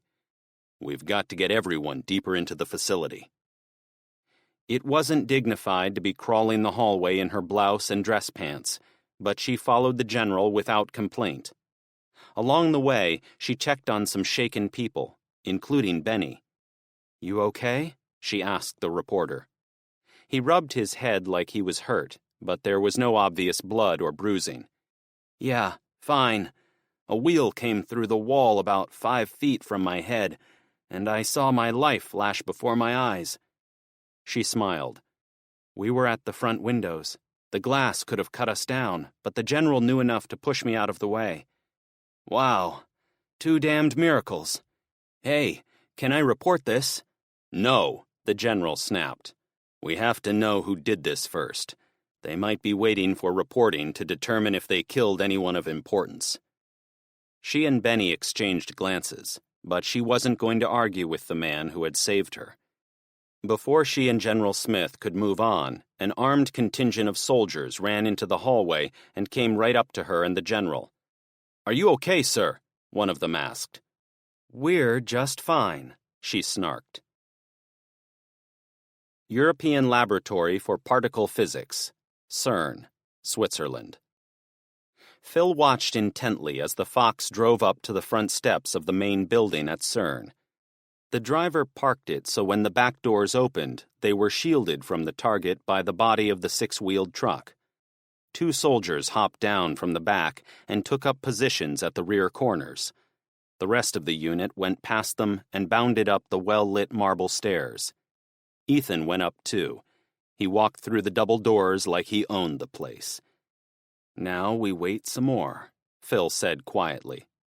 He'd begun to think the energy disturbance was simple nerves. Maybe the bomb blast at his command bunker back in Bagram had done more damage than he wanted to admit, because it was unusual for him to feel such anxiety during an op. "Sir, look at this," Corporal Grafton whispered. Phil didn't want to take his eyes off the mission. "What is it?" he said without turning around. "I'm getting more of that static. I can actually see a blue spark if I hold 2 pieces of metal close to each other. It's like my whole body has been dragged across a shag carpet, and now I'm supercharged." He glanced back as fast as he could. Sure enough, there was a 2-inch line of electrical charge between the barrel of his rifle and a spare mag he held in his hand. "Ignore it," he suggested. There was nothing to be done about it while they huddled in the cover of the leafy hedge. Grafton's radio came to life. "This is Blue 7 Actual. We're inside. Situation appears normal. Rally on me. Over." Phil went to key the mic and noticed that a burst of static came off his fingers as he touched it. "This is Blue 6. We'll be there in 2 mics. Out." Shit. I don't know what's going on, guys, but this electrical charge is pissing me off. We're going to cross this parking lot and rejoin the unit. If your hair starts standing on end and your helmet rises with it, try cinching it down, okay? "Hooah!" they all replied. The 3 men prepared to move out. standing and adopting fields of fire while engaged in movement to contact, even if the contact was supposed to be friendly. Phil planned their route. Ethan said everything was good, and he had no reason to doubt him, but it was his job to plan for the safety of his men. As far as he was concerned, there were snipers in every window across the lot. Keep your eyes on those windows and report if you see a weapon, but do not engage. My order only unless we're fired upon, and then I want you to make them sorry they were ever born. Follow me, he said dryly, as he stepped out of the hedge and headed for the nearest parked car. The crackling of electricity was as loud as a swarm of bees by the time he made it halfway across the lot. But he followed his own advice and kept it to himself. What did I get myself into? I-80, Wyoming. After hearing from Mr. Williams, Buck became interested in the news again. He and Connie listened to the radio. She pressed the preset button each time a broadcast went to commercial, so they kept up on multiple sources at the same time. All of the old news was still being discussed, including the presidential speech and the time anomalies. But he soon became consumed by a story only mentioned on local Wyoming stations. Sections of Interstate I-25 in eastern Wyoming were being closed off for construction projects. This ain't good, he said when he heard the words I-25 again. What does it mean? Are they doing construction on the whole highway? We've heard reports of closures in 3 towns now. I figured it was more buffalo crossing up there, but they didn't mention animals. Buck reached next to his seat for the atlas. So, maybe time is out of whack and construction is happening all at once. He briefly gave her a smile. Yeah, it's one possibility. Here, open this to Wyoming. Let's take a look. She grabbed the atlas and flipped it open. What do you want to know? Interstate 25 goes through Denver. That's a fact. I bet if you follow it north through Wyoming, you'll find it goes into Montana and probably close to Great Falls. The airbase on the news is in Great Falls, isn't it? She asked while leafing the pages. Yep, he answered. She paged through the atlas until she had Montana and Wyoming bookmarked with her fingers. As she switched back and forth, he began to wonder if he remembered the geography correctly. Since it was his job, he wanted to sound like he knew his stuff. Well, she said with hesitation, you are right and wrong. I-25 goes through most of Wyoming, but then it turns into another highway. Does that highway go to Great Falls? She traced her fingers on the page. It winds around, but you can get there. I-25 is the only major interstate linking Colorado and Montana, though. You think that airbase has something to do with the road shutdown? He wasn't sure he was right, but the pieces seemed to line up. Yeah, Malmstrom is in Great Falls. They've been talking about it being on lockdown, but they don't give any other information. Now the main highway between the base and that snake place near Denver is being shut down for construction. If I were running an operation between the two cities, I'd make sure I owned the interstate. She put her elbow on the armrest and held her chin while looking over to him. We're heading right for I-25, Buck. I know, he sighed. Chapter 20. Princess Anne, Maryland. Garth, can I ask you a personal question? They sped along Highway 13 going south, and he kept it at the 65 miles per hour speed limit. Lydia had her window most of the way up, because the blast of air between the 2 open front windows was too much even for her. His window was still broken, however, so they both had to speak loudly. Sure, go ahead. She shifted in her seat, pulling one leg under her body, so she sat on it, allowing her to face him. If we can't get me back to where I came from, could I stay with you? Like get married? It fell out of his mouth. She shrugged, seemingly unconcerned about his etiquette fail. I will need to find somewhere to stay so I don't become a burden. Secretly, it was flattering, but he was only 15. He imagined what it would be like to walk into Mrs. Anderson's math class and have to explain that he was married to a pioneer girl who dressed like it was 170 years ago. It would be deliciously scandalous. Sam would never talk to him again. Or maybe he would. Take my eyes off you for 2 minutes, and look what happens. Not to mention what his dad would say. I don't know what will happen, but I promise you won't be a burden to my dad or me. He will make sure you get somewhere safe, maybe with family living in our time. Hell, I wonder... His mind journeyed down a strange road that led him to imagine the possibility he was her descendant. Yuck. Gross. Your last name is Meadows, isn't it? He asked. She smiled. My family name is Masterson. Phew, not related. Upon reflection, he couldn't quite grasp why that was important to him. He didn't want to marry her, certainly, but she was pretty in her own way. If she wore more modern clothes and learned a few things about modern life, such as using smartphones, he wouldn't be embarrassed to be around her. He found that he wouldn't mind that at all. And he wouldn't be embarrassed. She needed a knight in shining armor to protect her from his world, and that was the most embarrassing thing of all. Anyway, you wouldn't be a burden. Women today can do whatever they want. You could go to college and be a doctor if you felt like it. Wow, she said in a distracted way. The roadway was lined with tall, straight trees until they ended at the edge of a new town. A tasteful brick welcome sign greeted them. We're entering Princess Anne, he announced. I think we should try to get some more gas.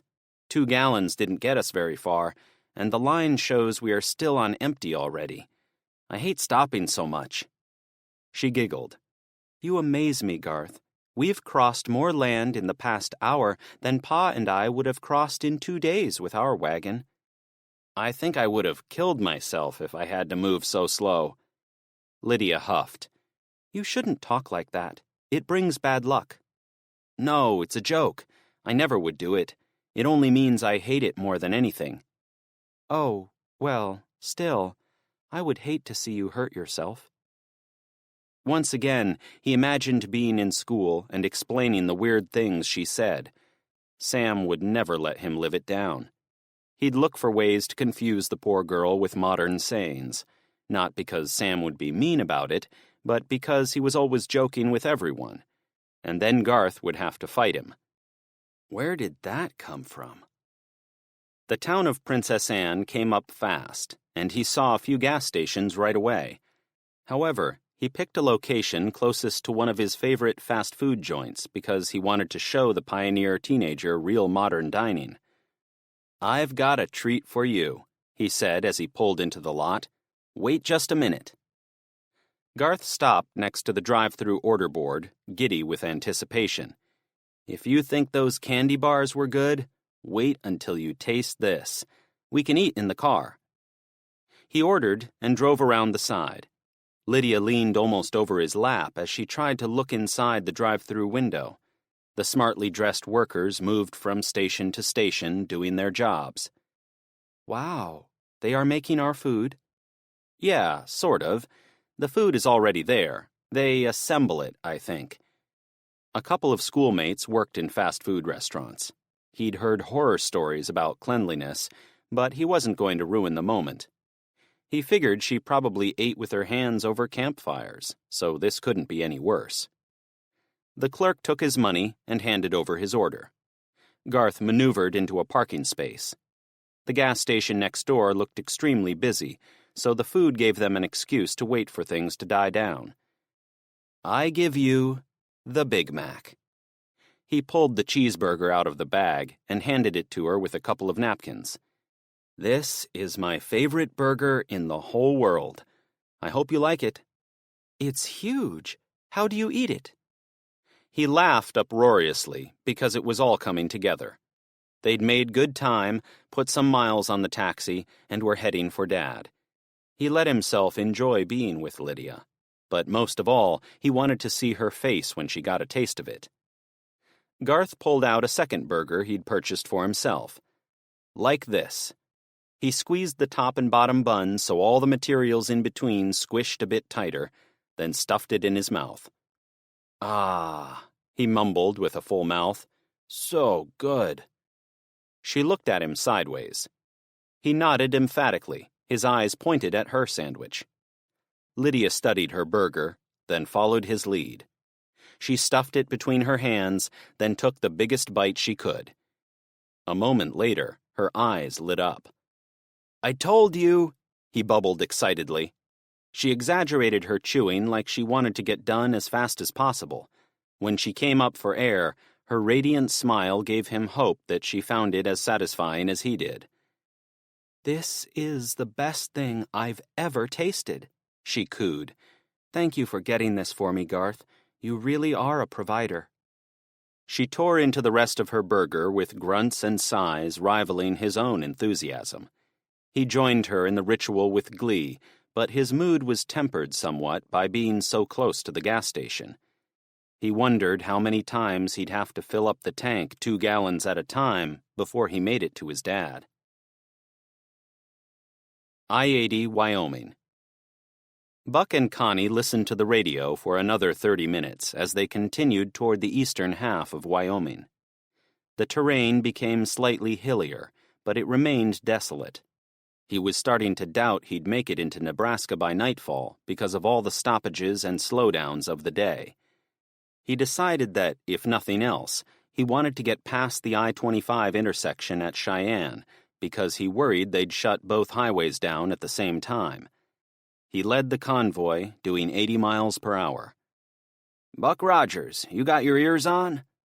He plucked the CB mic from its holder. "Yeah, Sparky, come on." "I-70 just got shut down 100 miles on each side of Denver. Glad we didn't take the southern route to the east." Sparky laughed. Buck looked at Connie, then at Mac. His decisions during the past few days had been lucky. "Did they say why they closed the boulevard down there?" "Road construction," Sparky deadpanned. He grinned at Connie, then spoke to the other driver. "You don't believe that, do you?" "Hell no. Something is going on. First, a bunch of the 25 goes down for construction. Now the 70 is being worked on. It ain't right, to be sure, but I'll be damned if I know what's going on." "Let me know if you hear anything more about I-25 closing." Buck placed the mic back in its cradle and glanced between the road and the radio. "Roger, Rogers," Sparky replied, using the last part of Buck's handle. Connie had her feet back up on the dashboard, and she held Buck's phone in her lap. "Well, I guess we're heading into more trouble. I may never get hold of Philip." He watched the yellow-striped line ahead, unsure how to respond. "I believe you, by the way," she went on. "I think he did just fine in the Iraq War and is alive and safe here in 2020. She held up the phone. "I've been sneaky about it, but I've been trying his phone number all day."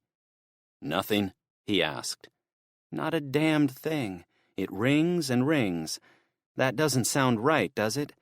I'm sure he would have an answering machine, or someone, a neighbor maybe, would get sick of a phone ringing all the time." She sighed heavily. "All I want is to hear his voice. I want to know what he's doing with his life. I want to know he's living his dreams and being a good person. Is that too much to ask?" He smiled. "It's what every parent wants." "I was so nervous when he went overseas. For me, it was only a few months ago. But for him, it's been 17 years. Do you think he hates me for leaving him?" "Fuck no," he blurted. Then, with more restraint, he added, "No one could possibly hate you." "Thanks," she replied sadly. "I guess I'll never know." "Hey, you can't be sure of that. This whole thing with the blue and red lights might be like a storm passing overhead. It could clear up tomorrow, and everything will go back to the way it was. It's what we're hoping for, right?" More than ever, a selfish part of him wanted her to remain, even if the rest of the world went back to normal. "Somehow, I don't think it's going to work that way. Maybe the universe doesn't allow family members to talk to each other when one of them skips through time." She sniffled. I'm sorry this is happening to you, he said in a respectful tone. But you and I are a team now, right? You've said you needed me a few times. Well, I need you too. Someone's got to yell at me when I drive through floods and cut across medians. He laughed, hoping it would spark a response in her. Yeah, maybe. I am lucky to be with you, and I know Phil is a strong young man. Whatever he's doing, he'll be wonderful at it. I'm a mom. I'm programmed to worry. You're not alone. I worry about my boy all the time, too. He's a good kid, no doubt, but he has a lot of maturing to do. Now he's with a girl. Connie guffawed. Still on about girls, are you? What is it that worries you so much about us ladies? He glanced over to find her wiping away tears. It's not the girls I fear. It's my boy. He's right at the age when he's going to discover the wonders of the fairer sex, and I'm afraid he's going to get so distracted by this Lydia person that he drives into the Atlantic Ocean instead of heading west to meet us. Don't we make a fine pair? She grinned. We're both worrying about things we have absolutely no control over. I have a lot of time to think while I drive. It's probably led to more lost sleep than I could ever make up. I'll try to get out of my head while I'm with you. Well, I do know one thing that can take your mind off the heavy stuff for a while. She dropped her feet off the dash and brushed her red hair back a little. He'd been caught off guard and couldn't imagine what she had in mind. He caught a twinkle in her eye, but then she called, Mac. The Golden barked and hopped off the rear sleeper bed. Give me paw, she said. The dog looked between Connie and him, then held out one of his paws. Good dog, Connie gushed. Have you been secretly training him? He asked with amazement.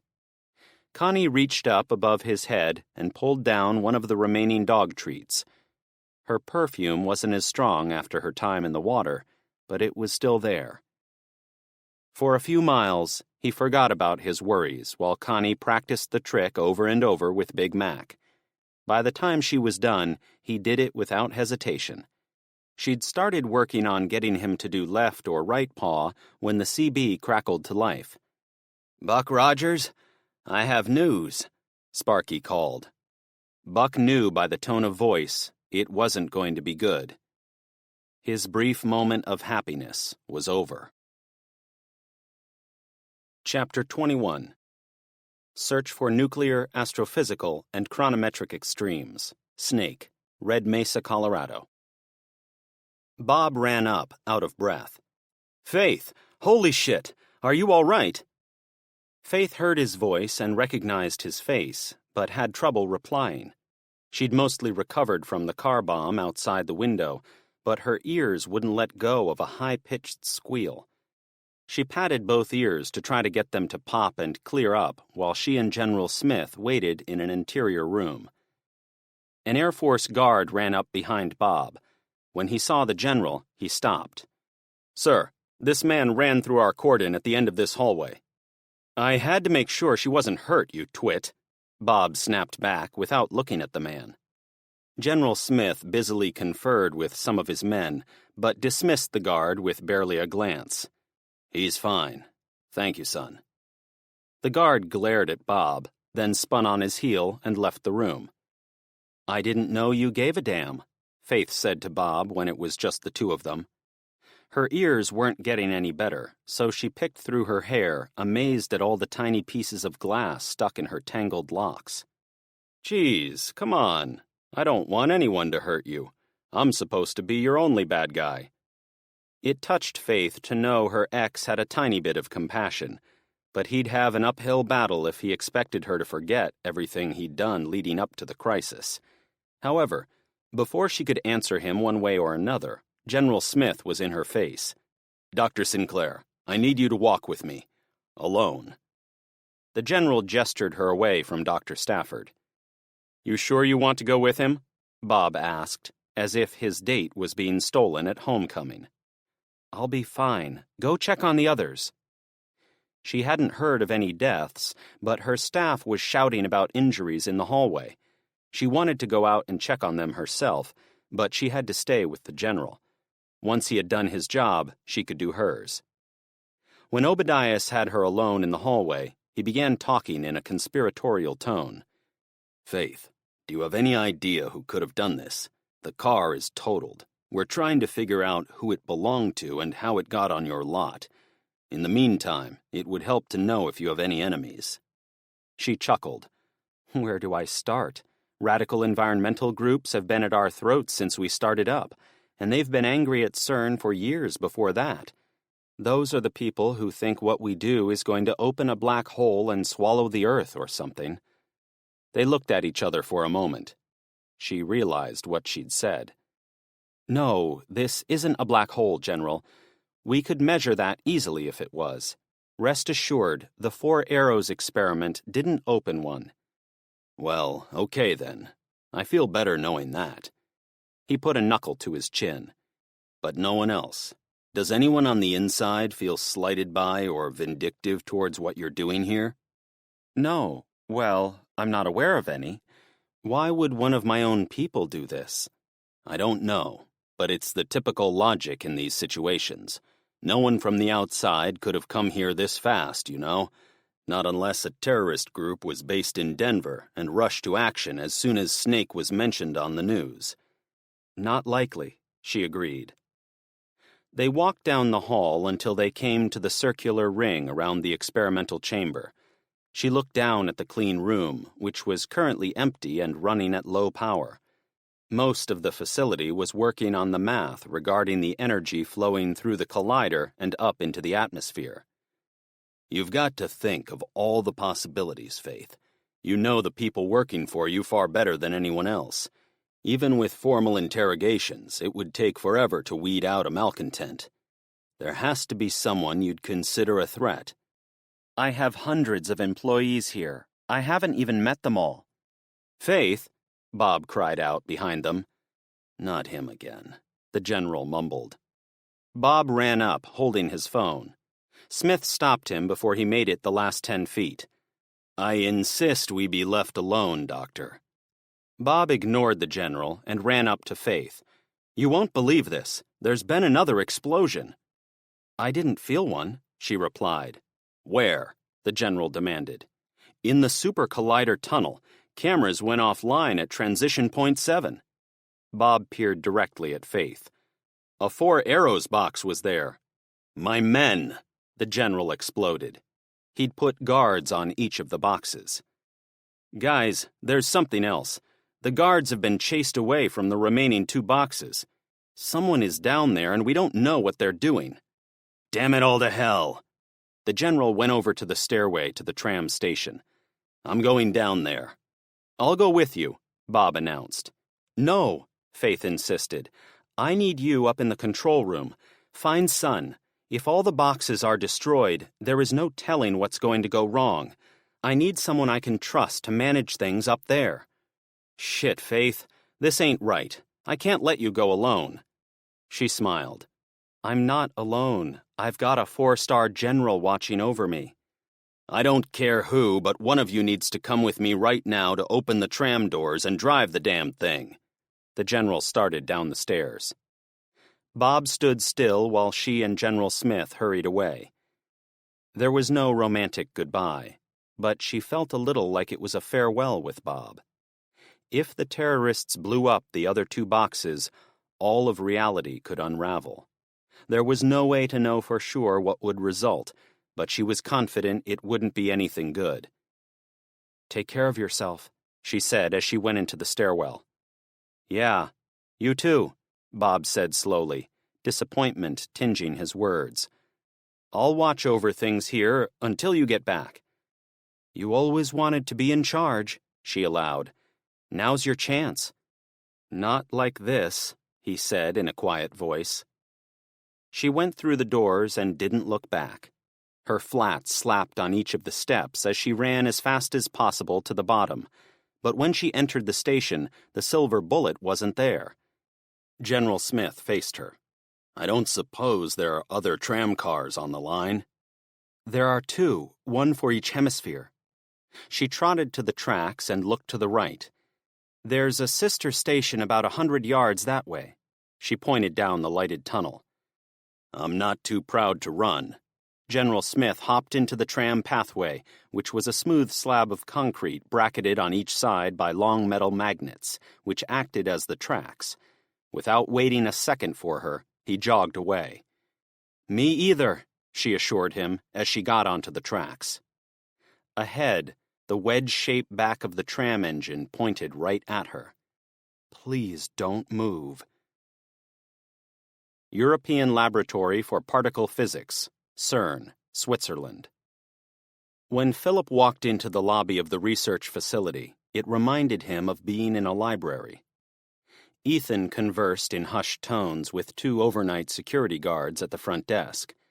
The sparkling white floors and metallic walls bounced and warped the echo of the voices. There didn't appear to be any urgency in the conversation, so he strode up to the desk to listen in. Ethan saw him and waved him over. The guards have made a phone call to the director. He should be here momentarily. At first glance, they say we've wasted our time because nothing unusual is going on. Did they say anything about a failed experiment? The other man shook his head. Nope, nada. Do we report in? Ethan looked at Corporal Grafton.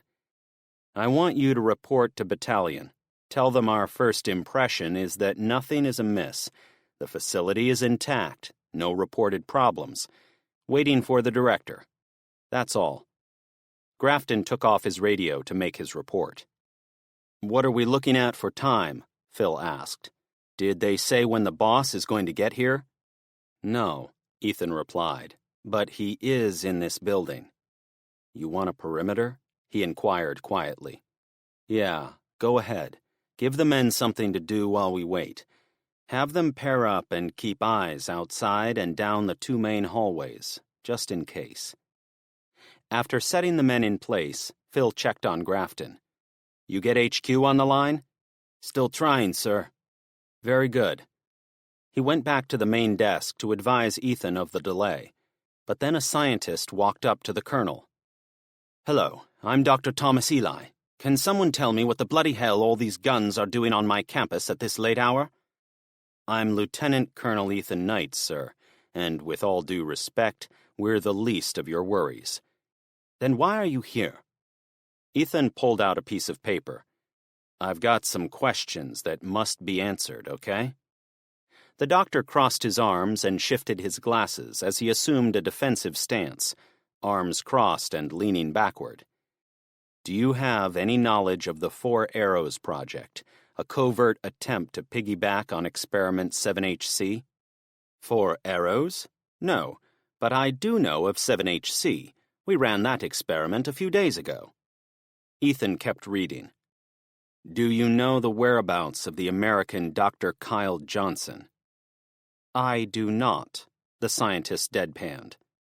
Why did you say it like that? You seem upset. He removed his glasses and pinched the bridge of his nose. We've been trying to track him down for days. He and his team walked off the floor at a crucial moment during 7HC. We haven't seen them since. But you said everything is okay. Ethan wasn't reading from the card. And it is. We have over 20 nations represented here at CERN. Each one can come and go as they please. I'm sure the Americans had something important going on, but it doesn't change the fact that they left without warning during an international experiment. Ethan seemed to think about the next question because he stared at it for a good 10 seconds. Final item here. By executive order of the President of the United States, in cooperation with the Swiss Federal Council, we have been ordered to evacuate and shut down all power to your facility. Dr. Eli's face dropped before he recovered, clenching his jaw and glaring at the lieutenant colonel. I-80, Wyoming. Sparky's voice came out the tinny speakers. Buck, there has been a terrorist attack in Red Mesa, Colorado, at that messed-up science place. It's all over the news. You should... The audio kicked off. Buck couldn't tell if it was because Sparky had stopped or his radio gave out, but he soon didn't care. Oh, shit, he mumbled. A rush of dizziness clouded his vision, and he desperately gripped the steering wheel to maintain consciousness. Buck, it's happening again. Connie's voice might as well have been over the horizon. It sounded so far away. The red. The yellow line down the middle of the dual highway lanes became a tunnel in his vision. The rest of the world was dark, save for a red tint on the remaining pinhole. He fought to keep the truck on the line, although he tapped the brakes to slow the truck. Don't pass out, you dumb lug. People depend on you. The intense buzzing sensation in his head passed as quickly as it arrived. When his vision firmed up, he adjusted the wheel to make sure he was in the lane. Then he looked at his side mirror. Fuck me. Sparky's blue Mac shot off the highway into the median. He's tipping, Buck said dryly. Who? Connie replied weakly. It happened in slow motion. Sparky's truck tore into the soft ground between the lanes because he came in at an angle. The direction of the wheels was controlled by the force driving them into the dirt, and they yanked his entire rig to the left. A competent driver would steer into the turn to avoid putting so much stress on the frame, but Sparky either didn't or couldn't.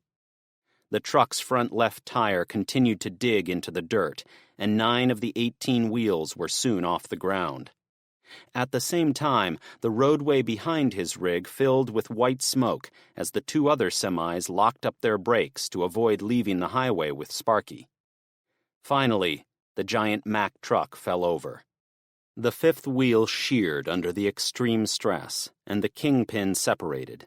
The entire tractor-trailer seemed to wring itself out like a wet towel.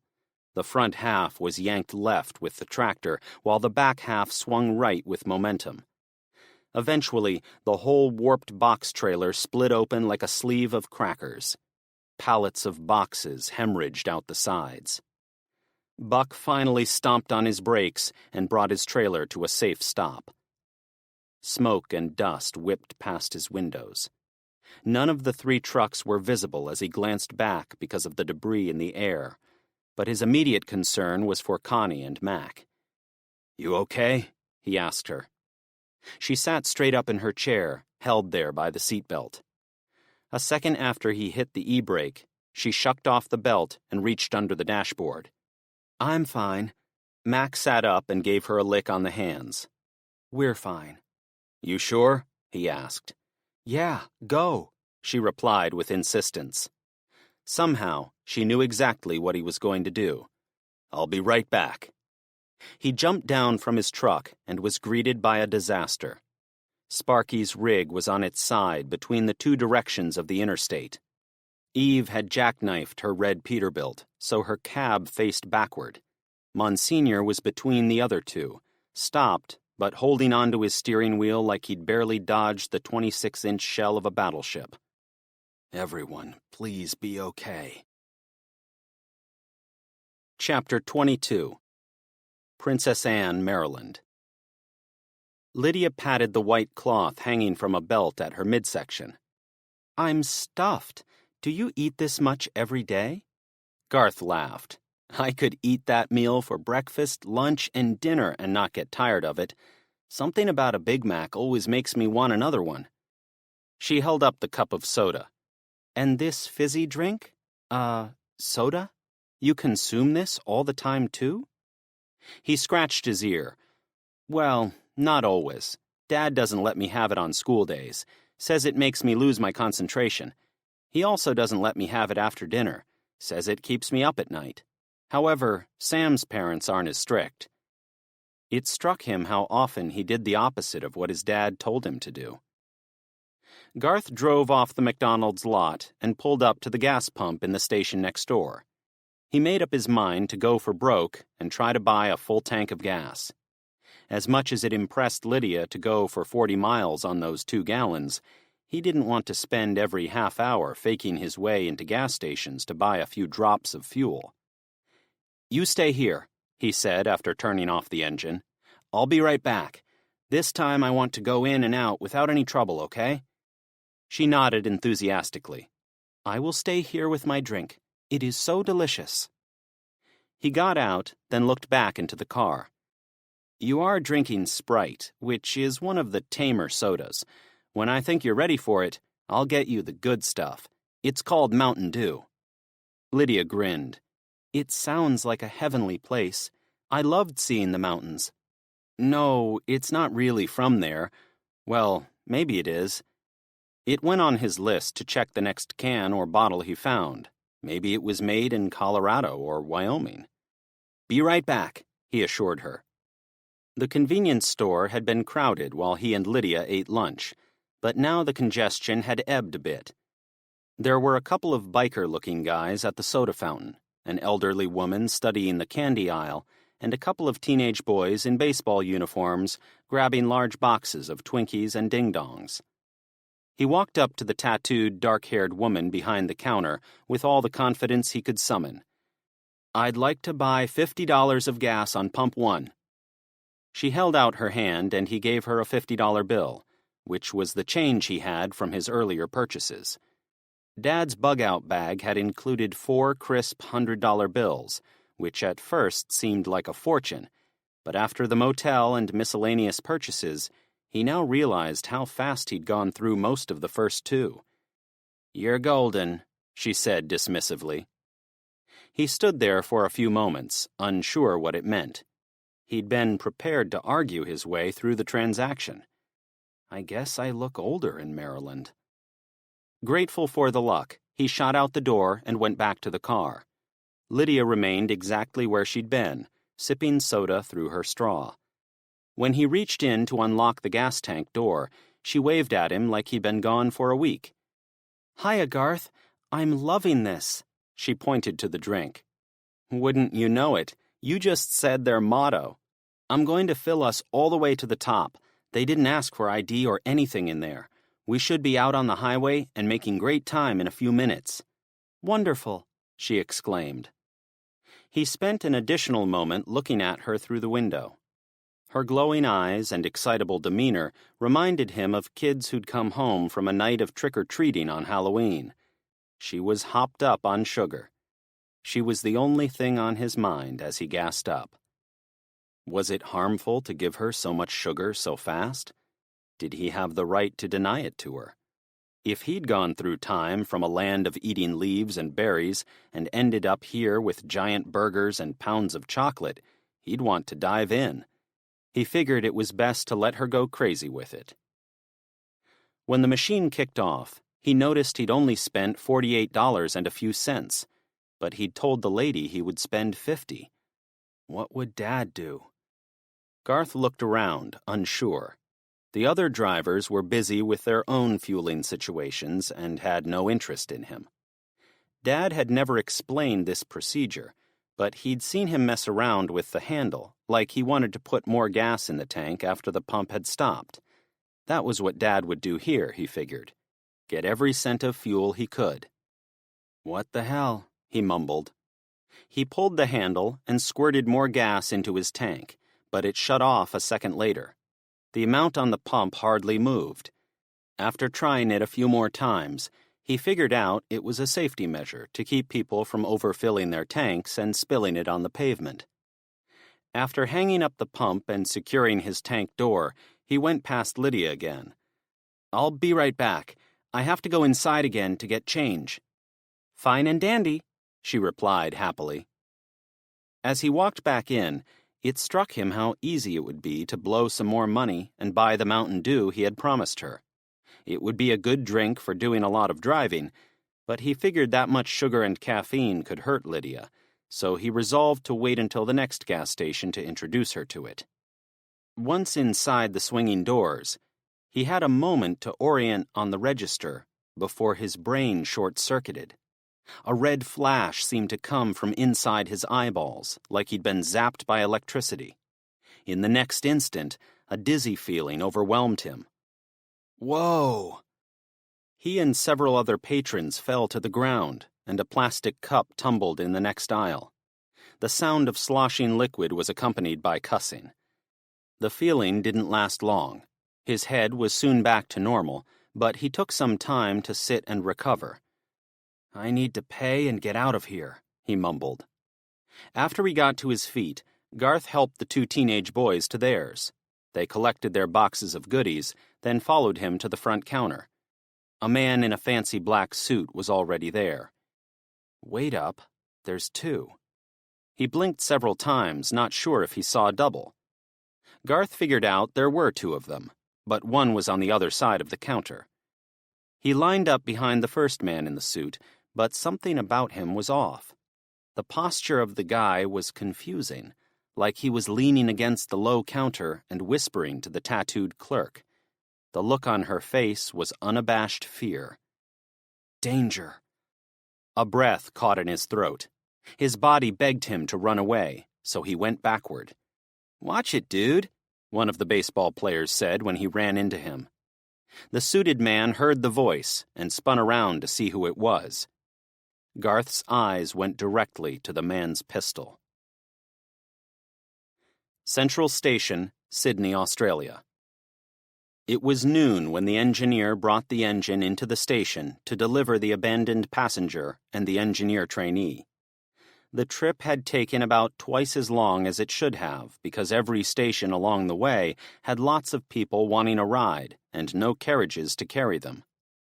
Gladys insisted they stop at every one and inform the passengers of the problems with the rail lines. She wanted to scream, but there was no faster way to get to Sydney. Finally, after what felt like a full lifetime to Destiny, Gladys guided the train to the end of the same walkway where she'd jumped on to catch it during departure. She hopped up, ready to run out the door. "Thank you for coming to get us," she said to the engineer to be polite. "And thank you for coming with me through those woods," she told Becker. "I admit that I wanted out of there as much as you did."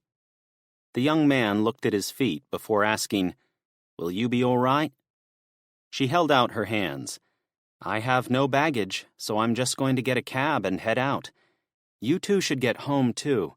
After what we saw last night and at those other stations, I don't think the trains will be running much longer." "I won't be driving one," Becker answered. Gladys opened the door. "They told me I was going to be awarded time and a half for working this continuous shift, but now I think it's laughable. They're going to have to throw 10 times that amount at me for me to head back down those tracks." Destiny shook hands with both of them, then hurried out the door and down the steps. As she reached the platform, the wave of dizziness came back like a ninja out of the night. It slapped her with a red pulse of energy right behind her eyes. Destiny woke up and found she'd fallen to the concrete. "Not again," she mumbled. The wave passed as quickly as before, and she sprang to her feet to see if anything had changed. Becker was on the floor inside the cabin of the engine. "You okay?" she called. He propped himself up. "I think I packed my dacks, mate." She hoped he hadn't really soiled his pants, but wouldn't blame him. It was a creepy sensation. "What is going on?" he pressed. "Was that what happened to us when our engine disappeared?" "No, back then was different. This time it was sharp and had a red glow. Did you see it?" Both of the train employees nodded in agreement. "Red lasers burned my eyes," Becker added, "like fucking aliens." "No, it's not coming from the stars. These headache-inducing dizzy spells are being caused by something on the other side of the planet. An experiment gone wrong." "How can you possibly know such a thing?" he asked. "Because my sister is in charge of it. She told me weird things were happening with time. Back in Canberra, I saw animals that had been extinct for tens of thousands of years." She watched as he stood up. Gladys recovered in the engine behind him. "The opera house is gone, not destroyed. It's as if it were never there. Time has come undone." "What can we do?" he asked in a timid voice. She shrugged. "Hell if I know, but I'm going to find out. See you around, okay?" Destiny pulled out her phone and dialed Faith as she walked into the main terminal. She didn't worry about the exact time zone conversion, but she guessed it was early evening in Denver. "Come on, damn it. Pick up." She had to know how much worse life was going to get, and Faith was the one person she trusted to tell her the truth. I-80, Wyoming. Buck had chosen not to pull over, thinking it wouldn't matter. Eve's rig was almost sideways because it had jackknifed, and Monsignor was next to her. Cars would not be able to get by them. The smoke and dust had mostly blown away as he hustled into the median and ran alongside Sparky's Mac. It had been tossed to the side, so the driver's window was in the dirt. However, the glass of the front windshield had imploded completely, giving him easy access to the interior. Sparky was still buckled in, and he smiled from behind the half-deflated airbag. "Just had a hell of a ride," he said. "I blacked out and woke up sideways." I almost zoned out too, Buck admitted. Eve had issues, but she kept the wheels down. "I'm assuming my load is gone?" the other driver said despondently. Buck nodded. Sparky thought for a second. "Well, shit." "On the bright side, you're alive. That was a big wreck, Hoss." "Don't do anything unless you're going to give it your best. Apparently, I went all in, because I never scratched a bumper until today." Buck held out his hand. "We have to get you out of there. We have to keep moving. Think you can get out?" Sparky moved his arms and wiggled his fingers. "Looks like I'm fine. Let me pop the belt and gather a few things, and I'll climb out this new door I've made in the windshield." Buck drew a deep breath. He'd only met Sparky the day before, but he'd come to appreciate the other driver as the linchpin of his team. It would have been terrible to lose him to something so random. After watching Sparky unclick his belt and crawl out of his seat, he ran over to Eve's red rig. Monsignor was out of his truck, helping direct her so she could straighten out her trailer without running off the highway. "You okay, ma'am?" he called up to her. She smiled tentatively. "I film myself around the clock. It makes for good promotional materials when I'm recruiting. However, I'm going to delete this accident. I've never jackknifed like this. It's rookie material." "You know, whatever it was that made us all black out, you may have caught it on film. You should hold on to the tape." "We'll see how I feel when we get to safety." "Fair enough," Buck agreed. "You got this?" he asked as he walked up to Monsignor. The young guy had a 1,000-yard stare. "I'll get her out of here. Don't worry about it." "Is Sparky good?" "Yeah, he's banged up, but there's no blood. I'm not sure how he did it, but he said he blacked out. Maybe it helped save his life." Since he spent his life on the road, he'd heard every story about crashes there was. Sometimes people who fell asleep at the wheel or drove shit-faced drunk got into accidents and survived simply because they were too out of it to brace themselves and break something. Sparky had been saved by the same debilitating dizzy spell that had made him crash. Buck realized they were now a truck short. "Hey, can you or Eve take him in your rig? I'm already +1. "I'll take care of it," Monsignor monotoned. "Hey, driver!" Buck yelled. The other man seemed to snap out of his daze. "Relax," Buck suggested in an even voice. "You look like you're in shock." "Yeah, maybe I am. I watched Sparky go into the dirt, and I almost rammed into him when I had an episode behind the wheel. I thought the bomb was going to go off." He pointed to his shiny fuel carrier. His biggest fear was blowing up with it. "You're good," Buck assured him. "We're all alive.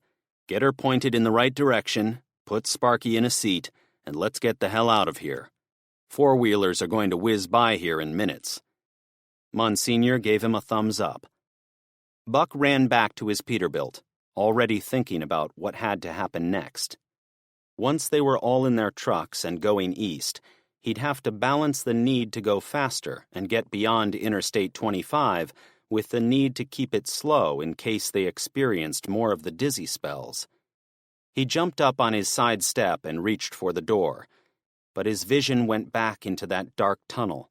A blood-red explosion took place at the end of those pinpricks of light, and the dizziness flooded his consciousness. This time, he couldn't hold on. Chapter 23. Search for nuclear, astrophysical, and chronometric extremes. Snake, Red Mesa, Colorado.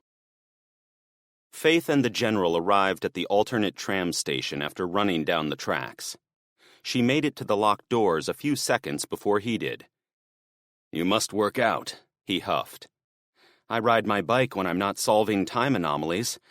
Here, I've got it open." He walked into the compartment as if he were the captain of the ship. He went directly to the control panel at the front. "Show me how to drive this, and you can go." "No, that's not how this works. We're partners, remember?" "Doctor, Faith, we don't have time to argue. This is going to be dangerous." She hit the panel for the doors, shutting them both inside.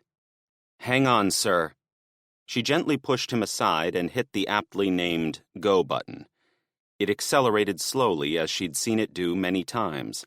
But once it was at 60 miles an hour, she held her hand dramatically over another lever. "We're chucking off the safeties. I assume you're good with me doing so?" She didn't wait for an answer. After flicking it off, she pulled out a small fold-away chair from under the switchboard. "Normally, this is all automated, but a driver can take control manually. We used that feature when we had to stop in between stations during the inspections. Now I'm going to use it to get us 30 miles down the line in 6 minutes." "Do whatever it takes," he ordered. She experienced the exhilaration of acceleration. The square lights along the wall of the tunnel flashed by like they were under a strobe light. "We're passing the safe cruising speed," she deadpanned. 100 miles per hour. "You said it can go faster?" "Oh, yeah," she said with a quiver in her voice and a lump in her stomach. They were in a 60-mile tube traveling over 100 miles an hour. What could go wrong? 125, she announced. The car accelerated at a nice, even pace because the magnetic system wasn't like a combustion engine. There was no mashing the gas pedal. 200, she said with some trepidation. The lights now appeared as a solid line of white through the windows on both sides of the car. Their eyes couldn't see each individual box anymore. "What is this tram called?" General Smith asked out of nowhere. She turned back to him, despite the speed of the maglev train. "Little Scraggy." "What the f—" He was caught short when they burst through the first station. For a split second, they saw orange flames and bright light. "Damn!" she yelled. "I forgot all the safeties are off. Normally we would have stopped at every station." "That's where the bomb went off, wasn't it?" he asked. They both looked behind them, although the station was long gone.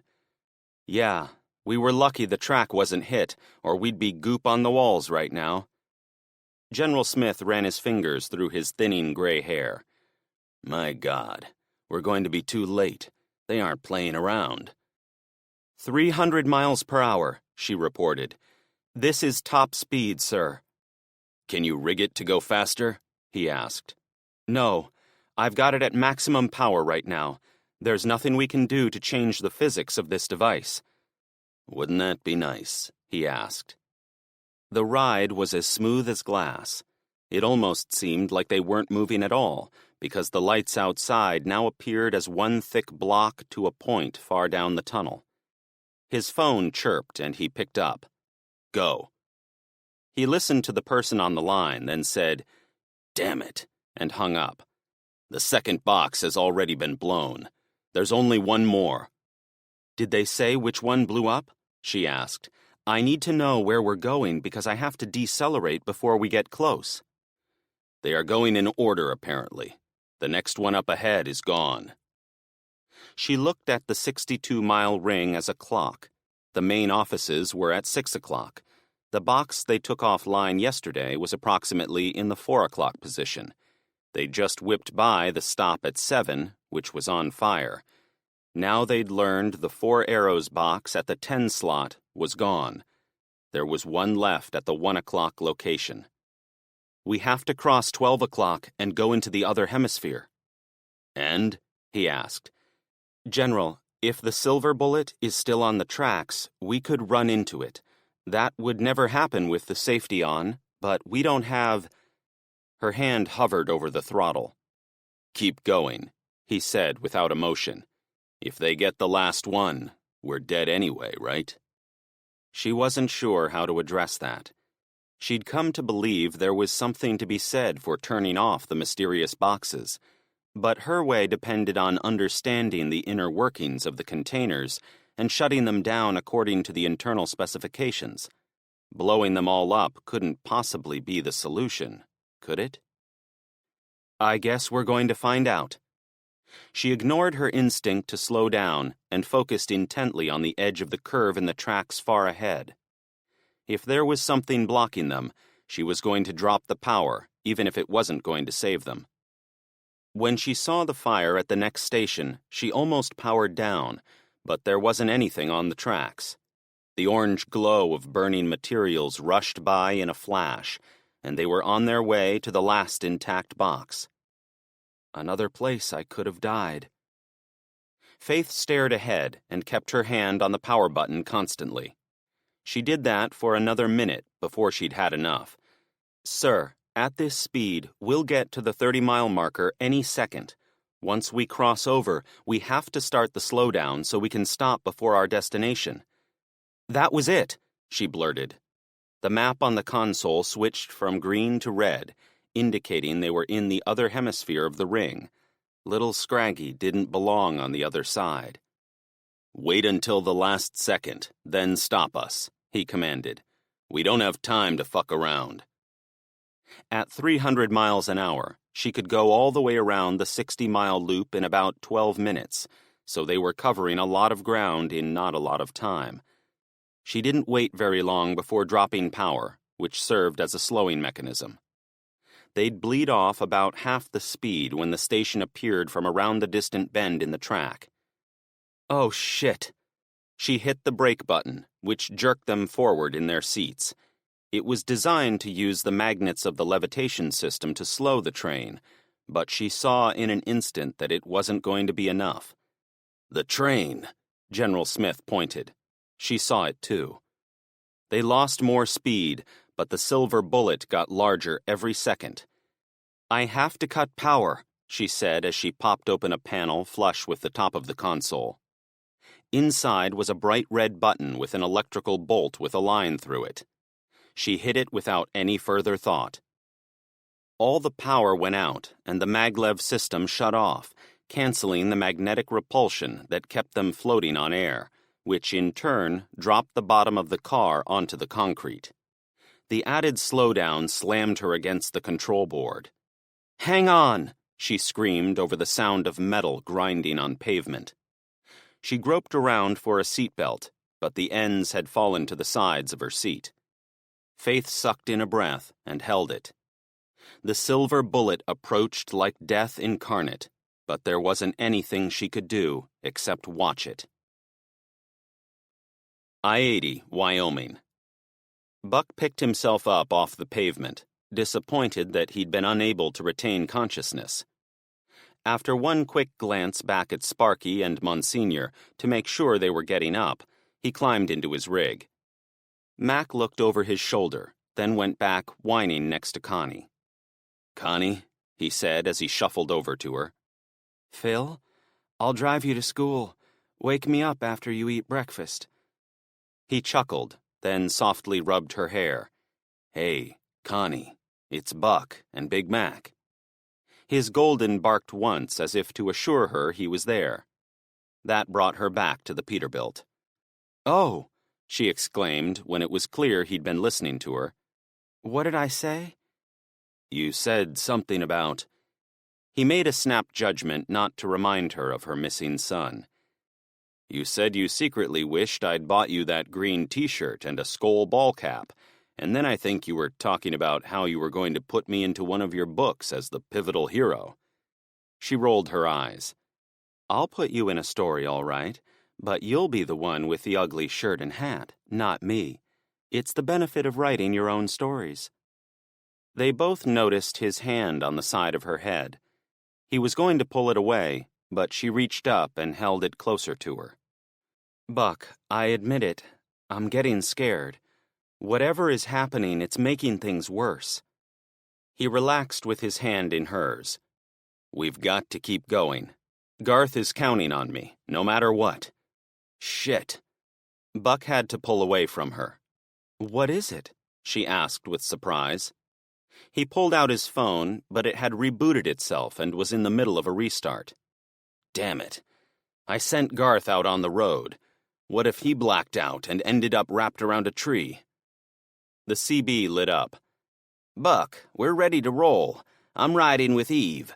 Monsignor said he didn't want me to blow up with him if we crashed again. That's right, the other driver chimed in. I'll drive in the back and leave a mile between us, if it works for you. I'm afraid I'm going to kill someone. Buck hated to have any separation in his convoy, but the threat was real. He had to drive fast enough to get to Garth before driving became impossible. It was probably prudent to keep the man with the flammable truck as far away from the others as possible. Fine with me, he agreed. What's our mission? Sparky asked. We still aiming for Nebraska? He thought about it for a second. It was late in the afternoon, and they were still 100 miles from the target truck stop in Nebraska. However, they were getting close to Cheyenne and the I-25 intersection. Buck keyed the mic and spoke slowly. Our first task is to get to the other side of Cheyenne. I want to put ourselves on the eastern side of 25 before they shut it down. Once we make it there, we can plan how far we want to drive tonight. Cheyenne is about 30 miles away, Connie said in a contemplative voice. She'd pulled the atlas onto her lap while Buck was on the CB. He glanced over to find her looking at him with watery eyes. What is it? He asked. Buck, what are you going to do if you black out again? We could end up sideways if you pass out doing 70 miles an hour. I've got this, he said with as much positivity as possible. I'm going to put this rig on cruise control and keep it pointed down the long yellow lines. I've got perfect wheel alignment, too. I'll keep a light touch on the steering wheel. If I black out, it will only be for a few seconds, right? The truck will stay pointed in the proper direction, and we won't go off the roadway. It will be a snap, now that we know what to plan for. She thought about it for a few moments. I trust you. He did everything in his power to believe his own words. The Marine in him wasn't going to stop for anything on Earth, and he did make a good case for avoiding the effects of another blackout. But he couldn't plan for buffalo herds, closed highways, or floods. Let's make this happen. European Laboratory for Particle Physics, CERN, Switzerland. Phil and Ethan watched the orderly evacuation of the administration wing. Because it was the middle of the night, there weren't many people inside. However, Dr. Eli hung around the desk asking questions the entire time. So, you are saying Snake believes we are still broadcasting power through thousands of kilometers of the Earth's mantle? We are somehow linked together, and that link is causing time distortions throughout the world? Phil nodded. I saw it for myself in Afghanistan. Soviet-era tanks appeared from the 1980s. They were 40 years out of time. And I've witnessed a plane landing from the Korean War, Ethan added. Not to mention hundreds of news items on the networks. I still can't believe you don't know about all this. It's everywhere. Dr. Eli leaned against the security desk. I haven't heard of this because it isn't happening. Let me show you the world is fine, and maybe we can skip the shutdown? You can try, Ethan agreed. The doctor stepped around the desk to the computer. Then he looked at Ethan and Phil like he was unsure about something. You aren't going to shoot me, are you? Both men had their rifles slung over their shoulders to keep them close, but the scientists still seemed terrified of them. We're here to save you, Phil assured him. Good, he replied, sitting at the terminal. Let's see what we can see. He typed for a few seconds, then leaned back in his chair, victorious. See? Nothing. Phil walked behind Dr. Eli's shoulders to look at the screen.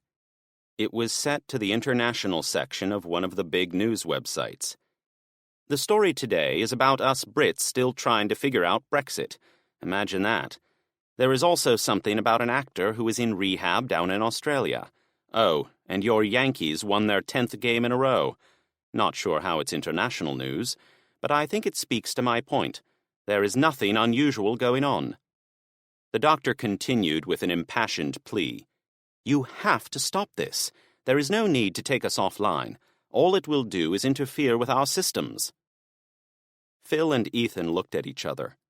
Phil thought the other man was going to call in for clarification of his orders, but the resolve on his face didn't change. Sir, can you power down from this terminal? The hope on the doctor's face evaporated. I just showed you we're okay. There is nothing wrong. Ethan was having none of it.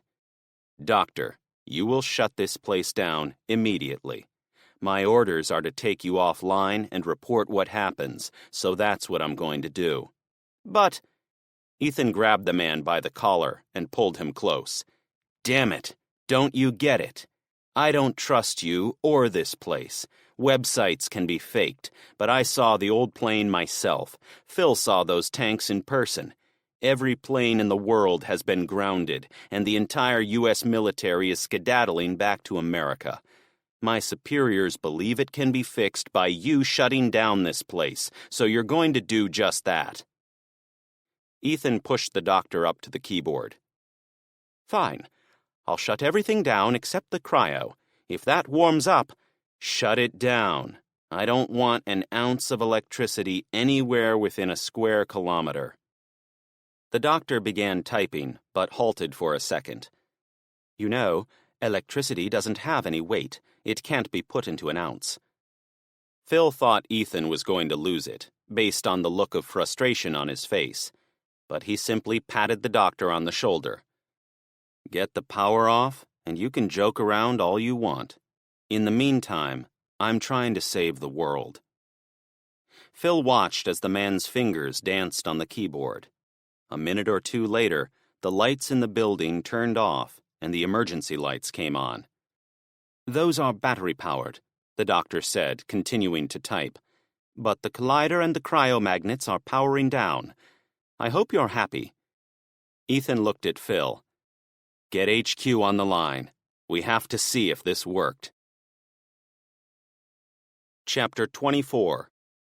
Princess Anne, Maryland. Well, what do we have here? A hero? The man with the gun pointed it at Garth's face. It was so close, he saw into the metal barrel. No, sir. I was only here to get change for my gas. His eyes refused to stop focusing on the gun. Turn out your pockets, kid. I'll take whatever money you have while I'm knocking over the joint. The man wore a black suit. That much he noticed when not looking at the pistol. He also sported a black felt hat like something they wore in the old days. My gun. He entertained the idea of reaching into his pocket and pulling out the PX-4 Storm and blowing the guy away. But the dude's pistol was already in his face. It was an impossible-to-win scenario. Are you going to kill us? One of the baseball boys asked. The man laughed, and Garth finally looked at his face. He was about the same age as his dad, with slicked hair set under the black topper. The guy had white teeth and a thin mustache, which helped him piece together where he might have seen people like him. You're gangsters, Garth blurted, from the 1920s. Garth's entire inventory of knowledge about gangsters came from a single movie he and his dad had watched about Prohibition times. Aside from the gunfights, he didn't particularly like it, but his dad had enjoyed seeing the bad guys get their comeuppance. The greasy man eyed him warily, then reached down to Garth's open pockets. Holy Toledo! Frank, this guy is carrying a piece. The gangster grabbed his subcompact pistol and stepped back. It's some futuristic thing. Look. The gun was small enough to sit in the man's hand like a kitten. There was a cat calendar on the wall behind the counter, which gave him the idea for the comparison. Both men laughed. "Guns are dangerous, kid. I'll keep this for you." The man shoved the little gun into his pants pocket and kept the large revolver trained on Garth's face. You can have my wallet, but please don't take my phone." The guy opened the wallet and seemed disappointed. There was no money in the billfold, though there was a library card and his school ID.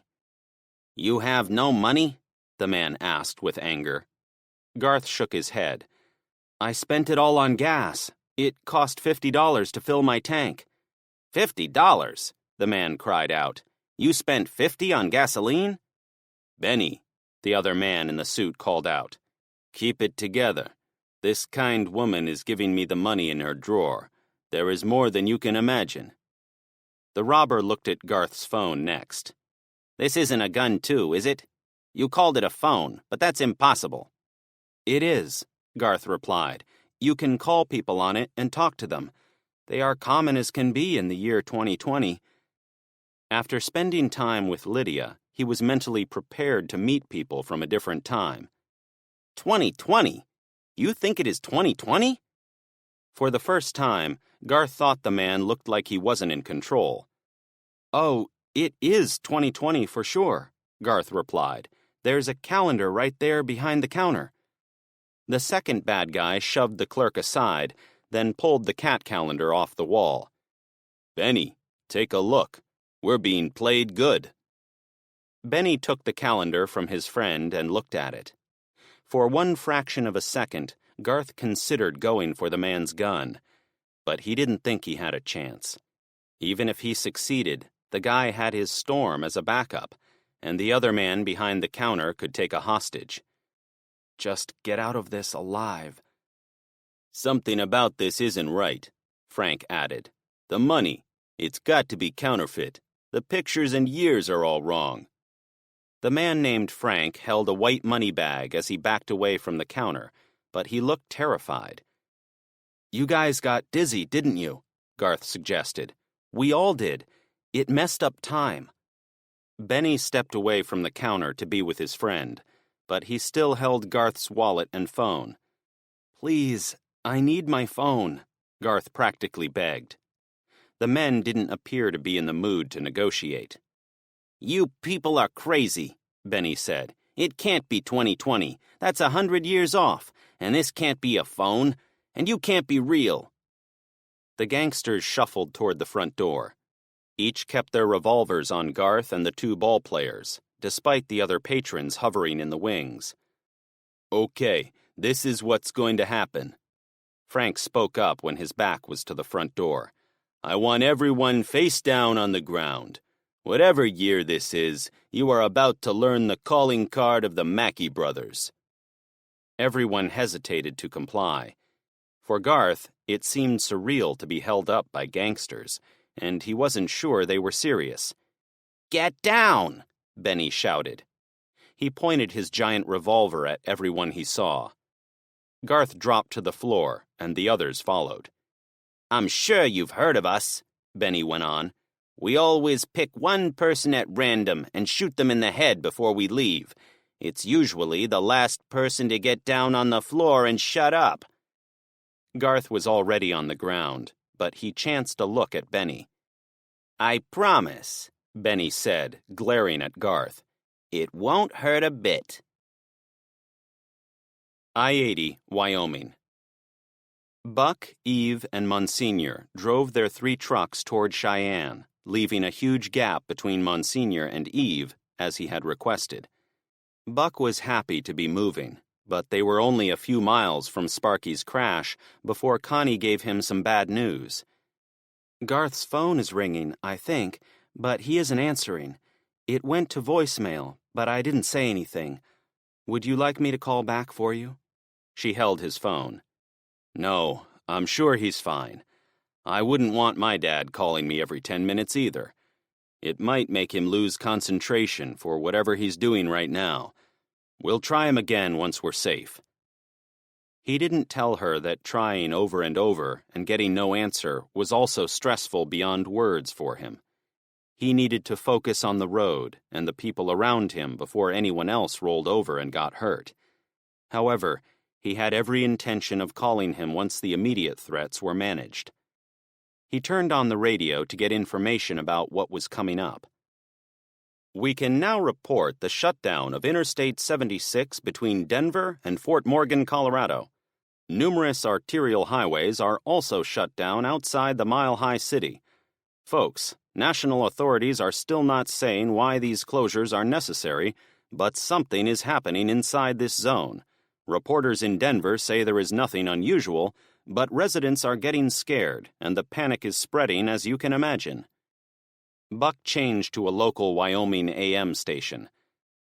10 minutes ago, the Wyoming Highway Patrol broadcast a warning they were shutting down further portions of I-25 in the southeastern part of the state due to a maintenance emergency.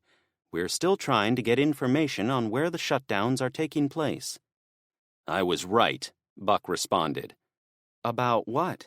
Connie replied. This maintenance bullshit. They are taking ownership of the highway between Malmstrom Air Base and Denver, like I said before. Something is coming down the highway heading for Snake. That's what this is all about. You think it had to do with the terrorist attack on Snake? She inquired. The news had been painfully brief on the cause of the explosion, which told him something too. I have to admit, I'm the king of conspiracy theories. But wouldn't it be fitting if the Army was transporting a nuclear bomb from up north so they could blow it up at the Wayward Lab? That's nut. She stopped herself. Nuts, he finished. I know. But why else would they do it this way? You're the author. Can you think of alternatives? Aliens? Maybe they have a special unit that only deals with aliens, and they need them there in a hurry. I like that one, he admitted. Hey, either way, though, why aren't they evacuating the people from the city? They wouldn't leave them there if aliens came down or if they were going to blow up a bomb, would they? I did my time for Uncle Sam and saw some pretty fucked up orders, but even I don't think our leaders are capable of such a thing. We wouldn't nuke our own city. Never. As for aliens, I don't believe in them, so that's easy to write off. Connie harumphed, as if insulted her idea didn't suit him. Perhaps another alternative is staring us in the face. We just experienced 2 bad episodes with the blackouts. Maybe things are getting worse, and the Army is sending soldiers to Snake to fix it. He shook his head to clear out the confusing thoughts. Right now, it doesn't matter. We have to get beyond Cheyenne, and then whatever is going to happen won't be our concern. Connie rubbed Mac's ruff as he sat tall between their seats. I guess you're right, she finally agreed. I'd like to be far away from whatever it is. These shutdowns remind me of an infection. The area of disease spreads out in larger rings. We have to get clear of that. They approached a green road sign with the mileage for cities ahead. Connie read off the numbers. Cheyenne, 20. Sidney, Nebraska, 121. Strap yourselves in, he laughed. We're about to find out what's going on with these closures. He made a production of giving his Peterbilt extra gas. As long as you don't pass out, she cautioned. He backed off the gas again. Sure, her warning was sound.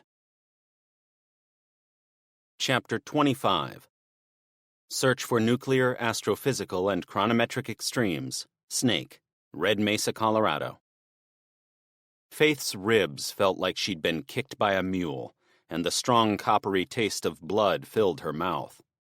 She'd fallen to the floor of the tram and was on her back, but she considered herself extremely lucky to be alive. Faith, the general whispered, we made it. I can see the last 4 arrows box. It hasn't been blown up. The tram car's lights were out, but the station provided enough illumination to see the warped interior of the little Scraggy. The door on the side of the car was halfway open, like it was trying to unload passengers one last time. Come on, the general said as he slid down the floor and out the door. Her phone rang with Dez's ringtone, but she silenced it for the moment. There was no time to explain what she was doing. "Right behind you," she called a second later. When she made it outside and stood on the platform, she got a good look at what had happened. The Scraggy had rammed the other engine, but their pointed noses had served to guide them apart, like two arrows passing each other. Both trains had come off the guide rails, and the force of the moving engine had pushed the silver bullet to the front part of the room, but both were mostly intact. "They built them well," she remarked. The general didn't answer. He moved toward the target like a lion stalking its prey. She followed as best she could, although her legs seemed to be filled with jello, shaking with each step.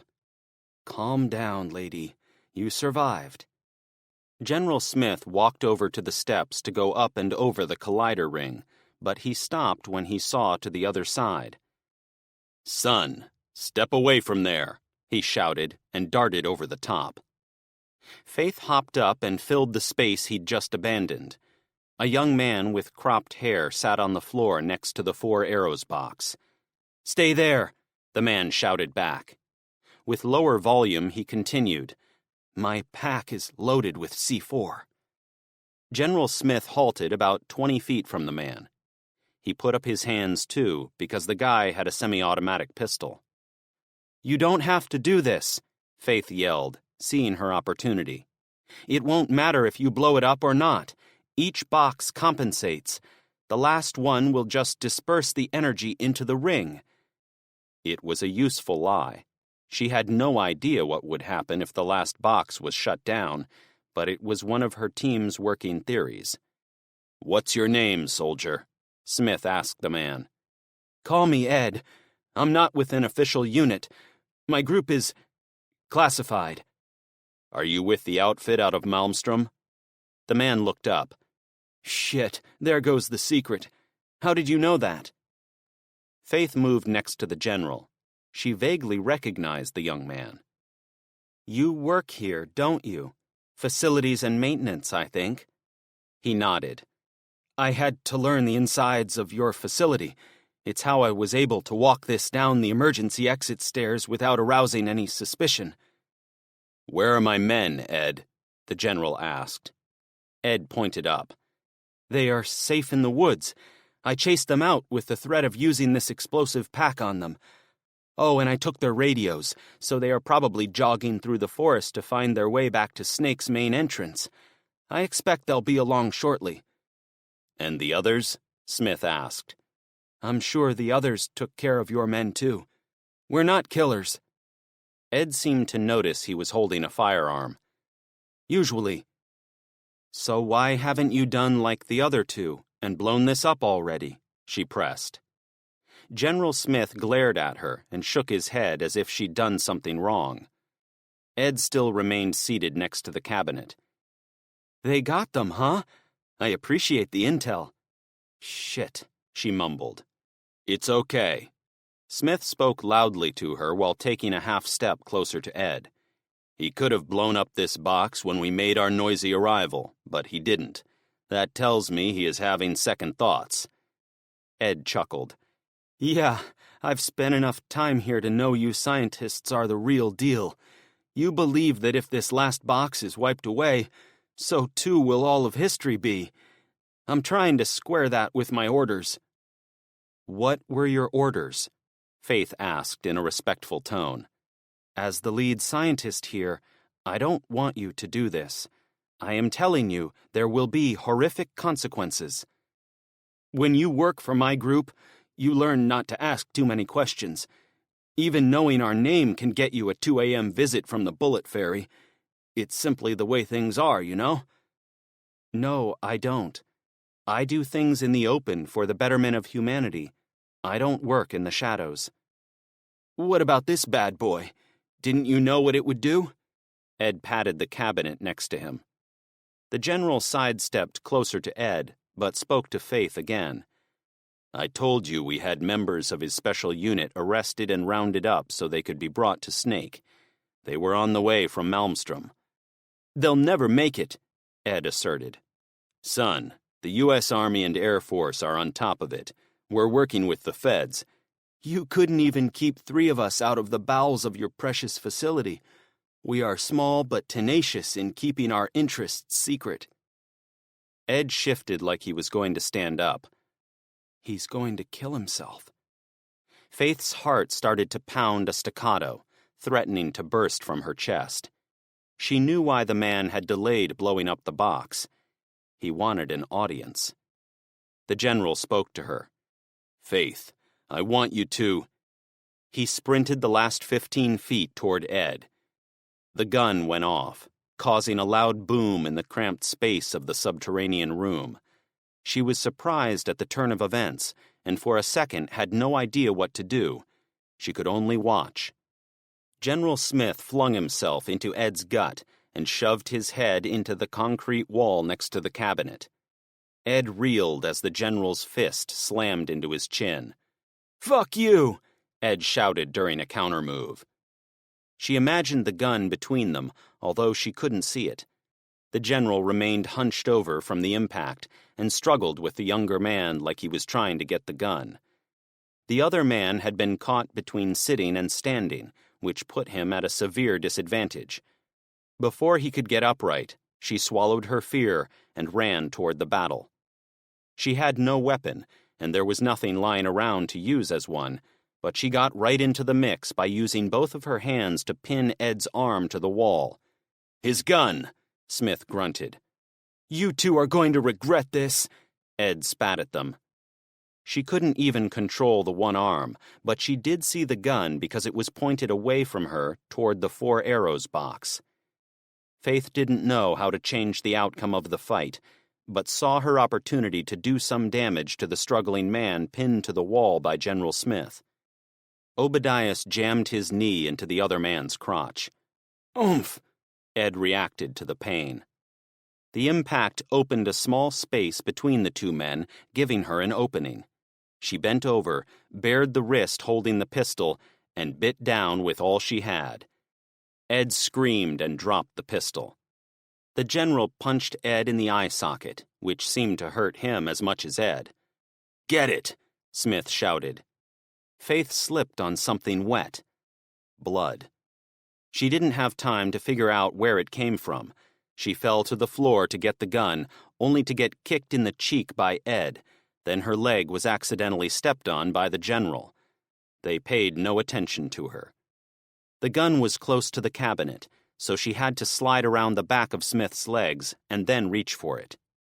Ed tried to kick her again, but she snatched it before he landed a blow. "Shoot this bastard," Smith said in a tired voice. She struggled backward on her knees, then stood up. She, too, was exhausted by those few seconds of life-or-death struggle.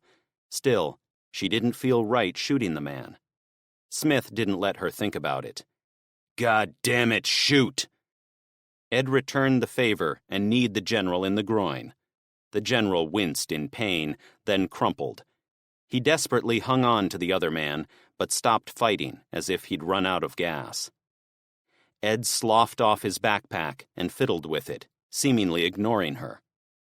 "I'll shoot," she said with determination. "I can tell you won't," he replied as he gave Smith a big shove to the ground. General Smith was covered with blood. The gunshot had struck him in the chest, but she couldn't figure out where. She took a step back but kept the gun trained on Ed. "I don't want to, but I will. Tell me why you are doing this." Her hands shook like it was 20 degrees in the room. "Orders, ma'am. This experiment is over. My bosses want no evidence it ever took place. It really is that simple. I've put a 60-second timer on this. If you run now, you can get out." Ed tossed the backpack at her. She fired the weapon and hit him in the middle of his throat. The pack slammed into her, and she tried to catch it out of instinct, causing her to bobble the gun and the canvas bag at the same time. Ed fell to the pavement like a soggy bag of garbage. She stood there shaking for a few seconds, amazed by the terrible damage she'd done. "Good work, soldier," Smith croaked. Before she realized what was going on, Smith yanked the pack from her clutches and hobbled past the Four Arrows cabinet, leaving a trail of blood behind him. He headed for the storage area of the station, which was the farthest point from the cabinet and the collider ring. "General," she shouted, "you've been shot." He yelled over his shoulder, "Faith, run, damn it! Listen to me this one time, please."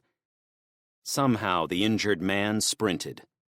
It was impossible to stop him, and she didn't want to die watching, so she took off at a limping run in the opposite direction, toward the tram tunnel. She passed the tram and practically fell into the gap beyond. She imagined a giant clock ticking away the seconds, the sound pounding in her head. Or maybe that was her heartbeat. Faith jumped into the tunnel and kept hobbling. She heard the explosion at the same time that the ground shook below her. Then the air was sucked from the space. Sydney, Australia. Destiny was unable to get a hold of Faith as she walked through the half-empty station. Since most trains were out or had simply vanished, as Becker and Gladys had explained, there were almost none left to carry passengers. Before she left, her brain was filled with the red light again. She held on to consciousness this time, although most people in the terminal crouched or fell to the floor. It was both horrible and fascinating to watch. "Faith, you're killing me, sis." She ran out while the people recovered, grabbed a taxi, and went to the Sydney Harbor Foundation. Her anger at how they had left her in the woods had ebbed, because she now understood the madness out in the world. She admitted they had done the right thing by taking care of the larger group, even if it meant she was left behind. However, she needed to maintain the appearance of anger to help her get out of Australia. She walked into the mostly empty office like a conquering Julius Caesar. Her clothes were dirty and torn from a sweaty and dusty couple of days. Rodney Blaskowitz was the guy she'd talked to earlier about using the Majestic to transport animals to America. He spoke as soon as he saw her. "You said you were going to call me back. I've been waiting for hours. Those flashes are crazy." She rushed up and hugged Rodney. He was old enough to be her father, and she didn't particularly like the guy, but he represented a tiny piece of stability in her topsy-turvy life. She pulled away after a brief squeeze. "Oi, what was that for?" he asked. "Rod, I'm sorry I didn't call. I've been fighting to get here since the middle of last night when we spoke. Forget the flashes of red. Do we still have the boat?" "Sure, I guess. Why? What's going on?" "You don't know?" she said with surprise. "The world has turned inside out. Train engines are disappearing. Train tracks are gone. Jungles are where they aren't supposed to be. And the animals. You got my pictures, right?" He held up his phone, although it was turned off. "Yeah, you sent me some amazing photos." She took a steadying breath, then looked him square in the eye. "We have to go to America. You, me, whoever else can fit on the boat. But we have to go right this minute. It might already be too late." "Too late for what, Des? What the hell are you going on about?" Her desire to go to America was mostly based on a desire to see her sister. If the world was going to fall apart, she didn't want to be alone. She spoke like she was on speed. "I've not gotten proper sleep in 3 days. I've been left for dead in the fire. I swam to escape it. I've been shot at. I've shot a prehistoric bird. A jungle almost trapped me. Things are mad outside. I want to rescue some of those Aussie animals and take them to American zoos before they are all killed here." Rod didn't look convinced. "I saw the pictures, Des, but I can't believe they are real. The bosses didn't think they were real either." "They aren't giving us the boat?" She had to do it through proper channels because the boat would need to be piloted, and they would need fuel to get all the way to America. There was no better reason for a naturalist society than the preservation of rare species. Unless Tasmanian tigers were showing up all over America, she was certain she could build a case for transporting them overseas to good homes. and those homes would probably pay for every drop of fuel to get them there. Rod shrugged. They said if you can bring live specimens of these things, they'd drive the boat themselves. But Des, I don't think they were serious. She held up her finger to shush him, then rang up Zandre. He picked up right away. Des, you okay? I'm fine. Made it to Sydney. The train won't be running to Canberra for a long time, but that's no longer my concern. I need a huge favor. It might save both our lives. Sure. After the way my people treated you, I owe you one. Yeah, maybe, she agreed. But listen, I need to take a boat to America. Planes aren't flying anymore. To do that, I need some living samples of extinct animals. We're sure zoos in America will cover our costs, but we have to bring them the good stuff. Can you help? I didn't bag my duck of doom, but I'll be happy to go back out and try. Every hour my hunters come back with new specimens, although some guys are getting attacked and injured by beasts we didn't know existed out there. Nasty buggers, those. She smiled on the phone, but didn't tell him what she really thought. The imagery of those asshole hunters getting injured warmed her heart. She didn't like thinking what those same animals were doing to innocent people elsewhere in Australia, however. Bring as many as you can, alive, in the next 12 hours. You'll have to drive them here, okay? It will take at least 4 hours to drive there. That only leaves me 8 to hunt. Lucky for you, most of the time will be in daylight, but it's still going to be tight. You will save my life, Z. I swear. I'll do my best. We'll meet at Port Botany. The ship is called the Majestic. Please, I need you to come through. She hung up and turned back to Rod.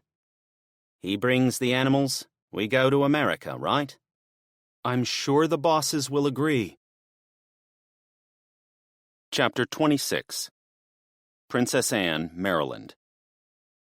Garth kept his hands over his head while they waited on the dirty floor of the gas station as if they could protect against a gunshot. The gangsters had made it clear they were going to shoot one of the patrons, and he was out of ideas for how to fight back. They had his gun and his phone, so he couldn't shoot his way out or dial 911 for help. Seconds passed, and the whole time he was sure he'd be the one they chose to off because he'd made the mistake of being close to them when the robbery was in progress. Sorry, Dad. I let you down. His eyes were closed as he waited, but a red flash came out of nowhere. It was exactly like the one he had suffered minutes earlier when he fell. Fortunately, this time he was already on the ground.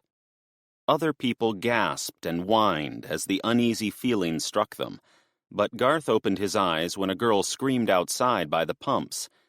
It sounded a lot like Lydia.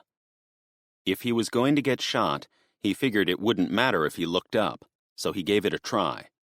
"They're gone!" he shouted as he sprang to his feet. The two black-suited men were messing around with his spray-painted taxi. Lydia stood outside her car door like they'd kicked her out. One of the baseball players sniffled. "What's happening to my brain?" He was unconcerned with the people inside the store. Without a gun, Garth couldn't exactly swoop in like a hero to save Lydia, but he wasn't going to stand inside while she was out there. "He got up," a woman exclaimed from her prone position next to the soda fountain. "Don't do it, dude," the other baseball player cautioned as soon as Garth went to the door. He glanced at the boy. "That's my friend. She needs help." "She's gonna die," the kid said fearfully. When he stormed outside, the gangsters were already on the run toward McDonald's. One carried the sack of cash like a little laundry bag, while the other followed. They wove in and out of cars in the drive-through lane, then went around the building, out of his field of view. He sprinted over to Lydia, who remained outside the cab. "Are you okay?" he asked.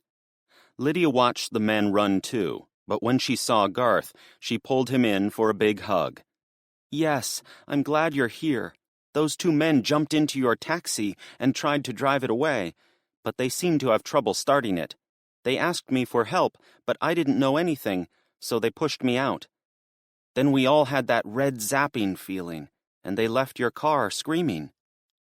Two goons from the 1920s apparently had no idea how to operate a modern vehicle.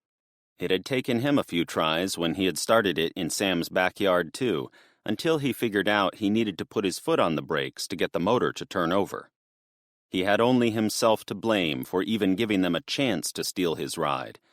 Garth had left the keys in the ignition because it didn't occur to him someone would jump in, but that was one more box to tick off his safety list in the future. "They stole money from the store and from some of us customers," Garth added. "They pointed guns at us and made us lay on the floor so they could escape." He squeezed her tight after realizing her closeness made his warp-speed heartbeat decelerate back to normal. "Did they get your money?" He laughed, finally feeling safe. "No, but they took my wallet and phone. I keep my money in this little pocket." He pointed to the tiny pouch of his jeans above his right front pocket. "My friend Sam taught me to keep my big bills in there because the pickpockets on the subway couldn't get their grubby fingers inside. So far, it's worked like a charm." "Your friend Sam sounds very wise," she said with awe. "Wise? I guess he's wise in his own way. Most of his knowledge goes to getting into trouble, however. He loves to goof off." "You mean play?" "Yeah, goof, play, but always in a good way. He's a good guy." He wondered where Sam and his parents were at that moment. Garth stood there with Lydia while other patrons came out of the store and got into their cars. He fully expected the police to show up at any minute, and he wanted to be out of there in case they wondered how he had ended up with the stolen taxi. "We've got a full tank of gas, $200, and 1,000 miles ahead of us. You ready?" She pulled away but stood close. $200? You truly are John Jacob Astor. My pa worked his whole life to save enough for a yoke of oxen and a wagon, and it wasn't that much. He would have guarded it with his life. Here you are with an even larger amount in your pocket." Her green eyes shimmered, and for a moment he reveled in how she looked up to him. But he couldn't pretend to be rich. "Remind me to explain inflation to you. I learned about it in school. Basically, $200 isn't that much money today. I couldn't buy a yoke of oxen or a wagon with this money. In fact, I don't even know if it will be enough to get us where we need to go." He realized he'd need to cut back on the McDonald's, Mountain Dew, and other treats. The only priority was gas to get him to his dad. "All right, saddle up." He stepped back, intending to go around the car, but she wasn't moving. "What?" he asked. "Why did you say that? We have no horses." Garth smiled. "It's an expression. I guess it comes from your time, actually. It means we need to get in our car and make like a tree and leave." Her puzzled look continued. "A tree?" "I'm sorry, it's another expression. I swear I'm not trying to confuse you. It's the way I talk. We really do need to get out of here." After thinking about it, her eyes lit up. "Because a tree has leaves. I understand." She was laughing hard by the time they were both in their seats. "We've got to be close to Interstate 64. Then we don't stop until we reach my dad." He sped out of the gas station. "We've got to find him before he becomes a tree and leaves." She's trying. They shared a laugh, content for a moment to be alive. I-80, Cheyenne, Wyoming. Buck expected to black out the entire time he headed for Cheyenne. He talked a good game to Connie, and he hoped his plan of keeping the rig on cruise control would work, but he feared it wouldn't be enough. When he saw the Welcome to Cheyenne billboard, he let out a huge sigh. "We made it," he declared. Connie had been studying the atlas, but when she looked up and saw the sign, she reached over and held his arm. "Good driving, bucko. You got us here." "Thanks. Now all we have to do is get beyond this upcoming interchange." I-25 and I-80 met a couple of miles ahead, and the news reports said 25 was closing down from Cheyenne to Fort Collins, which was inside the zone already closed off north of Denver. Buck got on the CB. "We're going into Cheyenne. Look alive, people." Connie tapped the glass of her window, pointing outside. "I'm so sick of this grass. Isn't there anything interesting in this entire state?" The patchy green grass went from horizon to horizon. There were a few antelopes eating near the fence line of the highway, and far to the south he glimpsed the peaks of the Rocky Mountains of Colorado. But between those two features, there was absolutely nothing. "Up north you get mountains and cool stuff like Yellowstone. But down here, no. It's boring as hell. But don't worry," he added with thick sarcasm. "We'll get much more of this in Nebraska." "Ugh, I always thought Wyoming was high adventure and big mountains." "Every state has its flaws," he replied. "Not New Mexico," she insisted. "It has mountains, deserts, caves, and wonderful forests. It basically has everything." He risked a glance to see her joy at thinking about her state. She caught him looking and smiled. "We're here," he said, changing the subject. The north-south I-25 highway crossed I-80 on a pair of bridges above them. Police cars blocked the on-ramp, so he couldn't have gone south on the other highway even if he wanted to. "Looks like we can go right under it," he explained. "I was worried they'd want to block traffic down here too, so they wouldn't be seen." "Why would it matter?" she wondered. "If we knew what was going south—" As soon as he said it, he had a new thought. He scrambled for the CB as they drove past the black police cruiser. "Guys, I need you to keep going to Sidney, Nebraska. That's our stop point for tonight. I have to make a quick pit stop under this bridge, but I'm not out of service." 10-4, Buck, Sparky replied. "Eve and I will hold a parking spot for you at the truck stop." Monsignor jumped on when he could. "I'll see you there too. You've gotten us through some tight scrapes. Glad to return the favor and save you a spot." "Thanks, guys," he answered. Buck applied the brakes and pulled to the shoulder of the highway, then guided the truck under the bridge carrying the southbound lanes of I-25. He continued on, parking under the bridge for the northbound lanes of the other highway. "Buck, I see the look in your eyes. You're excited about something." He put his fingers over his lips. "Shh, we're going Marine recon for a minute. You get Mac on the leash and get him to do his business. I'm putting out some triangles." The evening air was cool, especially in the shade under the bridge. While Connie dutifully walked Big Mac around, he placed 3 orange warning triangles about 100 yards behind his trailer so other drivers wouldn't run into him. To any onlooker, he had broken down. He and Connie rejoined after both their tasks were complete. Buck got down on one knee and gave his pup a vigorous head and neck scratch. "You're a good boy. Yes, you are." Mac leaned against him, wanting more. Cars and trucks sped under the bridge, but traffic was light for the most part. He listened as he gave Mac more loving. "What are we waiting for?" Connie asked after realizing Buck wasn't getting up. "Vehicles up above," he said quietly. "They just closed the highway up there, which probably means something is about to go by." "And you want to see what it is," she declared with skepticism.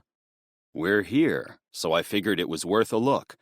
Aren't you the least bit interested to see why they closed the highway up and down the whole state?" She considered it. Another big rig flew by, blowing her hair almost sideways on her head. But once it was gone, the underpass became quiet. Not long after, there was a distinct rumbling on the roadway above them. "There, I was right. Those bastards are coming through right now." "Who is it?" He stood and took her hand. "Let's find out." Together, the 3 of them went up the concrete incline and came out between the parallel bridges of Interstate 25. The northbound lanes were empty in both directions, and the southbound lanes were empty to the south, but a line of vehicles was coming over the bridge, heading south as they got up there. "Got ya," he bragged. "What the hell is that thing in the front?" she asked. The lead vehicle was a 6-wheeled military monstrosity. It was painted desert tan, had the aerodynamics of a shipping container, and had a crane arm on top of the superstructure. Its huge knobby tires purred on the pavement as it crossed the bridge. It's called well, shit, you'll never believe this. That is known as a buffalo. I saw these on my second deployment. They were shipped over because they couldn't be destroyed by IEDs or mines. Oh, I believe anything these days. What is it doing here? A miles-long procession of military vehicles followed the lone buffalo. Humvees and light tactical vehicles were near the front, but heavier machines were in the distance. They're going to a party, he said dryly. What does it all mean? Why did they shut the highway down for all these military people? Is this an invasion? No, he replied quickly. These are all American. Those are U.S. Army vehicles. The noise amped up as tan Humvees passed their position. Buck ducked lower on the edge of the tall grass, unsure if they could be spotted, but unable to turn away. Somehow, he knew an important event was taking place, although he had no idea what it was. He stuck his head as high as he dared to get a look at what else was coming up the highway. Paladins. I think I see tanks on flatbeds, too. Christ, they aren't fucking around.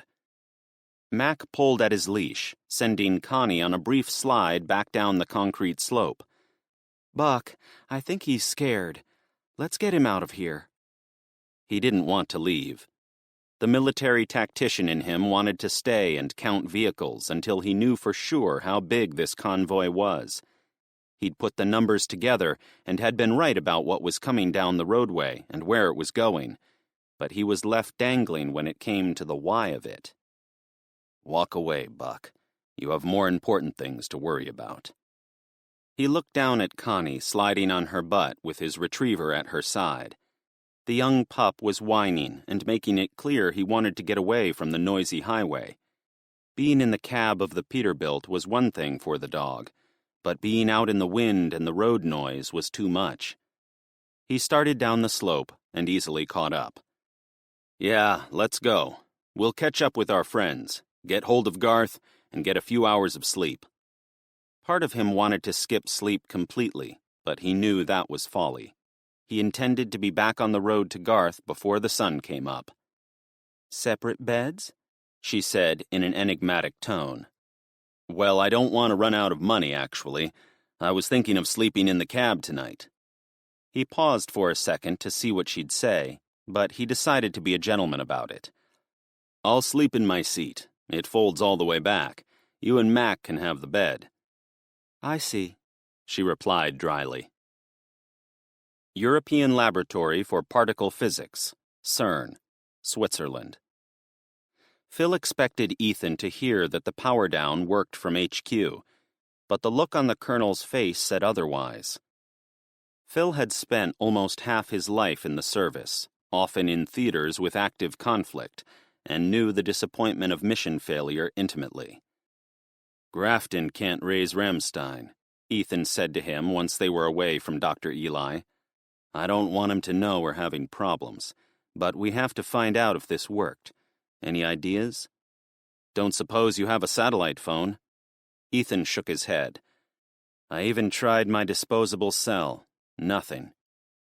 The Army didn't allow him to take anything personal on missions, but he often took disposable phones for emergency use only. Ethan apparently did the same. We could have Dr. Eli make a call to Snake from his desk. That might be the quickest way. You might get billed for the call, though. He smiled at Ethan to get him to lighten up. Nothing could ruin an op worse than losing your temper, and the other officer seemed frazzled at being out of contact with his superiors. No, I don't trust him. How would we know it was really who he said it was? I think we... Ethan froze mid-sentence, and his eyeballs turned up in his head like he was having a seizure. What the... Static energy filled the air, crackling around him and making his hair stand on end. Then nausea and dizziness struck like a baseball bat to the stomach, knocking him off his feet. A blue aura filled his vision as he sped toward the tiled floor. He passed out the instant before he hit the deck. Chapter 27. Search for nuclear, astrophysical, and chronometric extremes. Snake, Red Mesa, Colorado. Faith didn't check to see if General Smith had survived the blast. The noble general didn't do things halfway. He wasn't trying to save himself. He thought he was saving the world. He had carried the backpack as far as he could in those few seconds, and probably cradled it to absorb as much of the blast as possible. His only goal had been preserving the Four Arrows cabinet, and in that he was successful. Even through the choking smoke in the tunnel, Faith confirmed that the blue beam still came out of the metal box, presumably maintaining one last link between Snake and CERN. "Thank you, sir," she got out between unwanted sobs. "I'll tell everyone you were a hero." She tried to get her breathing under control. The dead man was on the floor, not far from the box. He was right where she had killed him. But the general had decided that his life and the life of the bomber were fair payment to stop the destruction of the Four Arrows device. Because Faith had convinced him not to destroy it. "And I still exist," she said in a dreamy voice. She assumed one of the bombs had severed the collider ring, which would cut off the flow of energy as certainly as removing all the boxes. However, the general had detonated his backpack away from the collider, and the other two explosions must also have avoided destroying the circle. "I won't know until I get back." She rang security on the emergency phone and begged them to hurry out to her, but it took 2 hours for a rescue team to arrive. She went up the steps of the fire exit and met them on a narrow 2-track maintenance path in the woods. The facilities man drove her back to the main office, but that took another hour. By the time she walked into the administration wing, she hardly recognized the place. "Faith!" Bob ran up and looked like he was going to give her a hug. Instead, he chucked her on the shoulder. "I can't believe you made it. We saw the 2 explosions on the cameras, and we saw you and the general blast through those stations on the maglev like you were going for the land speed record." The hours of waiting had given her plenty of time to work through her sorrow at the general's loss. She was already numb. "Is the collider totaled?"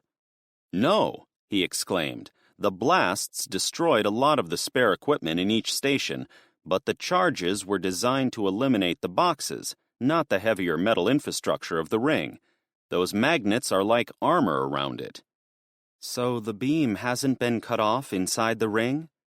She'd surmised the outcome, but it was nice to have confirmation. "Same as before. We aren't powering it, but there is still power in the ring." "From CERN," she acknowledged. "Has anyone made contact with them? Smith said he had people going in. We should have heard something by now." Bob shrugged.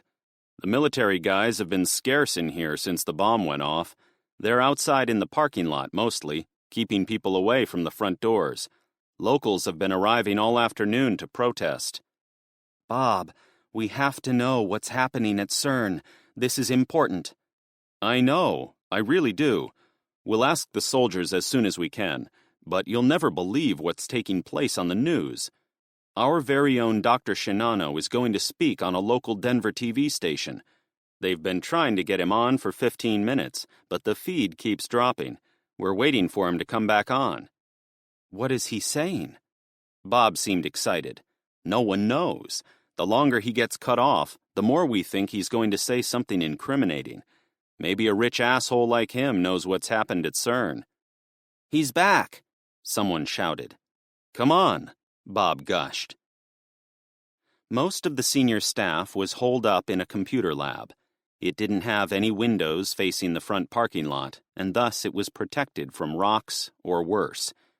When she went in with the others, many people waved to her or said they were happy to have her back, but all eyes were on one of the largest monitors. Faith recognized Shinano instantly. He'd made a brief appearance when the Itsunagi experiment had failed, and she'd had to explain to him what had happened. but he'd been absent ever since. She hadn't thought about him again until now. "I don't have much time," the Japanese industrialist said in passable English. "The U.S. military is outside trying to prevent me from getting this message to you. What I must say is this. My company caused the time distortions being experienced all over the world. Our project was designed to test the limits of quantum teleportation under the guidance of the military-industrial complex of the United States. Unfortunately, we chewed off more than we could bite." She forgave him mixing up the English idiom. "The disaster is worldwide, but not absolute. I want to absolve my company and restore some of my personal honor. There are 2 places you can go to get safe from its effects. The first place is the laboratory here in Denver, which you call Snake. The second is—" The screen went black, as if the station transmitter had been knocked over. At first, everyone in the room was silent. But after a few seconds, the managers exploded with excited conversation. "Snake is safe?" she asked Bob under all the other talk. "Does that mean what I think?" "It's what you've been saying for a while now," he replied in an equally quiet tone. "The energy burst you sketched out showed the hole in the bubble around the Earth. If Snake is truly safe, as you speculated, then the only other place he could have meant was CERN." "Damn it."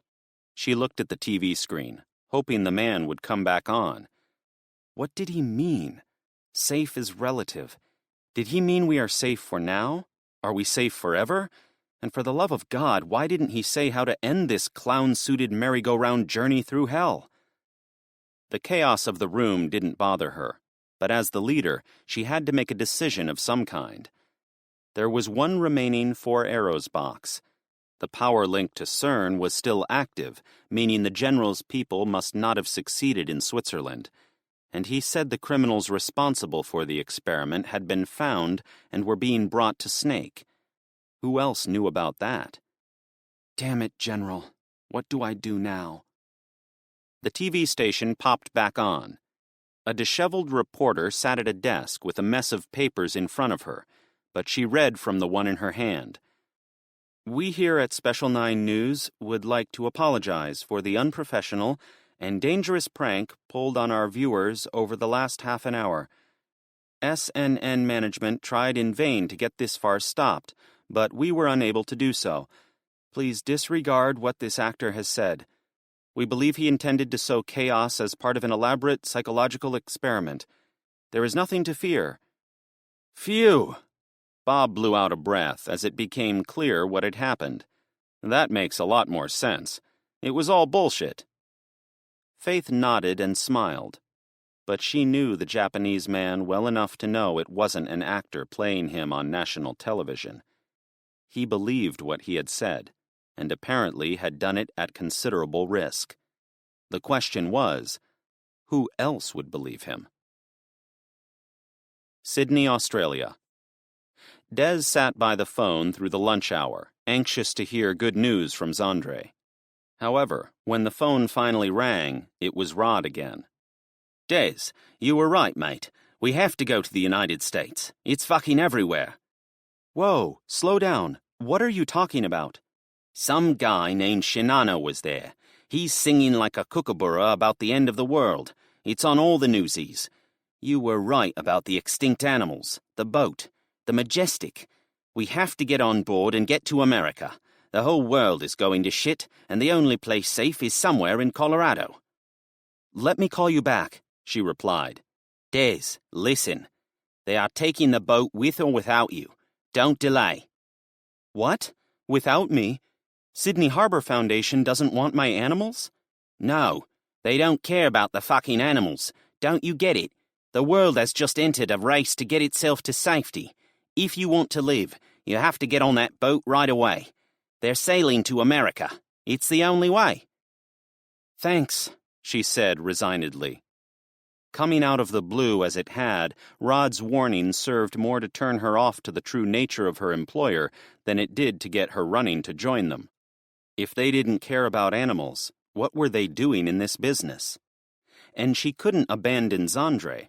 She'd sent him out looking for her extinct critters.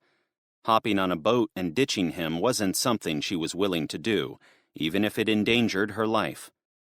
She tried to call Faith again, sure her sister would give her better information and tell her if all this was for real, but the call refused to go through. Her pulse quickened as she hung up because it felt like she'd been cut off from her big sister by an impenetrable barrier called the end of the world. It was difficult enough getting to America on a good day. This was anything but. Damn all this confusion! She turned on the television to see if she could glean any information about the Shinano guy. Maybe Faith's snake facility would be mentioned, with advice for citizens. That might give her an idea if it was really safe and whether she could make it there. While skipping channels, Des looked outside her window to see how the time shifts affected her personally. The Sydney Opera House was still gone. It was personal enough. I'm coming, Faith. I swear it. She was already dialing Zandre. I-80, east of Cheyenne, Wyoming. Buck drove east to catch up with his friends in what was left of his convoy. I-80 was almost empty, and he was worried the army would chase after him for having seen the mysterious convoy, but he reassured himself that his conspiracy gene was getting the better of him. After all, anyone sitting by the highway between Montana and Denver could have easily seen the same thing. The members of the convoy weren't exactly hiding. He caught himself looking in the side mirror again. It was only him and the prairie of High Plains, Wyoming. He stomped a foot on the floor, wondering what he'd gained with his delay. He had seen things that didn't help him get to Garth, and by seeing those things, he had risked achieving his goal. Buck gritted his teeth and grumbled to himself. Mac was on Connie's lap once more, as if sensing the anxiety weighing down his two human friends. "He's up there again?" Buck remarked as he glanced at his pup. "I don't mind. I feel safe with him so near, like he's my security blanket." Connie laughed and rubbed Mac's flank. In return, he groaned like he was in heaven. "Mac, you're one lucky dog," he expressed, along with a heavy sigh. She glanced at him with a sparkle in her eyes. "Really? Why is that?" "What? Oh, I meant because he doesn't have to worry about the things you and I worry about. Time travel, army guys, buffalo crossings." "And that's all?" she said in a tone suggesting she thought he was hiding something. "Well," he hesitated. "He probably doesn't wonder if an army mom and a jarhead from two different eras could ever end up together." "Probably doesn't wonder?" She shook her head at Buck's strangled wording. "Should we ask him?" She held his gaze for a few moments, but then turned and looked out the front window. "Eyes forward, Marine. If you black out, I'm sure our luck will be all bad." "Roger that," he said in a businesslike voice. It wasn't in his nature to charge the hill without knowing if he could take it, so he didn't know what to say when he didn't experience immediate victory. "Buck, you get Mac and me to safety, and I guarantee we'll have something to discuss about the good kind of luck. I know I don't look it, but I'm scared shitless you are going to wreck and get hurt because of those blackouts." He sat up straight.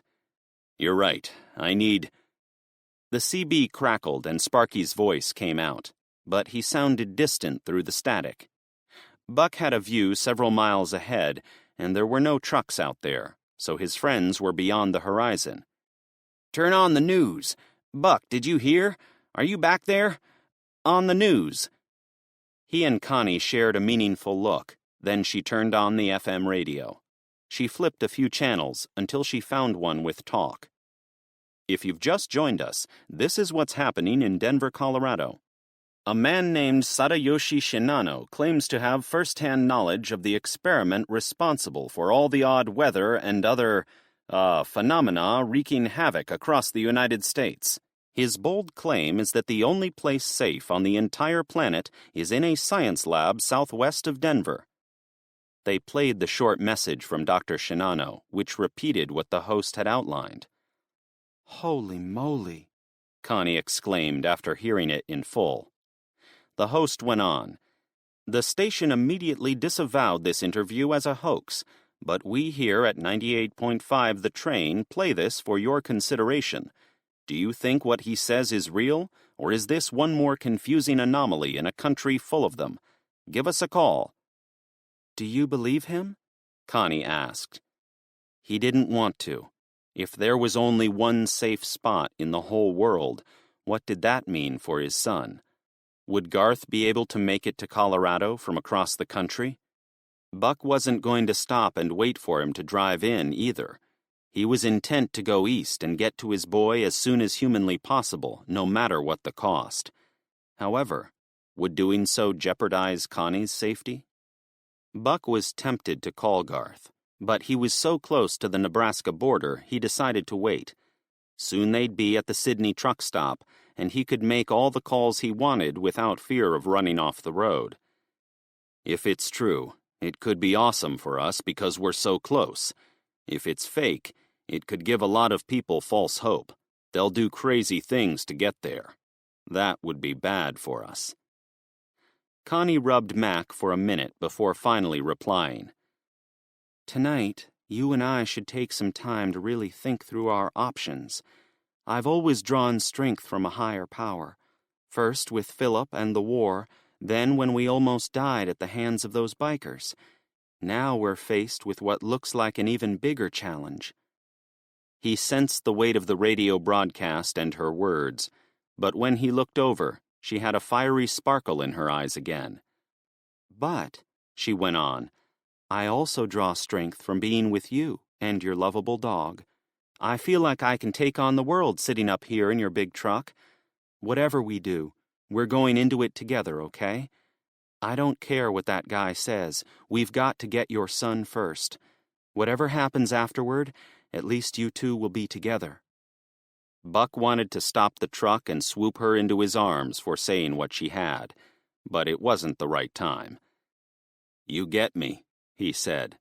Not many people do, Connie. Nah, you aren't so complicated, she smirked. You're a man's man. You aren't going to stop before you have your son, except when you pull a bonehead move like stopping to see the secret convoy, and you need me to tell you to cut the crap. I do, he admitted. But now I know they're hiding something from us. And? She paused for dramatic effect. How does that bring you closer to your son? You get me, he repeated. In more ways than you admit, she smiled. And you'll get me too, when the time is right. I'm at a severe disadvantage in my relationship jousting. He stared straight ahead, the truck speeding up as he wished it to get to the truck stop more quickly. Want me to give Garth a call? Chapter 28. Richmond, Virginia. We're finally making good time, Garth said to Lydia over the endless wind noise. I can't believe the size of your cities. Richmond went on forever, she exclaimed. Pshaw! You think Richmond was big? You should see what New York City looks like. It never ends. I'd like to see it someday.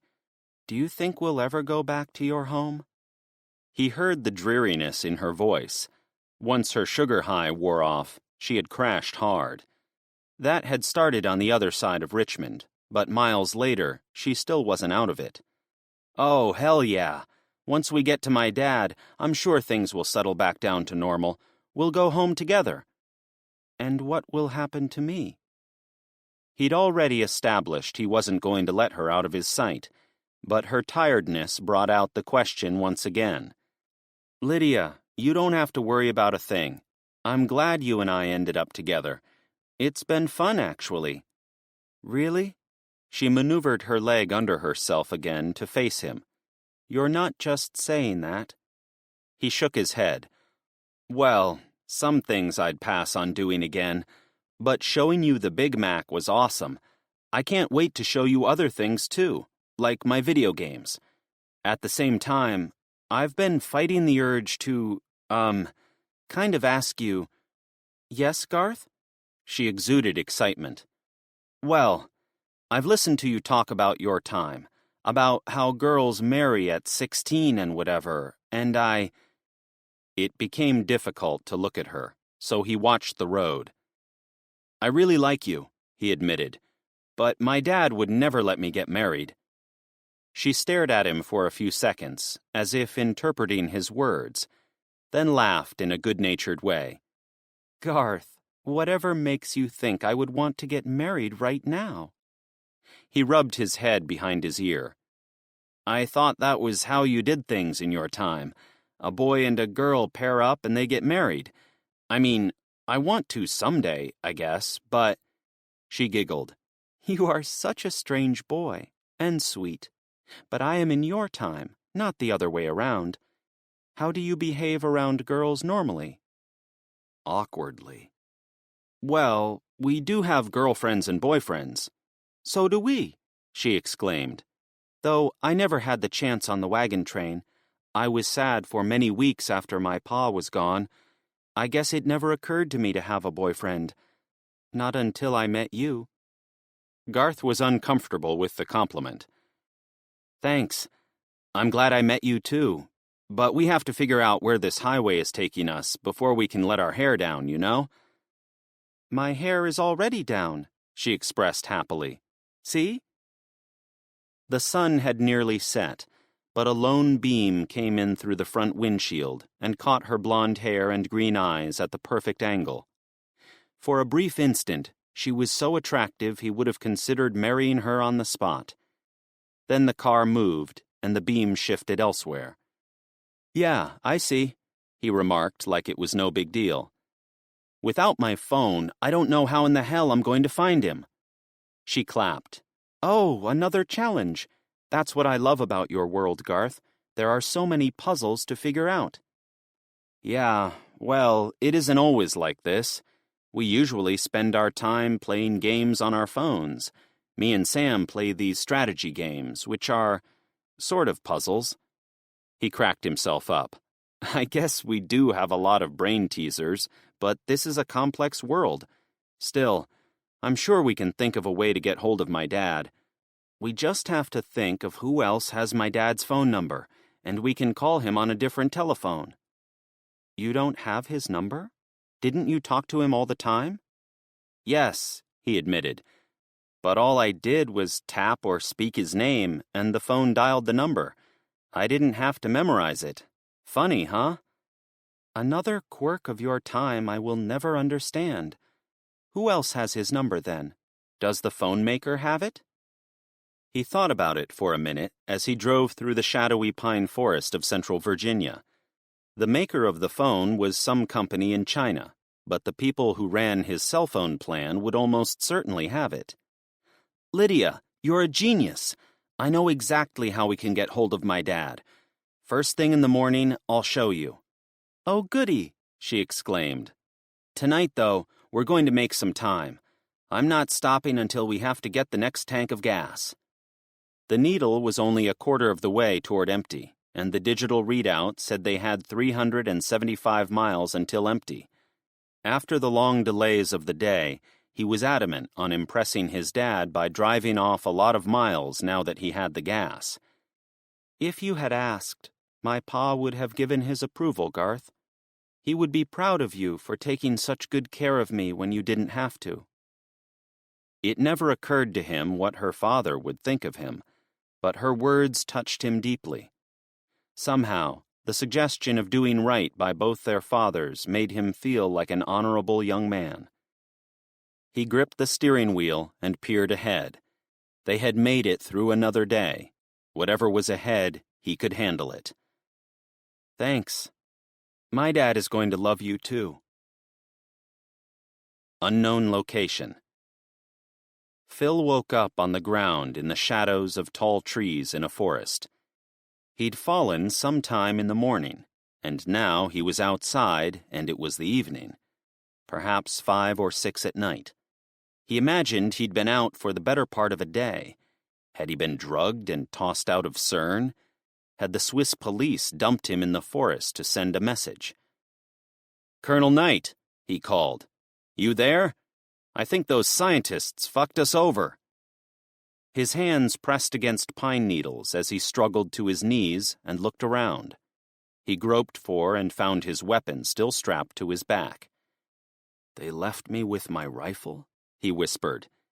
If someone was going to dump him in the woods, why would they let him keep his firearm? He could walk out of the woods and go right back to CERN armed, and a lot angrier. Phil got up and made sure he was solid.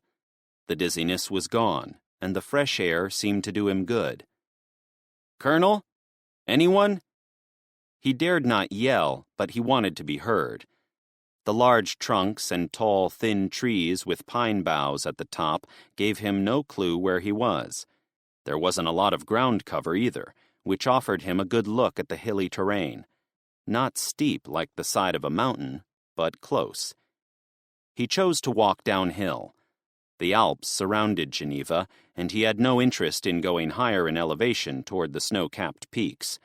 Civilization would be in the valley. After about 15 minutes, he found a small dirt path with 2 dusty tracks side by side. It was big enough for a four-wheeler, or 2 bicycles next to each other. It was the type of thing he expected in a Swiss resort during the summertime. The path went over a small rise, then around a bend. "Someone is going to fucking pay for this," he muttered quietly. If nothing else, the scientists had stopped him and Task Force Blue 7 from doing their job. They'd shut down the power, but had never confirmed their success with headquarters. He was pissed, and Ethan would undoubtedly be chewing nails by now. Phil was thinking about whether he was going to walk back into CERN with his weapon out as a show of force, when he came around a sharp curve next to a rocky hillside. He looked up to find 3 soldiers sitting on a fallen log. "Hey guys, I found you," he said, thinking they were his men. An instant too late, he realized they were American, but not his unit. He froze in place. He expected them to challenge his approach or whip out their weapons, but the Air Force airmen continued to sit there. One of them invited him over. "Did those crazy fuckers threaten you with a bomb too?" Phil stood 50 feet away, unsure what to make of them. "No.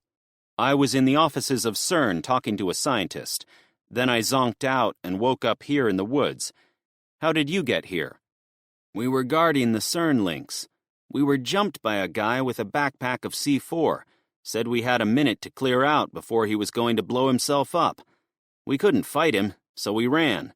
Now we're trying to get back to Snake headquarters through these woods." "Snake?" he said sarcastically. "I was in CERN, in Switzerland." The 3 airmen laughed. "You must have hit your head. It happens, guy." He stepped closer. "No, really. I'm Lieutenant Colonel Phil Stanwyck. 2 days ago, I fought at Bagram Air Base until I was medevaced to Ramstein. Then I was recruited to go to the CERN scientific lab in Geneva, Switzerland. I blacked out." He touched his temple, wondering for a second if he was under hypnosis. Here he was giving away operational intelligence. "Oh, sorry, sir." The men stood up and saluted. One of them continued. "Well, however you got here, welcome back to America, Colonel. You've made it to Red Mesa, Colorado. We're somewhere at the edge of the ring of the Snake Super Collider. We're trying to get back to the main offices before dark. Stick with us, and when we get there, you'll see where you are." Phil strode up and sat on the log close to the 3 others. "I think those scientists broke my brain. I don't see how we're going to get back if we're sitting on a log." Sidney, Nebraska. Buck and Connie caught up with the rest of the convoy, and they all stopped at the Love's truck stop in Sidney, Nebraska as planned. They shared a few minutes of conversation and wolfed down junk food from the convenience store, but Buck was anxious to get some rest, so he and Connie left the others. 10 minutes later, it was lights out in his cabin. "You're thinking about Garth, aren't you?" Connie said from her side of the sleeper bed. He fully intended to spend the night in his captain's chair, but Connie insisted he should get comfortable and lay in the bed with her and Big Mac. I don't know why he isn't answering his phone. I think communications are getting worse. Everything is breaking down. She chuckled. No shit, and the price of diesel has gone up to boot. The pumps here showed $5.49 a gallon. Yeah, he agreed. The world is going to shit, and that means it's harder to get fuel deliveries. It's a good thing we gassed up in Wyoming, because fuel isn't going to get any cheaper from here on out. We should have enough in the tank to link up with Garth if we can talk to him and find out where he's going to be. You told him to drive west on I-64, right? That's where he'll be. The thought gave him no sense of comfort. Even if they knew for sure he was on a particular interstate, it would be a miracle if they saw him passing in the other lanes. They had to talk in real time. I'm sure things will look better in the morning, she reasoned.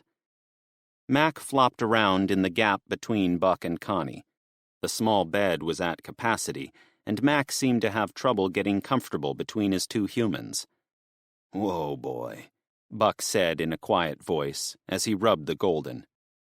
His hand met Connie's as she also tried to comfort the pup. Listen to your daddy, she whispered. Mac settled down, but Connie kept her hand over his. Do you think that man was telling the truth? She asked in the darkness. Do we really have one chance? One safe place? Buck didn't say anything right away, but he was happy to already have a safe harbor in the chaos. The sleeper cab was an isolation chamber, protecting the three of them from whatever was out there. His bubble of safety was what he had to hold on to if he wanted to have any hope of sleeping and recovering tonight, which is what he desperately needed, so he could do it again the next day. It's like you said, he replied through a dreary fog. It'll look better tomorrow. His hand relaxed Mac, and Connie's, in turn, calmed him. Tomorrow's the day I see Garth. Buck fell asleep under the warmth of her touch.